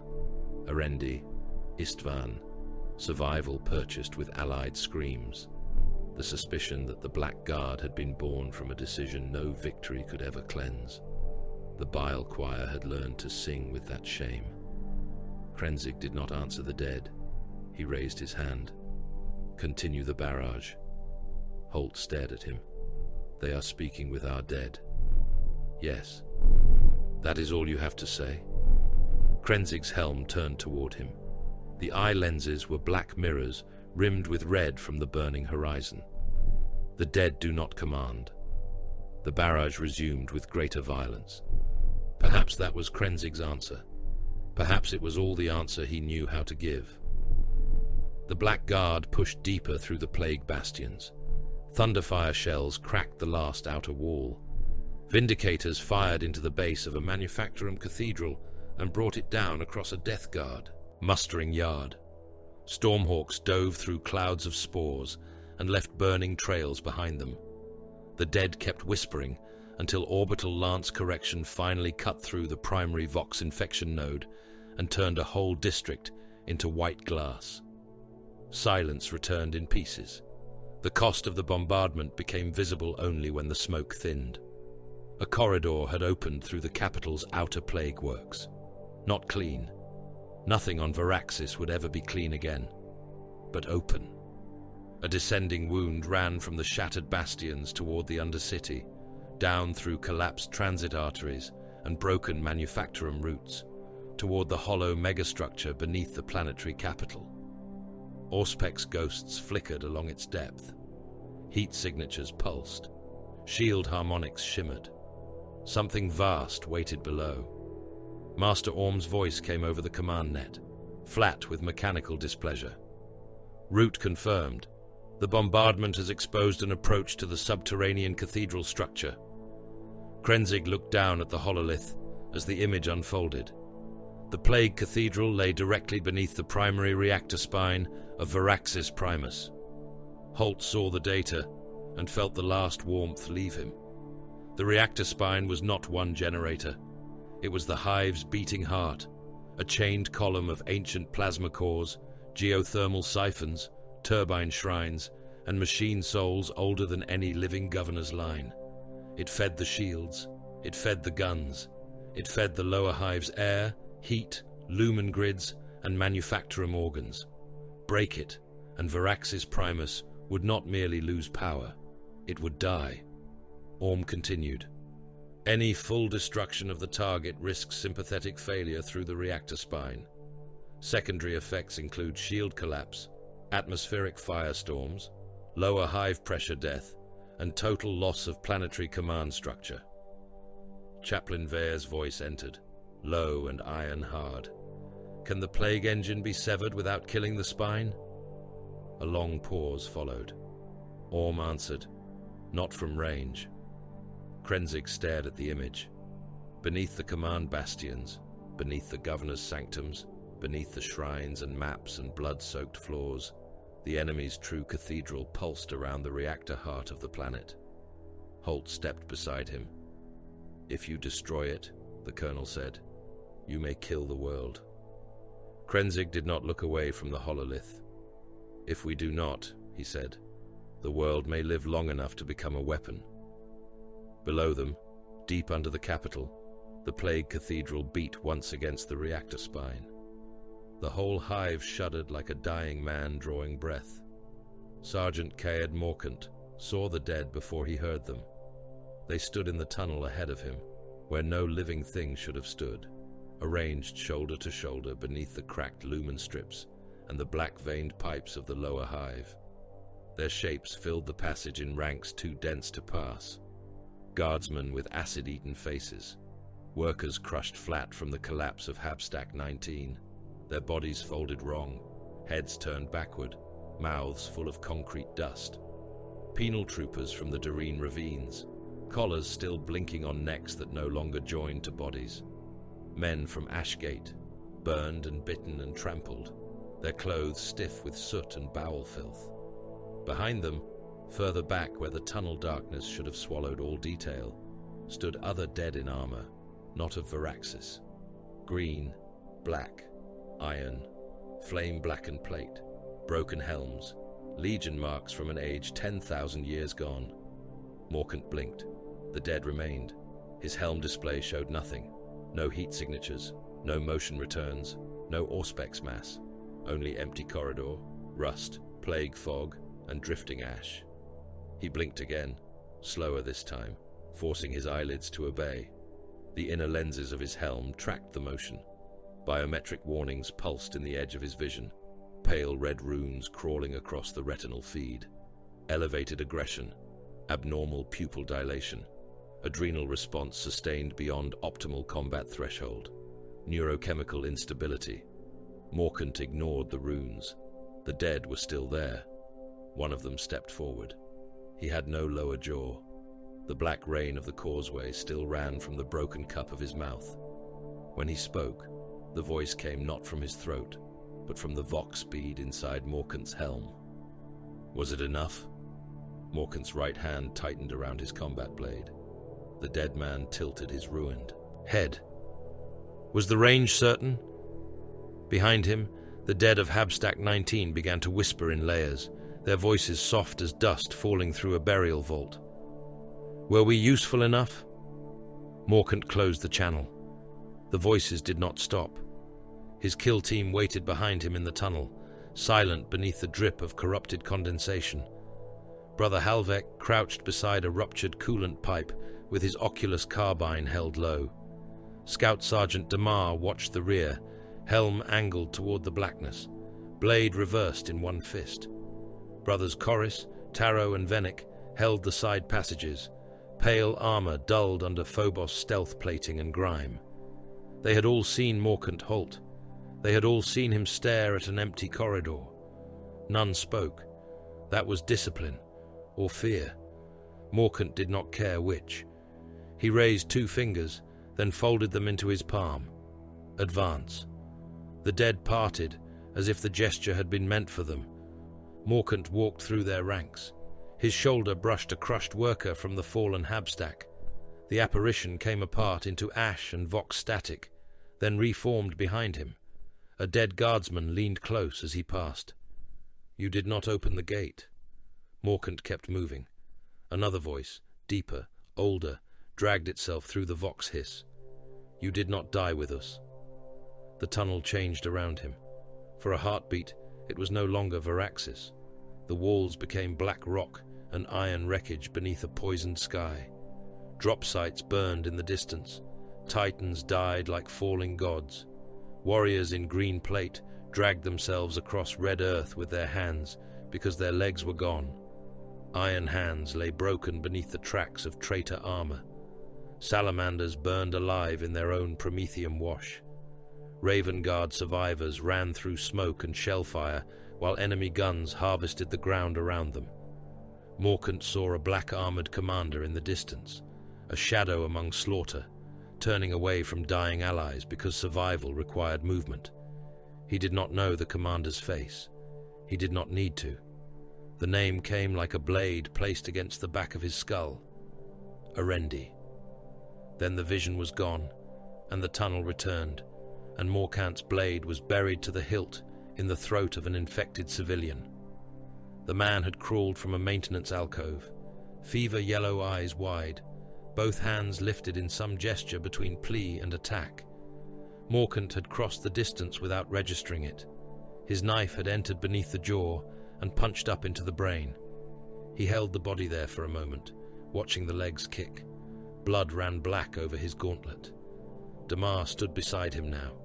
His hand signs were slow and deliberate. Status. Morkant withdrew the blade. The dead man collapsed at his feet, skull striking the floor with a wet crack. Functional. Damar's helm remained fixed on him. Morkant turned away. The command summons came minutes later, carried through a narrow-band Black Guard channel. Not Krenzig, Apothecary Serevok. Morkant, report to Junction Ver 6 for examination. Mission active, Morkant answered.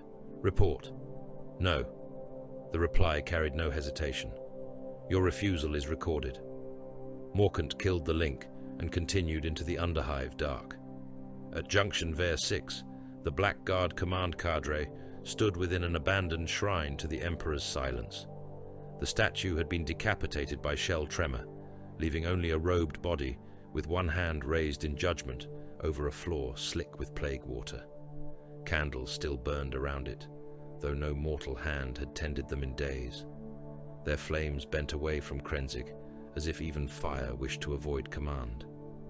Morkant arrived with his kill team and found Apothecary Serevok already waiting. The apothecary's helm lenses fixed on him with clinical hunger. Serevok had cleaned his narthecium, but old blood remained in the hinges. Diagnostic mechadendrites lifted from his pack, tasting the air around Morkant. "Remove helm," Serevok said. Morkant did not move. Krenzig stood beside the broken statue, helm sealed, bolt rifle mag-locked across his chest. Chaplain Odrin Ver waited in the shadow of the shrine pillars, skull helm turned toward the tunnel mouth. Master Orm's image hovered as a hololithic ghost above a servo skull, flickering in green lines from the artillery bunker. Serevok stepped closer. "Remove helm, Sergeant." Morkant obeyed on the third heartbeat. The helm seals hissed. Cold, diseased air touched his face.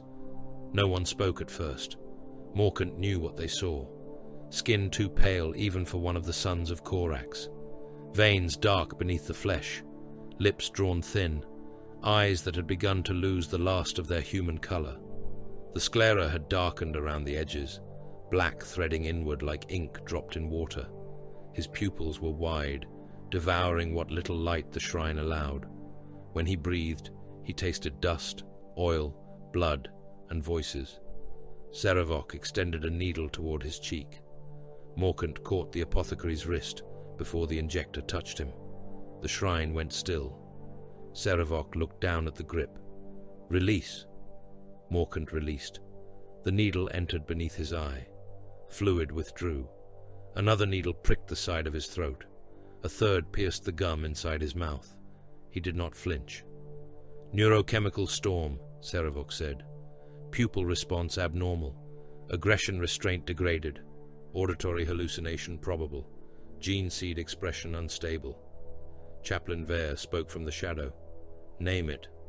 Serevok withdrew the needles. "Sable brand indicators." The words entered the shrine like a cold wind. Even Holt, standing near the rear under Blackguard watch, understood enough to stiffen.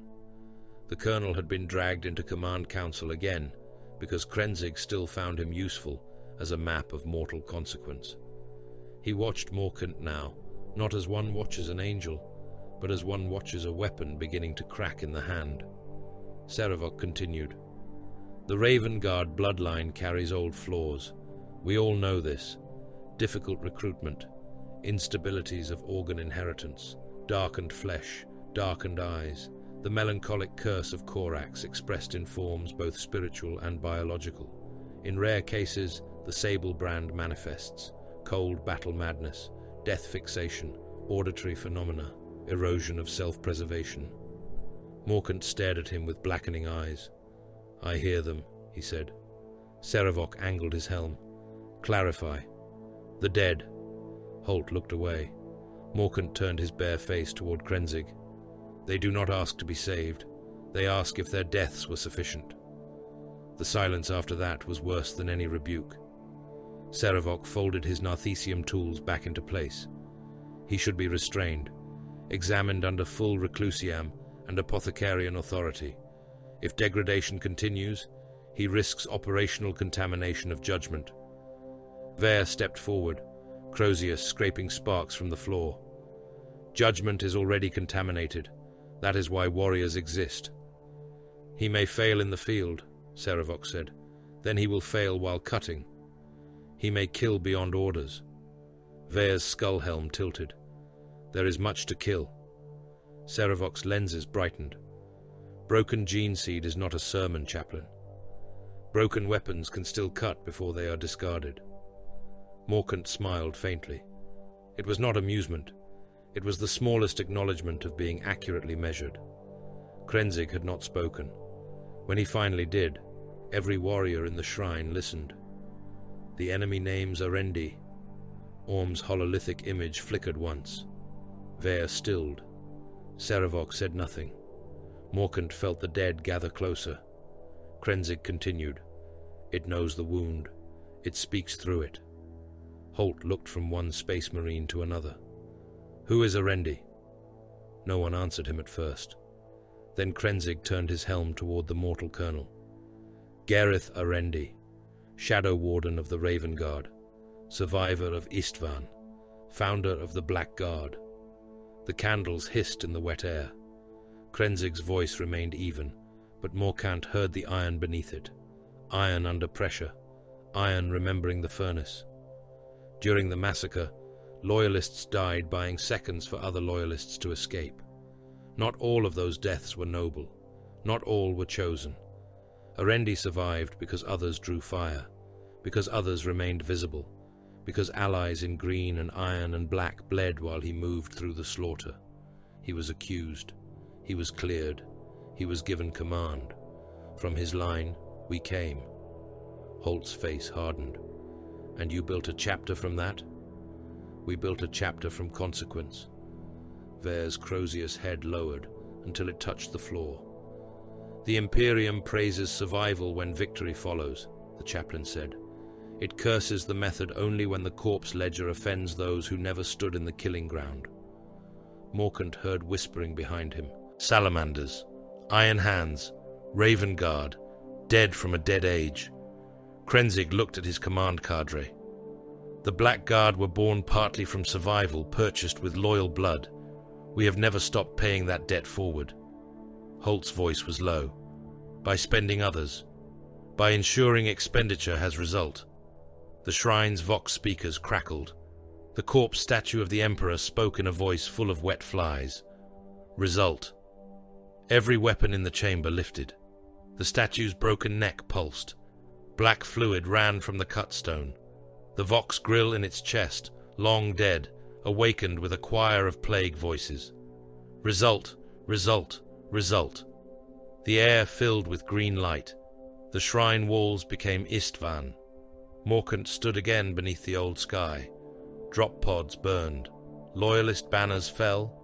Salamanders died in fire. Iron Hands tanks detonated with crews trapped inside. Fists hammering against hatches that would not open. Raven Guard squads were cut apart by crossfire, while shadowed figures withdrew through smoke. Over it all, a bloated voice laughed through distant vox horns. Sons of the Baitmaster, sons of the useful dead, come deeper, bring your arithmetic, bring your hollow mercy. We have made a choir from every corpse you spent.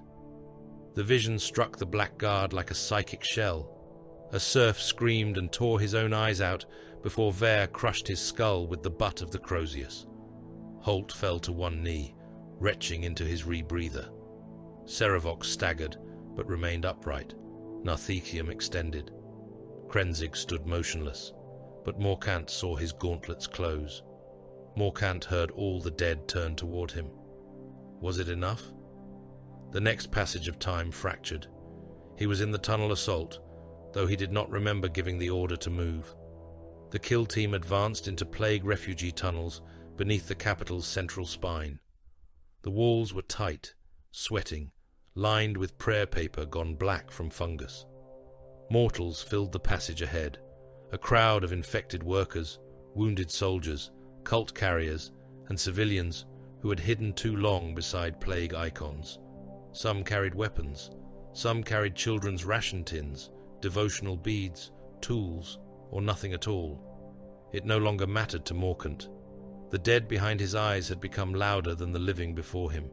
Halvek fired first, or perhaps Morkant did. A suppressed bolt round entered a screaming mouth and detonated inside the skull. Teeth, tongue, and brain matter sprayed backward across the press. Morkant was already moving through the gore mist. His blade opened the neck's throat. His elbow crushed a nose flat into a face. He drove a man's skull against the tunnel wall hard enough to break the ferrocrete tile and leave grey matter smeared in the crack. A plague symbol had been carved into the chest of a kneeling hab worker. The man held up empty hands. Morkant cut the symbol out of him. The worker screamed until Morkant punched a bolt pistol against his open mouth and fired. The mass-reactive shell blew the back of the head across 3 others. Their faces vanished under blood and bone fragments. Morkant stepped through them before they fell. The tunnel became red close work. No artillery, no blast radii, no distant judgment, only arm's-length extermination under dying lumens. Damar hacked through a knot of cultists with his combat blade, cutting tendons, throats, and wrists with surgical economy.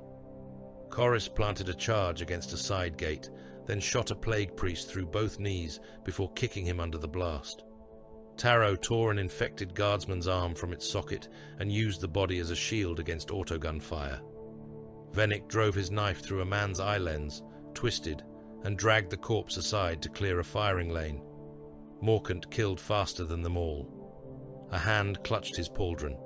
He broke the wrist, seized the skull, and smashed the face into a pipe until the head split open. A cultist lunged with a rusted bayonet. Morkant let the blade scrape his armor, then buried his knife beneath the ribs and ripped upward, opening the torso from belly to sternum. Intestines spilled hot over his gauntlet. Something worm-like writhed among them. He crushed it between thumb and forefinger. The voices kept asking, "Was it enough?" He fired into a cluster of kneeling refugees. Was it enough? He slammed a plague-marked man through a shrine screen, then stamped on the back of his head until the skull collapsed. Was it enough? He saw Istvan in the tunnel, saw salamanders dying where workers fell, saw iron hands beneath assembly pistons, saw Blackguard dead from the ravines, standing among plague cultists, pointing at him with acid-stripped fingers. He answered with murder. At some point, he stopped distinguishing tactical necessity from motion. Anything ahead was obstruction. Anything that breathed might sing. Anything that pleaded might be a mouth for the bile choir. He cut plague symbols from living skin. He fired point blank into faces that might have been human. He broke bones, ruptured organs, crushed throats, and painted the tunnel walls in red until his armor ran with blood from helm to greave. Damar caught his wrist when Morkant turned toward a sealed alcove full of unarmed men. Morkant almost killed him. The blade stopped a finger's width from Damar's throat seal. The kill team froze. Damar did not release Morkant's wrist. For 1 second, Morkant saw his brother not as a warrior, but as another corpse waiting to ask a question. Then Krenzig's voice entered the tunnel. Morkant. The name cut through the choir. Morkant did not lower the blade. Krenzig appeared at the far end of the passage, walking through smoke and dead men. His armor was streaked with rot and ash. His bolt rifle was in his hands but not raised. Behind him came Chaplain Vea and 2 blade guard, their shields dark with fresh impact marks. Krenzig stepped over a disemboweled cultist and stopped before Morkant. The voices recoiled. Morkant's breathing came hard through his helm. His blade remained near Damar's throat. "They are asking," Morkant said. "I know. They ask if they were useful. They were. Is that enough? No." The answer struck harder than denial would have. Krenzig came closer. Damar still held Morkant's wrist. The squad did not move. "The dead will ask forever," Krenzig said. "They asked Arendi. They ask me. Now they ask you." Morkant's vision pulsed black at the edges. "I hear them. Hear them if you must. Obey me regardless." There was no comfort in it, no absolution, no brotherly kindness. It was command, pure and cold, and that made it something Morkant could hold. He lowered the blade. Damar released his wrist. The tunnel seemed to return by degrees. The dead remained, but they stood further away now, watching, waiting, unsatisfied. Serevok arrived moments later, forcing his way through the kill team with Narthesium extended. He looked at the corpses, the hacked symbols, the shattered skulls, the alcove of trembling survivors, then at Morkant. Restraint required. Krenzig did not look away from Morkant. Denied. He is deteriorating. He has identified a pattern. Serevok paused. What pattern? Morkant turned toward the tunnel wall. During the slaughter, beneath the voices, beneath the plague dream, he had seen something repeated in the cult markings. Not random symbols, not devotional scrawl, a command lattice hidden inside blasphemy. The plague icons cut into skin, painted on walls, carved into bones, and branded onto refugee foreheads, all bent around one name. A title buried under rot script, a command node expressed as worship. He knelt beside a dead cultist, whose chest he had opened minutes before. With two blood-slick fingers, he pushed aside the split ribs and exposed the inner sternum. Symbols had been carved on the inside of the bone. Morkant read them. His voice was hoarse when he spoke. Lord Varkul the patient. Chaplain Vare lowered his skull helm. Death Guard? Warsmith priest, bound to the cathedral, not commanding from it, fused into it. Krenzig stepped closer. Morkant looked up, eyes almost fully black now. The bile choir is not merely guarded. It has a master grown through its roots. Varkul is the voice beneath the capital. Deep below them, under the reactor spine, something vast heard its name spoken. The tunnel vox filled with a slow, wet laugh. The descent began beneath the dead termite towers. They rose around the breach site like the fossilized thrones of dead insects, mineral mounds as large as hab blocks, their fluted walls slick with chemical rain and old ash. The Black Guard had broken them open with tremor shells until their hollow interiors yawned downward into the understructure of Varaxis Primus. Beneath, the mounds lay a maze of forgotten transit vaults, corpse aqueducts, rusted mechanicus conduits, and maintenance catacombs sealed since before the current governor's bloodline had learned to crawl. Now the seals had cracked. Warm vapor breathed from the openings. It smelled of bile, reactor heat, wet stone, and meat left too long in the dark. Captain Asta Krenzig stood at the lip of the largest breach and looked down into the world's throat. The route descended beneath the capital's foundations, under the shrine districts, under the command bastions, under the reactor spine that kept the hive alive. The Auspex showed void interference below, shield harmonics twisting through stone and iron like veins. Somewhere under those layers waited the Plague Cathedral, the Bile Choir, and Lord Varkul the patient. The Black Guard went in without speeches. Morkant's Phobos kill team entered first, falling through the hollow mound on grav chutes, with carbines sealed and blades ready. They were ghosts in black and white, moving ahead of the heavier force, with Auspex bafflers and hand signs. Krenzig followed with his command squad, Blade Guard veterans around him with storm shields locked close in the narrow descent. Aggressors came behind them, heavy and brutal, flamestorm gauntlets hissing promethium vapor into the damp air. Eradicators carried melter rifles across their chests.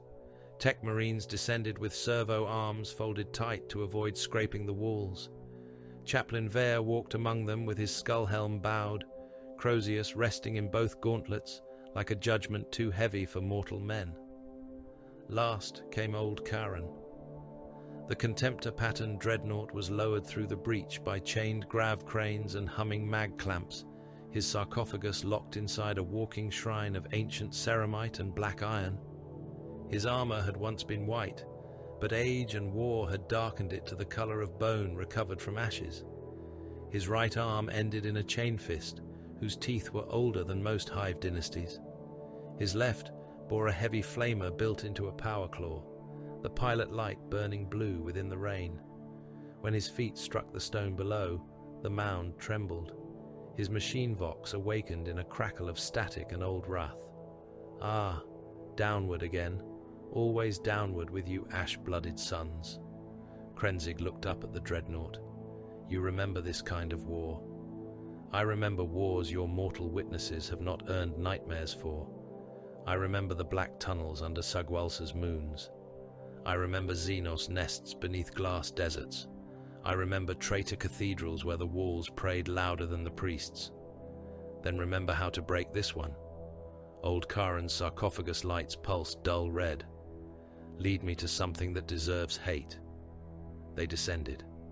The first transit vault opened below the termite mound in a vast curve of iron ribs and collapsed rail lines. Corpse aqueducts ran along both sides, channels once meant to move rendered biological waste toward processing reservoirs.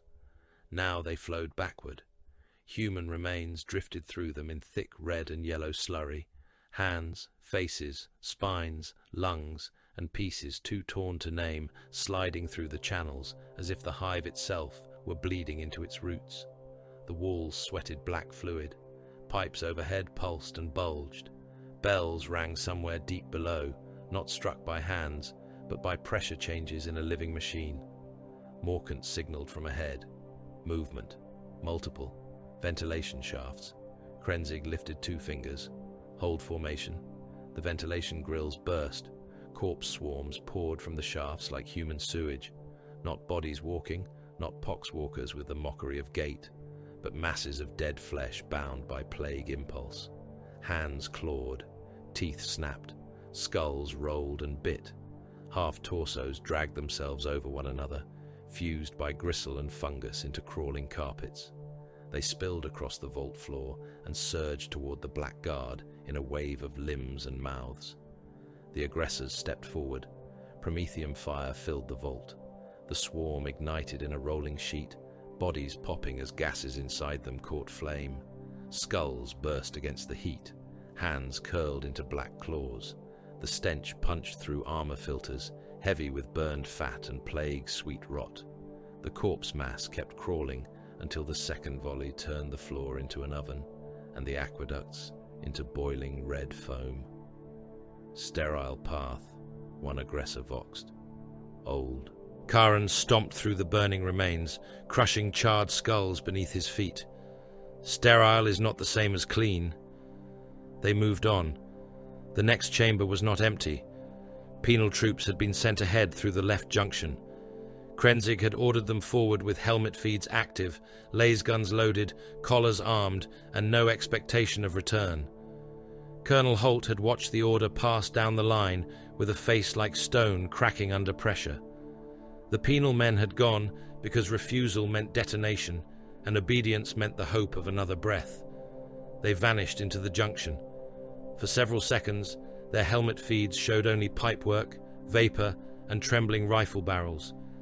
Then one feed jerked upward. A man screamed. Another feed filled with rusted claws. A third showed a bloated shape too large for the corridor, its belly dragging along the floor, its mouth full of broken teeth and prayer bells. The screams overlapped. Lasfire flashed wildly. A collar detonated, then another. One feed spun across the floor and came to rest facing a wall, while something dragged the headless body away by the legs. Krenzig watched until the last signal died. Enemy contact at the second bend. Plague Ogrins. Possible drone support beyond. Eradicators, prepare melter saturation. Aggressors, burn the ceiling vents. Holt stepped toward him. You sent them to die so you could see around a corner. Krenzig did not turn. Yes. The colonel's hand moved to his holstered bolt pistol. He had not drawn it. Not fully. Not yet. But his fingers closed around the grip, and the motion was plain enough that several black guard helms turned toward him. Chaplain Vare was beside him before the pistol cleared leather. The skull helm lowered until it almost touched Holt's face.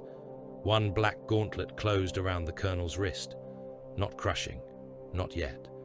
Merely reminding flesh what ceramite could do to bone. Hatred is acceptable, Vare said. Disobedience is not. Holt's eyes were bloodshot behind his mask. He murders men and calls it command. He spends men and earns ground. That distinction matters only to monsters. Vare's grip tightened by a fraction.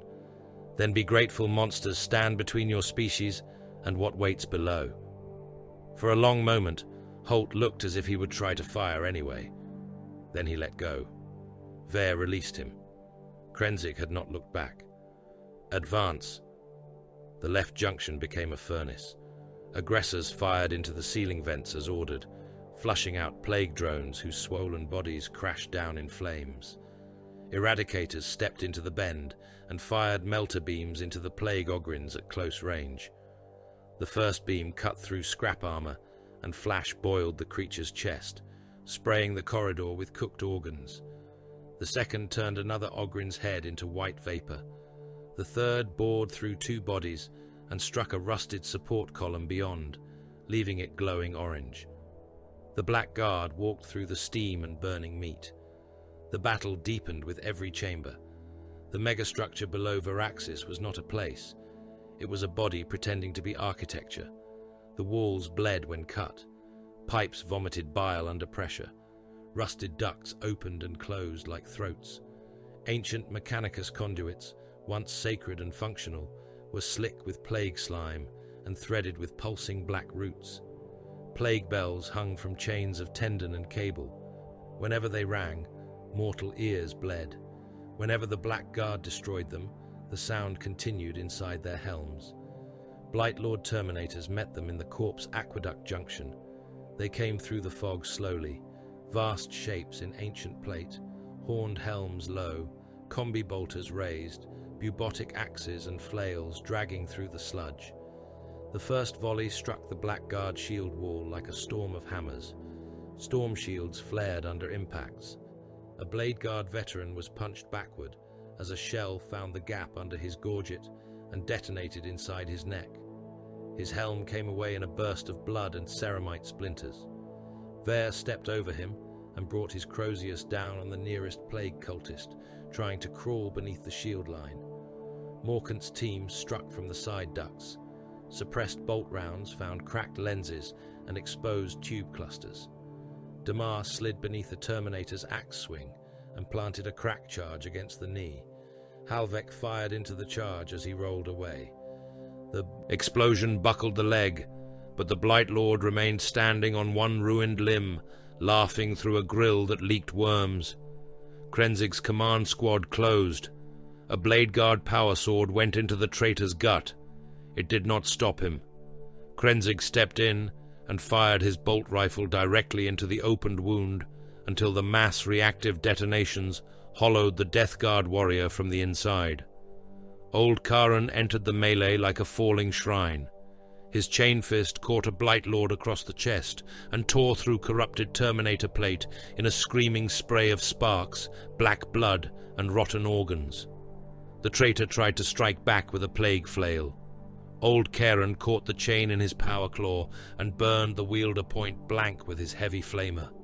Fire washed over the Blightlord's helm, poured into the cracks, and came out through the eye lenses.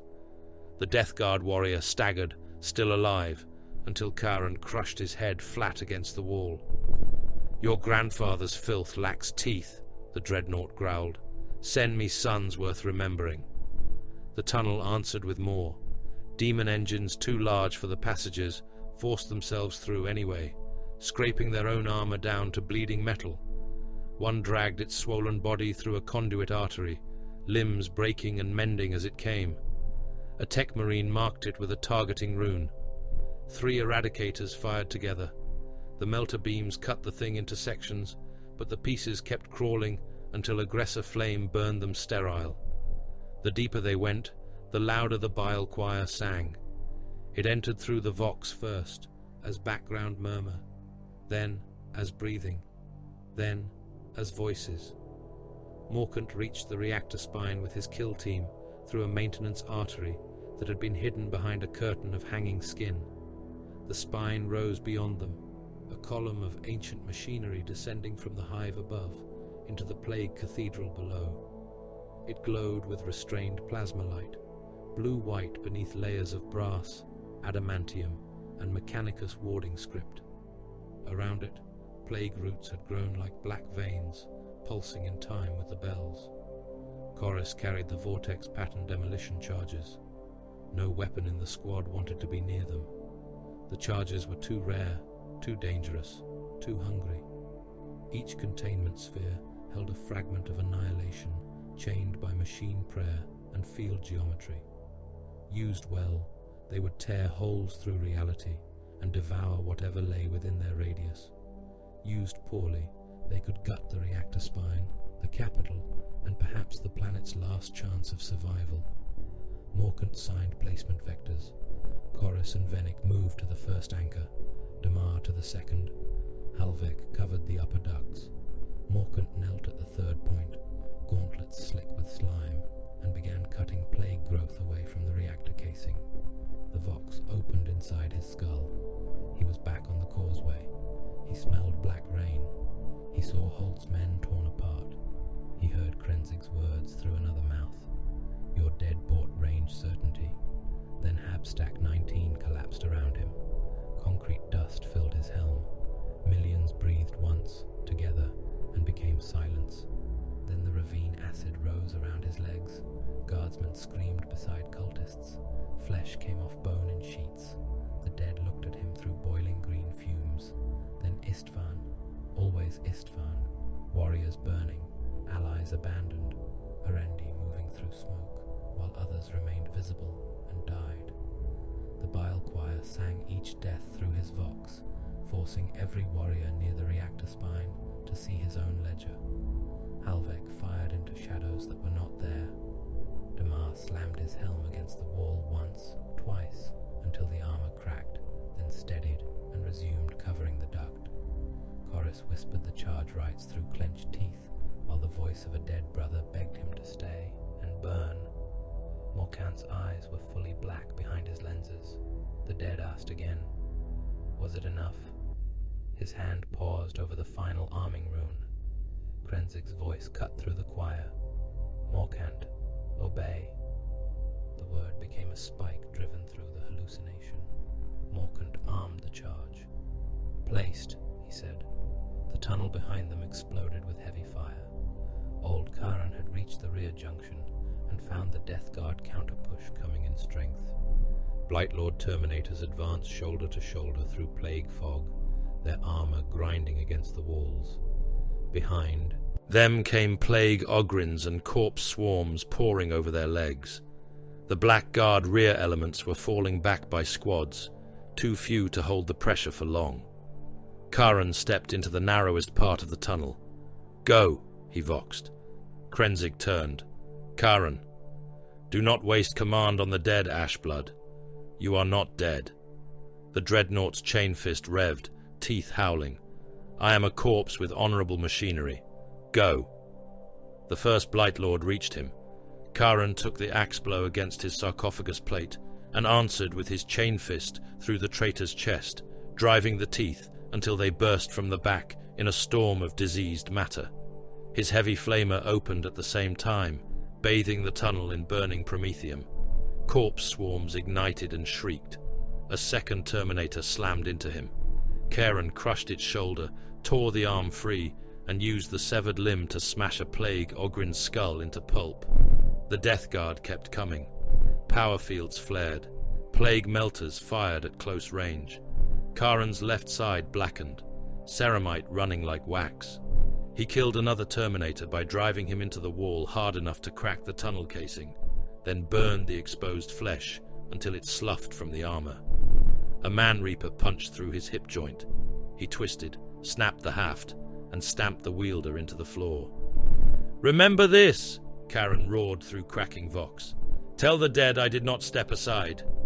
A melter blast struck his sarcophagus. The light filled the tunnel. For a moment, old Karan was a black shape inside white fire, still fighting, still cutting, still burning everything before him.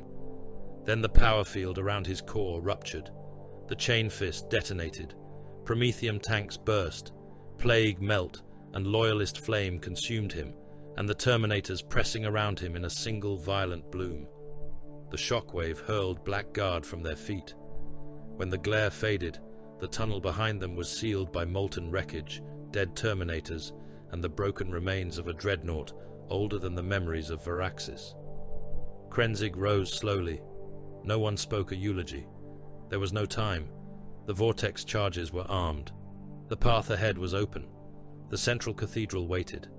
They entered through a gate made of reactor cables and fused bones. Blade Guard cut through the last chains.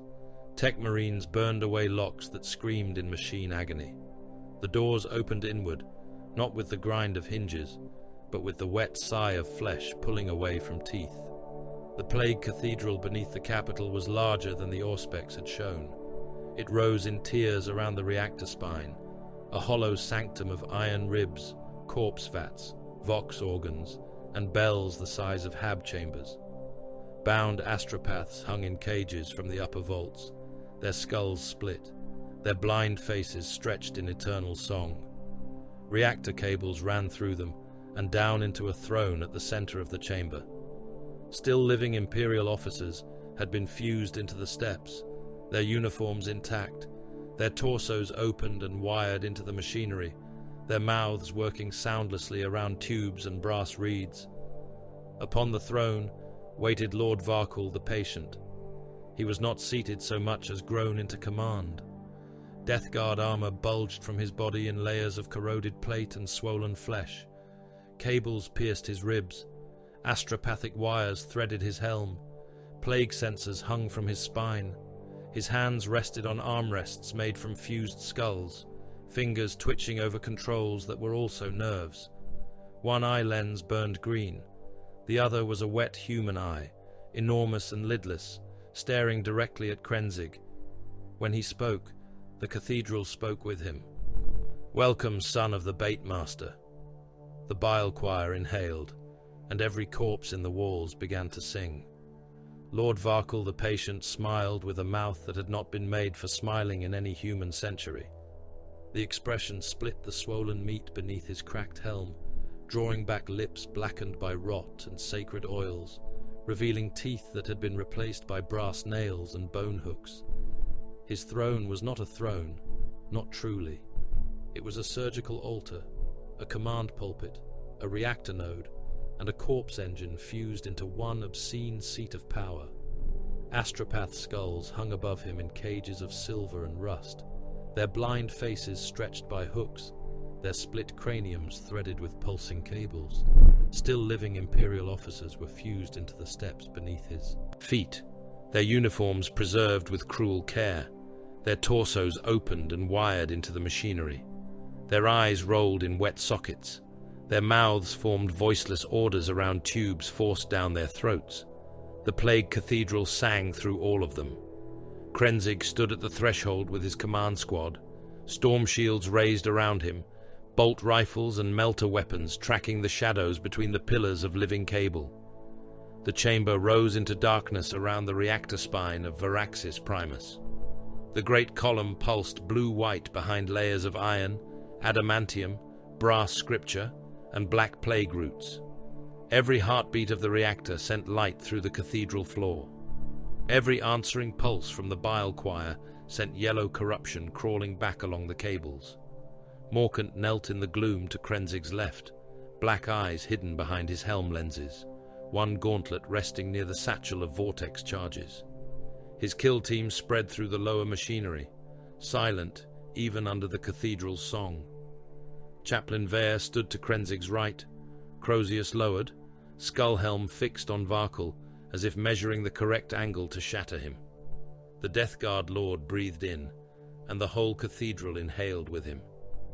"You came below at last," Varkul said. His voice was immense, wet, patient, and layered with 1,000 dead throats.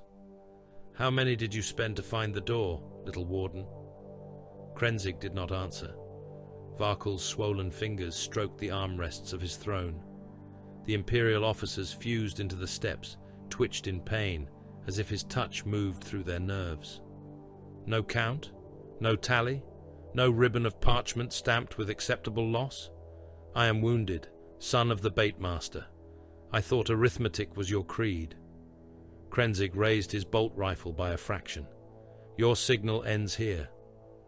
The Death Guard Lord's laughter rolled through the cathedral and made the hanging astropaths convulse in their cages. "My signal! You still do not understand the kindness offered to this world." Varkul leaned forward, and cables stretched from his ribs with wet sounds. Varaxis was never the prize. Varaxis is bait. Holt heard the words through the command link from above, and felt the strategium around him go cold, despite the fires burning outside the bastion walls. He stood at Ashgate command post, amid cracked consoles, wounded Vox operators, and the remnants of his staff. Every channel carried screams. Every map was turning red. Yet Varkel's voice reached them all, dripping from speakers, vox beads, tank casters, and the mouths of corpses not yet quiet. Krenzig's voice came back from beneath the world. "Explain." Varkel sighed with theatrical sorrow. So many ships answer distress. So many loyal fools come running when a hive world screams. Munitorum convoys, Medici barges, refugee carriers, Astartes strike craft, Mechanicus salvage fleets, crusade remnants, pilgrim ships packed with prayer and lungs. The Imperium is slow, yes, but it is also greedy for martyrdom. When Varaxis cries out in the correct voice, they will come. The bile choir shuddered. Above the throne, the bound astropaths opened their mouths. No sound emerged at first. Then static bloomed across every Imperial channel in the system. "Distress does not travel empty," Varkel whispered. "My choir will send need. It will send coordinates. It will send authentication scraped from your dead administrators and your brave little logistics traitor. It will send plague folded into prayer, rot woven into signal, fever carried inside machine ghosts. Every vessel that hears will open itself to compassion. Every receiving choir will taste my hymn. Every rescue ship will become a womb." Krenzig understood before the last word left the traitor's mouth. Holt heard it in the silence that followed. If the signal left the system, Varaxis would not merely die. It would become the first cough in a sector plague. Relief fleets would translate in answer to a poisoned cry. Astropaths would receive infection through sanctioned channels. Medici vessels would carry disease to worlds not yet touched. Evacuation craft would become plague arcs. Bureaucracy would demand confirmation, counter-confirmation, purity audit, quarantine petition, command seal, and route verification, while the sickness moved faster than paper, faster than prayer, faster than guilt. Billions more would die because the Imperium could not turn quickly enough inside its own armor. Varkel's eye gleamed green. "There it is, the calculation. I see it beneath your helm, Blackguard. You know the shape now. You know this world must scream in silence or poison all who answer it." Krenzig's reply was quiet. "Then it will scream in silence. Such righteousness, such loyal cruelty." Varkel's cables tightened across his chest. "You call yourselves servants of the throne, yet you win as we win. You lure, you abandon, you spend the innocent and tell yourselves the Emperor blesses the tally. You make bait of your own and call it containment. You drown allies in acid and call it geometry. You bury millions and call it clean." Chaplain Vere raised his crozius. "Traitor filth has no standing to judge." Varkel turned his eye toward the chaplain and smiled wider. "I do not judge. I recognize. Your black helms hide no difference between us. You simply refuse the comfort of honesty." Krenzig stepped forward. "There is a difference." Varkel's throne exhaled vapor. "Speak it then. Let the dead hear. You make suffering into worship, and you make it into ammunition. I spend it to end itself. You spend it to continue a corpse empire that will only demand more." "I do not offer meaning to pain," Krenzig said. "I do not ask the dying to adore the blade. I do not tell rot it is mercy. I do not kneel to endurance. I annihilate what must not remain." Varkel's laughter softened into something almost tender. "Endurance is the only truth. Stone decays. Flesh decays. Empires decay. Even your emperor rots upon his golden chair.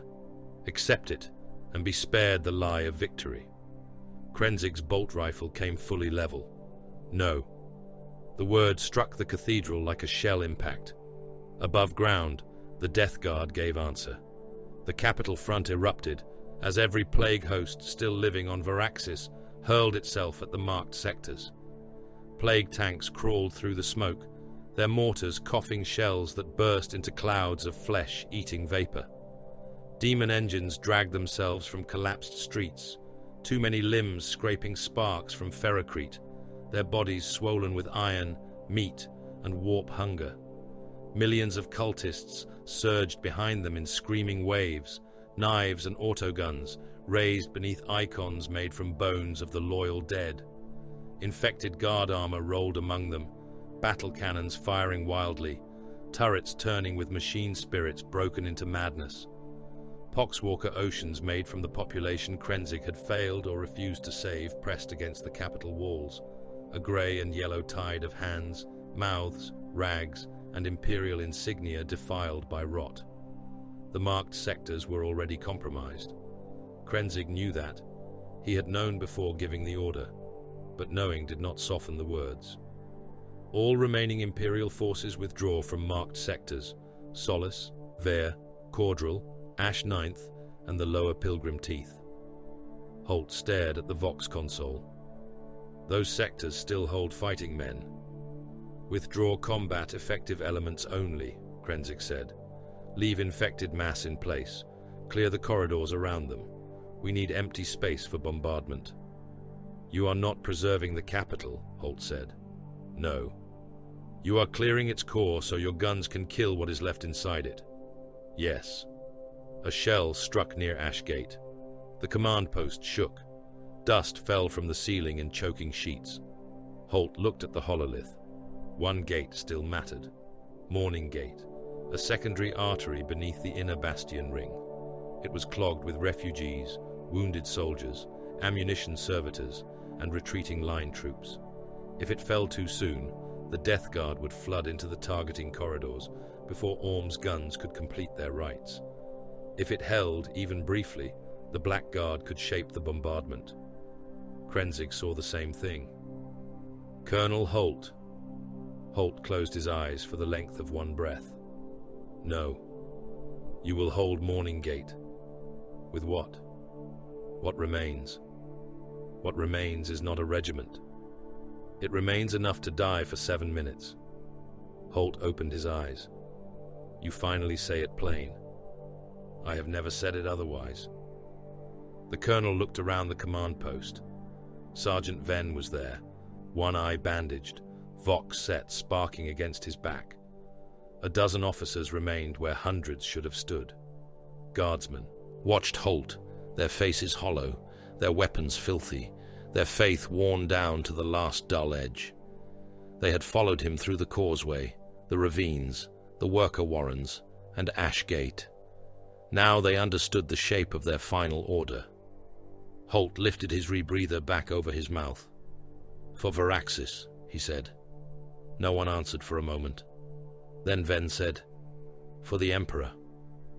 Morning Gate held for 6 minutes and 40 heartbeats.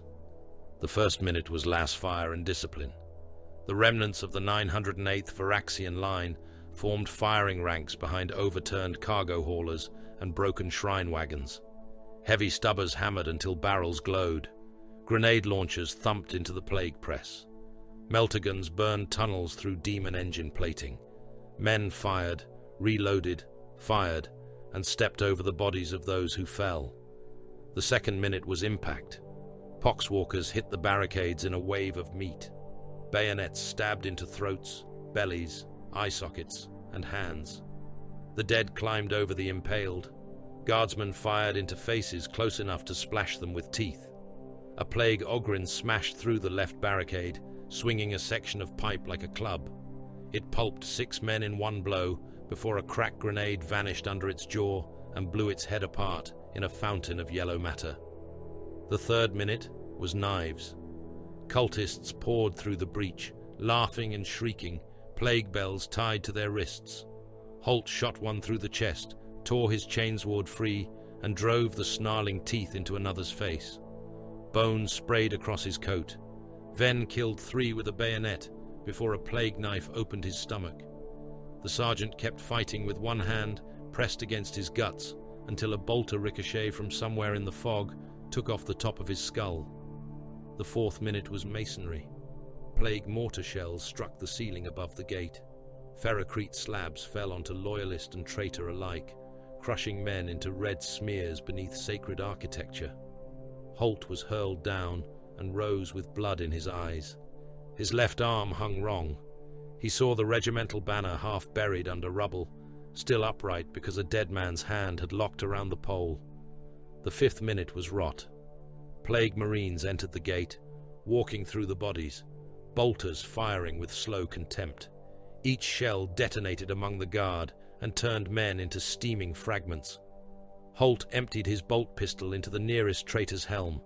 The Death Guard warrior staggered, one lens shattered, then raised his weapon. A white Scar bike roared through the gate from the side corridor and struck the Plague Marine hard enough to throw both rider and traitor into a burning hauler. The white Scars came one last time.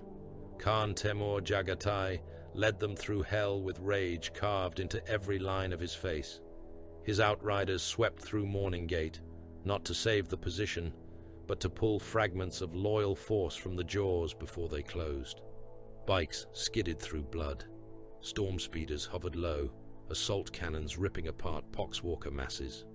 White Scars reached down and hauled wounded guardsmen onto saddles, dragged officers by webbing straps, cut lanes through the dead with blades and engine wash. Temur saw Holt. Their eyes met through smoke.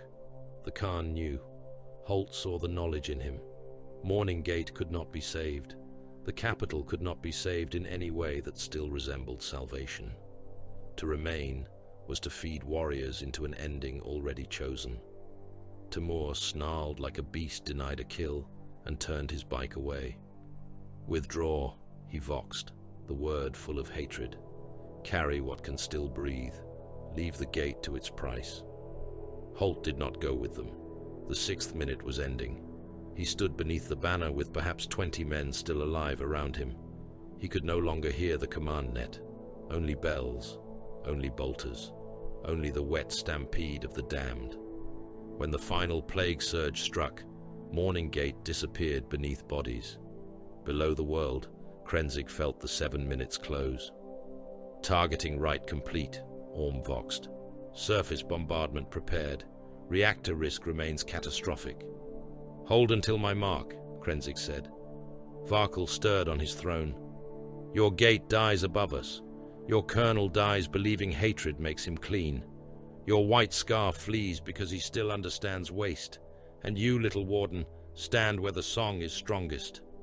The cathedral floor split as Death Guard warriors emerged from alcoves and cable pits. Blight Lords advanced through the reactor glow. Plague priests dragged chains of living officers. Corpse swarms poured down from the hanging galleries. Krenzig moved. This was not a duel for honor. It was not a contest of blades beneath banners. He did not call Varkle out. He did not ask for single combat. He ordered eradicators to fire into the throne's left anchor, while Tech Marines severed cable routes with plasma cutters. He sent Blade Guard into the Blight Lords to die buying angles. He directed Morkant toward the charge points with 2 hand signs and a single spoken word. Arm. Varkle rose from the throne, or tried to. The reactor routes held him as much as they fed him. His body unfolded in layers of armor, cables, swollen meat, and rusted machinery. A scythe arm extended from beneath one shoulder, grown rather than held. It swept through a Blade Guard veteran and split him from helm to hip, both halves falling in opposite directions, with organs steaming on the cathedral floor. Krenzig fired into Varkle's chest as he advanced. Bolt shells detonated inside diseased plate, opening craters that bled black fluid and crawling worms. Varkle laughed and struck him with a cable thick as a man's torso. The blow hurled Krenzig across the floor. He hit a reactor root hard enough to crack the ceramite across his back. He rose. Vare charged past him, Crozius raised, roaring judgment through his vox grill. Varkle caught the chaplain's strike on one armored forelimb and drove a plague spike through Vare's abdomen. The skull helm looked down at the wound, then back up. Vare smashed his Crozius into the spike until it broke, leaving the barbed point inside him. He kept fighting. Morkant reached the first charge point. The bile choir screamed into him. Every dead man he had made, spent, ignored, executed, or stepped over, spoke his name. His black eyes saw the causeway again, the stack, the ravine, the tunnel, Istvan, the alcove of unarmed men, the brother he almost killed. The voices did not beg. They asked, Was it enough? He armed the charge. The second point lay beneath Varkul's throne roots. Krenzig saw the path and understood the cost. He drove forward, power sword finally drawn, its blade igniting blue in the yellow cathedral light. Varkul turned toward Morkant. Krenzig struck not at the Lord's head, not at the heart, but at the root cables binding him to the reactor spine. The power sword bit deep. Varkul roared. The cathedral roared with him. A cable lashed around Krenzig's torso and crushed inward. Warning runes flooded his helm. Ribs broke. Armor split. He fired his bolt rifle one-handed into the root mass until the weapon clicked empty. Then he dropped it, seized the cable with his power fist, and locked himself against Varkul's body. Now, he voxed. Morkant slid beneath the thrashing roots, blade in one hand, charge in the other. A plague priest lunged at him with a bone saw.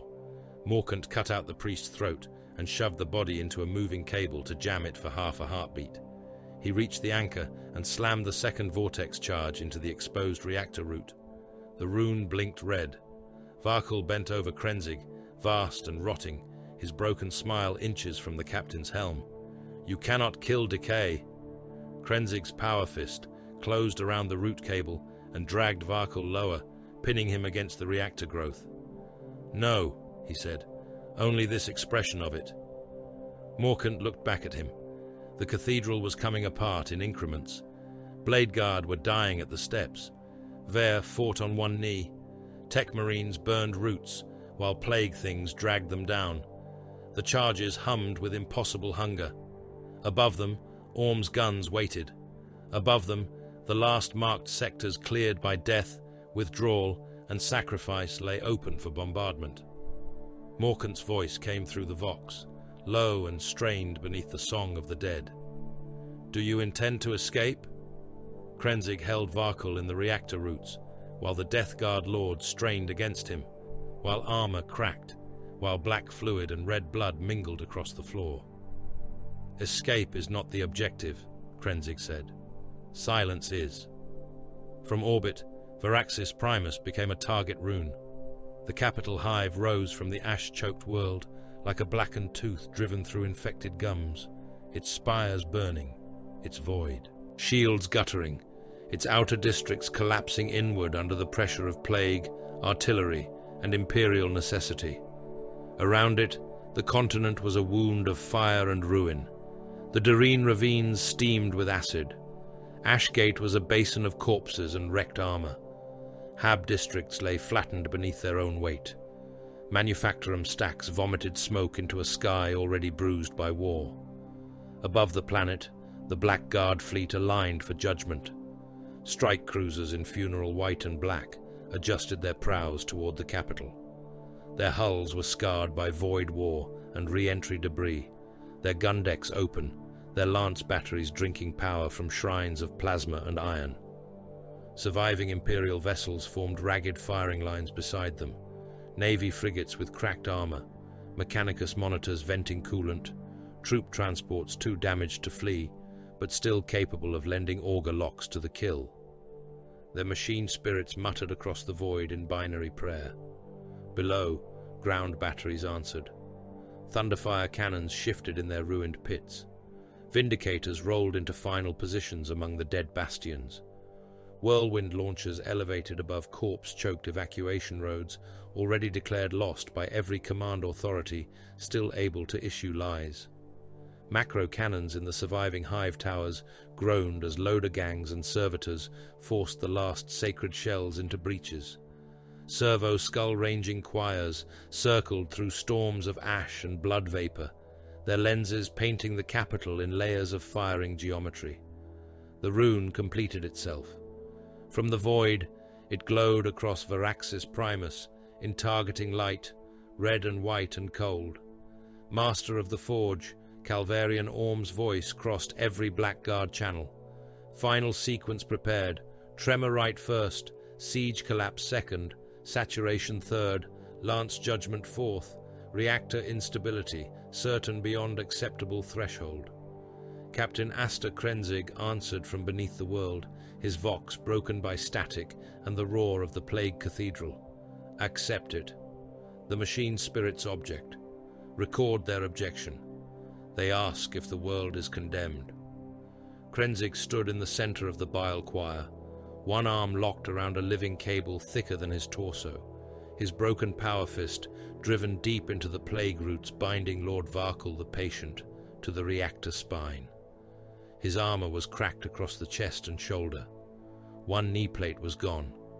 His helm had split down the left side, exposing a blood-slicked cheek, one black eye, and the clenched teeth of a warrior refusing the shape of pain. Every breath came wet through a punctured lung.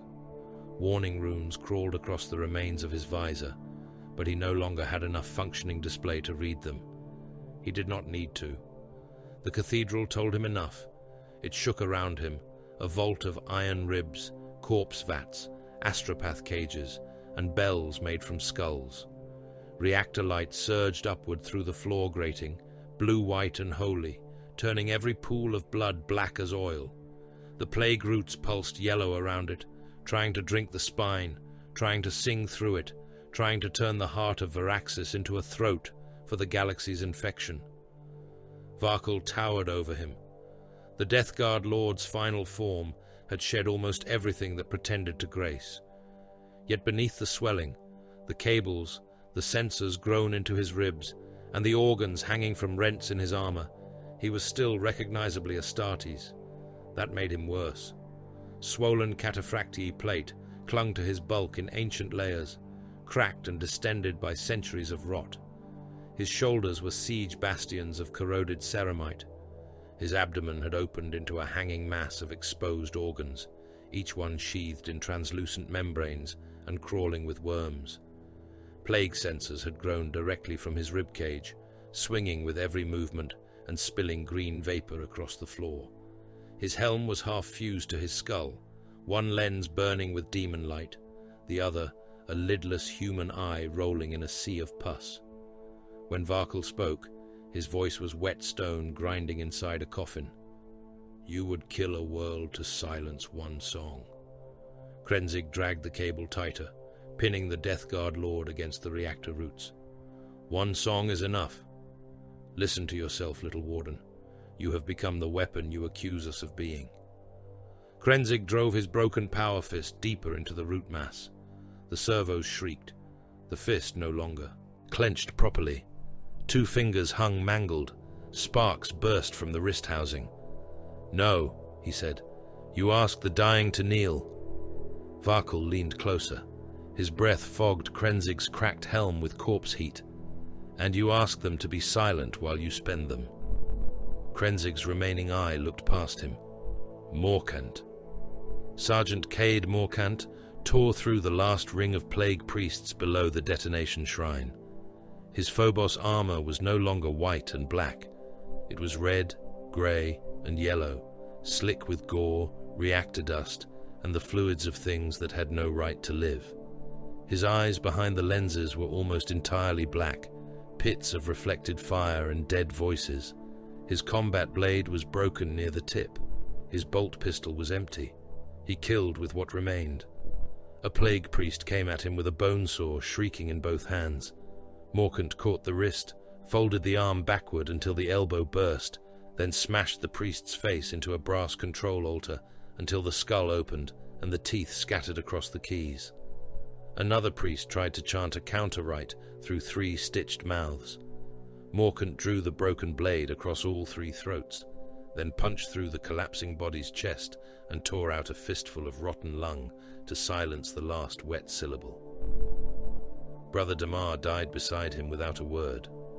A Blight Lord's combi bolter caught the scout sergeant at close range, detonations walking up his torso from hip to throat. His armor burst open. Blood and fragments of black carapace sprayed across the shrine steps. Damar still managed to drive a crack charge beneath the Terminator's gorget before falling. The blast lifted the Blight Lord's helm from his shoulders in a fountain of filth and bone. Morkant stepped over both corpses. The detonation shrine waited at the center of the lower platform, a Mechanicus command dais overgrown by plague roots and astropathic wire. The vortex charges hummed in their placements around the reactor anchors, contained annihilation straining against their sanctified housings. The final arming rune pulsed beneath a film of blood. The bile choir understood. It stopped singing to the world and sang to him alone. The dead came back in full. They filled the cathedral. Men from the causeway, men from Habstack 19, men from the ravines, their flesh eaten away by acid, men from Ashgate, trampled into the grey mud, penal troops sent into blind junctions, workers burned in manufactorum warrens, soldiers executed under Serevok's cold gaze, the last of Holt's regiment beneath Morning Gate.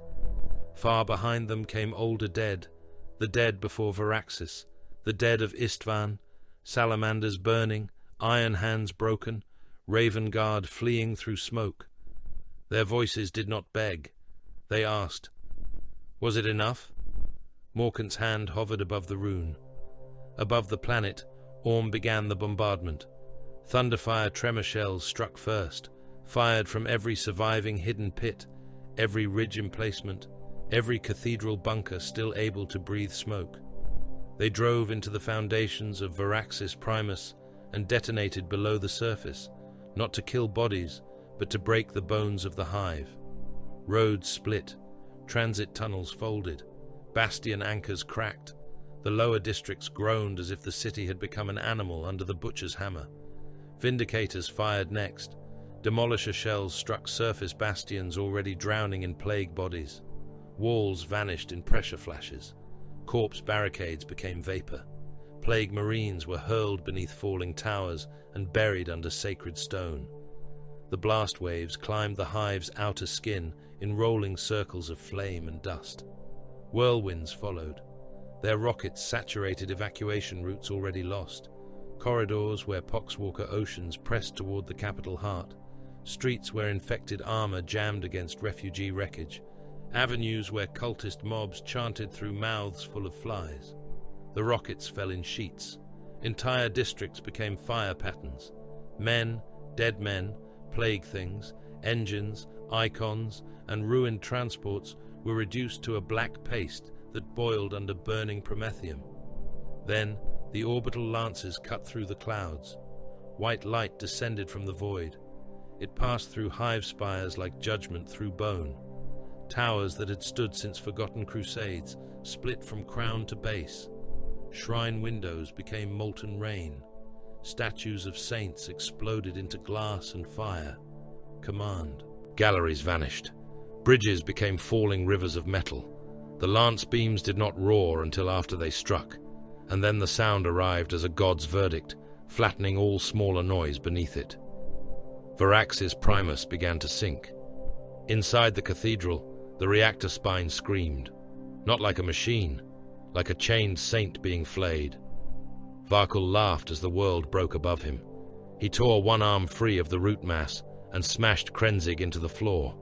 The impact cracked the captain's breastplate fully open. Something inside him broke with a wet snap. Krenzig's helm split wider, one half hanging loose against his cheek. Blood filled his mouth and spilled through the broken grill. Varkul raised his scythe limb. Krenzig rolled aside slowly, too slowly, and the blade took him across the ribs.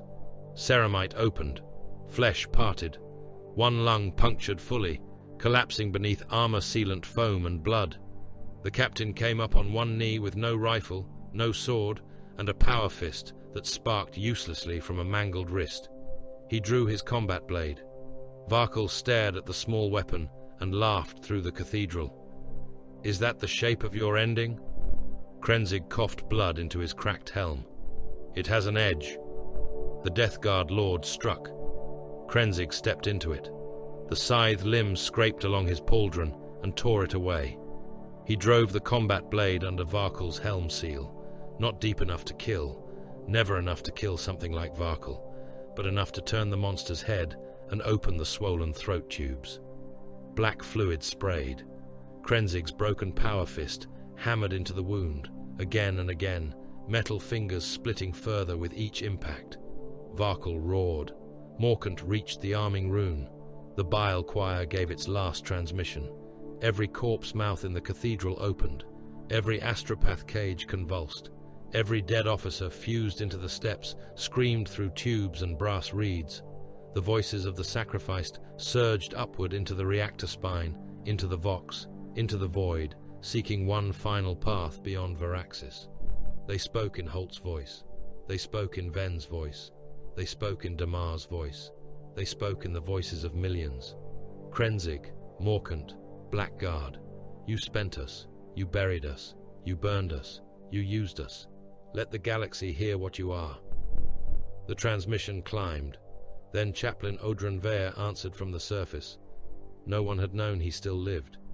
His signal came from the remains of Morning Gate, dragged through damaged relay towers, broken suit vox, and the cracked amplifiers of a corpse chapel, half buried in rubble. His skull helm was shattered across one cheek. The plague spike still jutted from his abdomen. He stood amid bodies, his crozius planted in a mound of dead poxwalkers, his armor blackened by fire and blood. His broadcast was not hope, it was condemnation. "Let the dead accuse," Vare roared, his voice tearing through the plague song. "Let every spent soul name the hand that spent it. Let every corpse rise as witness. We do not ask innocence, we do not claim clean hands, we claim only this: rot shall not have them, rot shall not own their pain, rot shall not make worship from their deaths." The bile choir shrieked. Vare lifted his crozius toward the falling sky. By the throne they cursed, by the blood they shed, by the grave denied them, I condemn this song to silence. His counter-liturgy struck the plague transmission like a hammer against diseased glass. Not because it was pure, not because it healed. It did neither. It gave the dead no peace.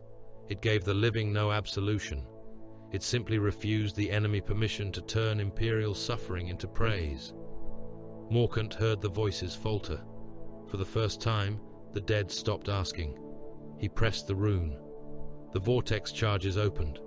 Reality tore beneath the reactor spine. The first charge devoured the lower root anchors in a sphere of silent black. Plague iron, flesh cable, bone, brass, and astropathic wire vanished into a wound that had no light within it. The second charge ruptured upward, pulling half the throne platform into itself, shredding Varkul's lower body into streams of matter that stretched impossibly thin before disappearing. The third reached the reactor spine. The world screamed. The spine ruptured upward. Blue-white plasma light burst through the plague cathedral in a column of divine violence. It burned the bile choir from the inside. Astropath cages vaporized.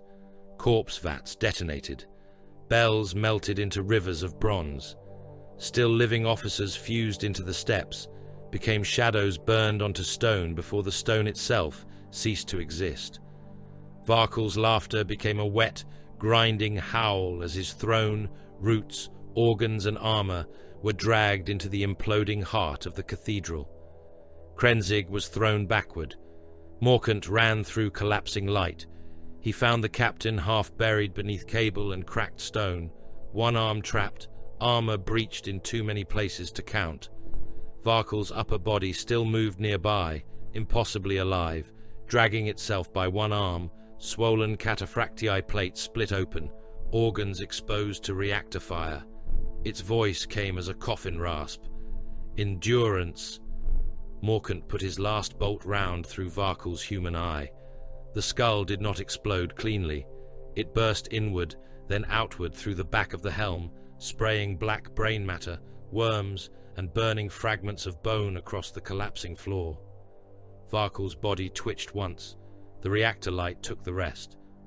"Morkant," Krenzig rasped. The teleport Homer on Morkant's belt flickered weakly. Its rune was dying. The cathedral's void interference and reactor rupture clawed at the signal. Extraction could carry only those inside the failing radius. Morkant looked around. Brother Halvek was alive beyond the reach, dragging himself with one arm through ankle-deep blood. A tech marine fought to reroute a charge while his legs burned. Two Blade Guard held the last passage against corpse things still pouring from the walls. Chaplain Vare's surface signal had gone to static. Others still lived. Not enough. Too far. Krenzig saw the same. "Go," the captain said. Morkant seized him by the broken front of his armor and dragged. Krenzig tried to resist, or perhaps his body simply failed to help. Morkant hauled him across the floor as the cathedral imploded behind them. Halvek looked at him once from beyond the radius. The brother raised 2 fingers in Korsbach. Functional, until not. Morkant did not answer. The teleport Homer screamed. The last thing he saw before extraction was the remaining black guard disappearing beneath reactor light and plague shadow, abandoned without hesitation, because hesitation would waste the only window left. Then the world became lightning. Varaxis Primus died upward. From orbit, the capital folded into itself. The reactor rupture punched through the hive's core, met the orbital lance wounds, and turned the central districts into a rising flower of fire, metal, vaporized bone, and screaming static. The primary spire collapsed into the wound. Bastion rings sank. Shrine towers slid into molten depths. The plague cathedral beneath the capital imploded with such violence that the surface above it became a crater rim, glowing white at the edges. The Bile Choir's signal rose once, only once. It reached for the void, carrying distress, plague, accusation, prayer, and hunger. Then it broke. Across the system, astropathic choirs vomited blood and lived. Imperial receivers burned out. Relief codes died unborn in the static. The plague broadcast became a shriek, then a whisper, then nothing. Silence took Varaxis. Not peace. Silence. The aftermath was counted in ash. Varaxis was technically saved. The plague signal had been silenced. The Death Guard invasion was broken, its engines buried beneath collapsed districts, its warbands shattered by bombardment, its cults burned in tunnels, its great voice torn out under the reactor spine. The Imperium would record that the world endured. Administratum Adepts would write that the capital suffered catastrophic but acceptable structural loss. The Munitorum would list surviving resource value. The Ecclesiarchy would compose sermons about sacrifice. The Black Guard would submit their after-action tallies in precise ink. Billions were dead. They lay under ash, quarantine flame, acid, rubble, promethium glass, and the cratered ruins created by the Imperium's own defenders. They had died as citizens, soldiers, plague hosts, bait, obstruction, ammunition, witnesses, and numbers. The surviving hives sealed their gates against the wind and listened to the dust fall. Morkant came back to himself in the teleportarium of the strike cruiser, grave without echo. He was on his knees. Krenzig lay beside him, armor opened by apothecary saws, one lung sealed by emergency augmetics, face pale beneath blood and broken ceramite. Serevok worked without comment, harvesting damaged flesh, sealing arteries, preserving what could be preserved. Krenzig's one visible eye opened. "Signal," he rasped. "Silent," Morkant said. Krenzig closed his eye again. No one celebrated. The Black Guard did not hold a victory feast. They did not parade through the surviving districts. They did not receive the gratitude of the people below, because gratitude required survivors willing to look at them without remembering the gates, the ravines, the stacks, the fire. Their dead were reclaimed where possible. Where impossible, their names were entered into the chapter's iron rolls and left beneath the crater with everyone else. Chaplain Vare was found alive beneath Morning Gate, buried under corpses and rubble, Crozius still in hand. He did not ask how many had survived his litany. He asked whether the song had ended. When told it had, he said only that condemnation had served. Khan Temur Jagatai took the remnants of his white scars and rode from the ash wastes without farewell. Before leaving, he looked once toward the Black Guard landing zone, where Krenzig's warriors stood in ranks of stained white and black. His expression held rage, contempt, and something too grim to be respect. Colonel Holt did not live to hear the official victory. His body was never recovered from Morning Gate. His banner was. It had been fused to a slab of fallen masonry by fire and blood. The Black Guard sent it to the surviving Varaxian command, with no words attached. When the fleet withdrew, the white and black ships rose through the poisoned clouds like ghosts, leaving a grave they had dug themselves. Their hulls were scarred. Their holds were light on ammunition and heavy with dead. Below them, Varaxis Primus smoked as a vast cratered ruin, its heart gone, its plague silenced, its people reduced to whispers behind sealed walls. Imperial records named the Black Guard saviors. The survivors of Varaxis used another name. They spoke it in sump chapels and ration lines, in medici wards and under hive dark, never loudly, never where servo skulls could hear. They spoke it with hatred. They spoke it with fear. Some spoke it with gratitude so bitter it tasted like blood. The chapter of Cratered Mercy. Above them, the Black Guard vanished into the void without celebration, their white armor stained grey and red, carrying silence to the next world that would mistake survival for salvation.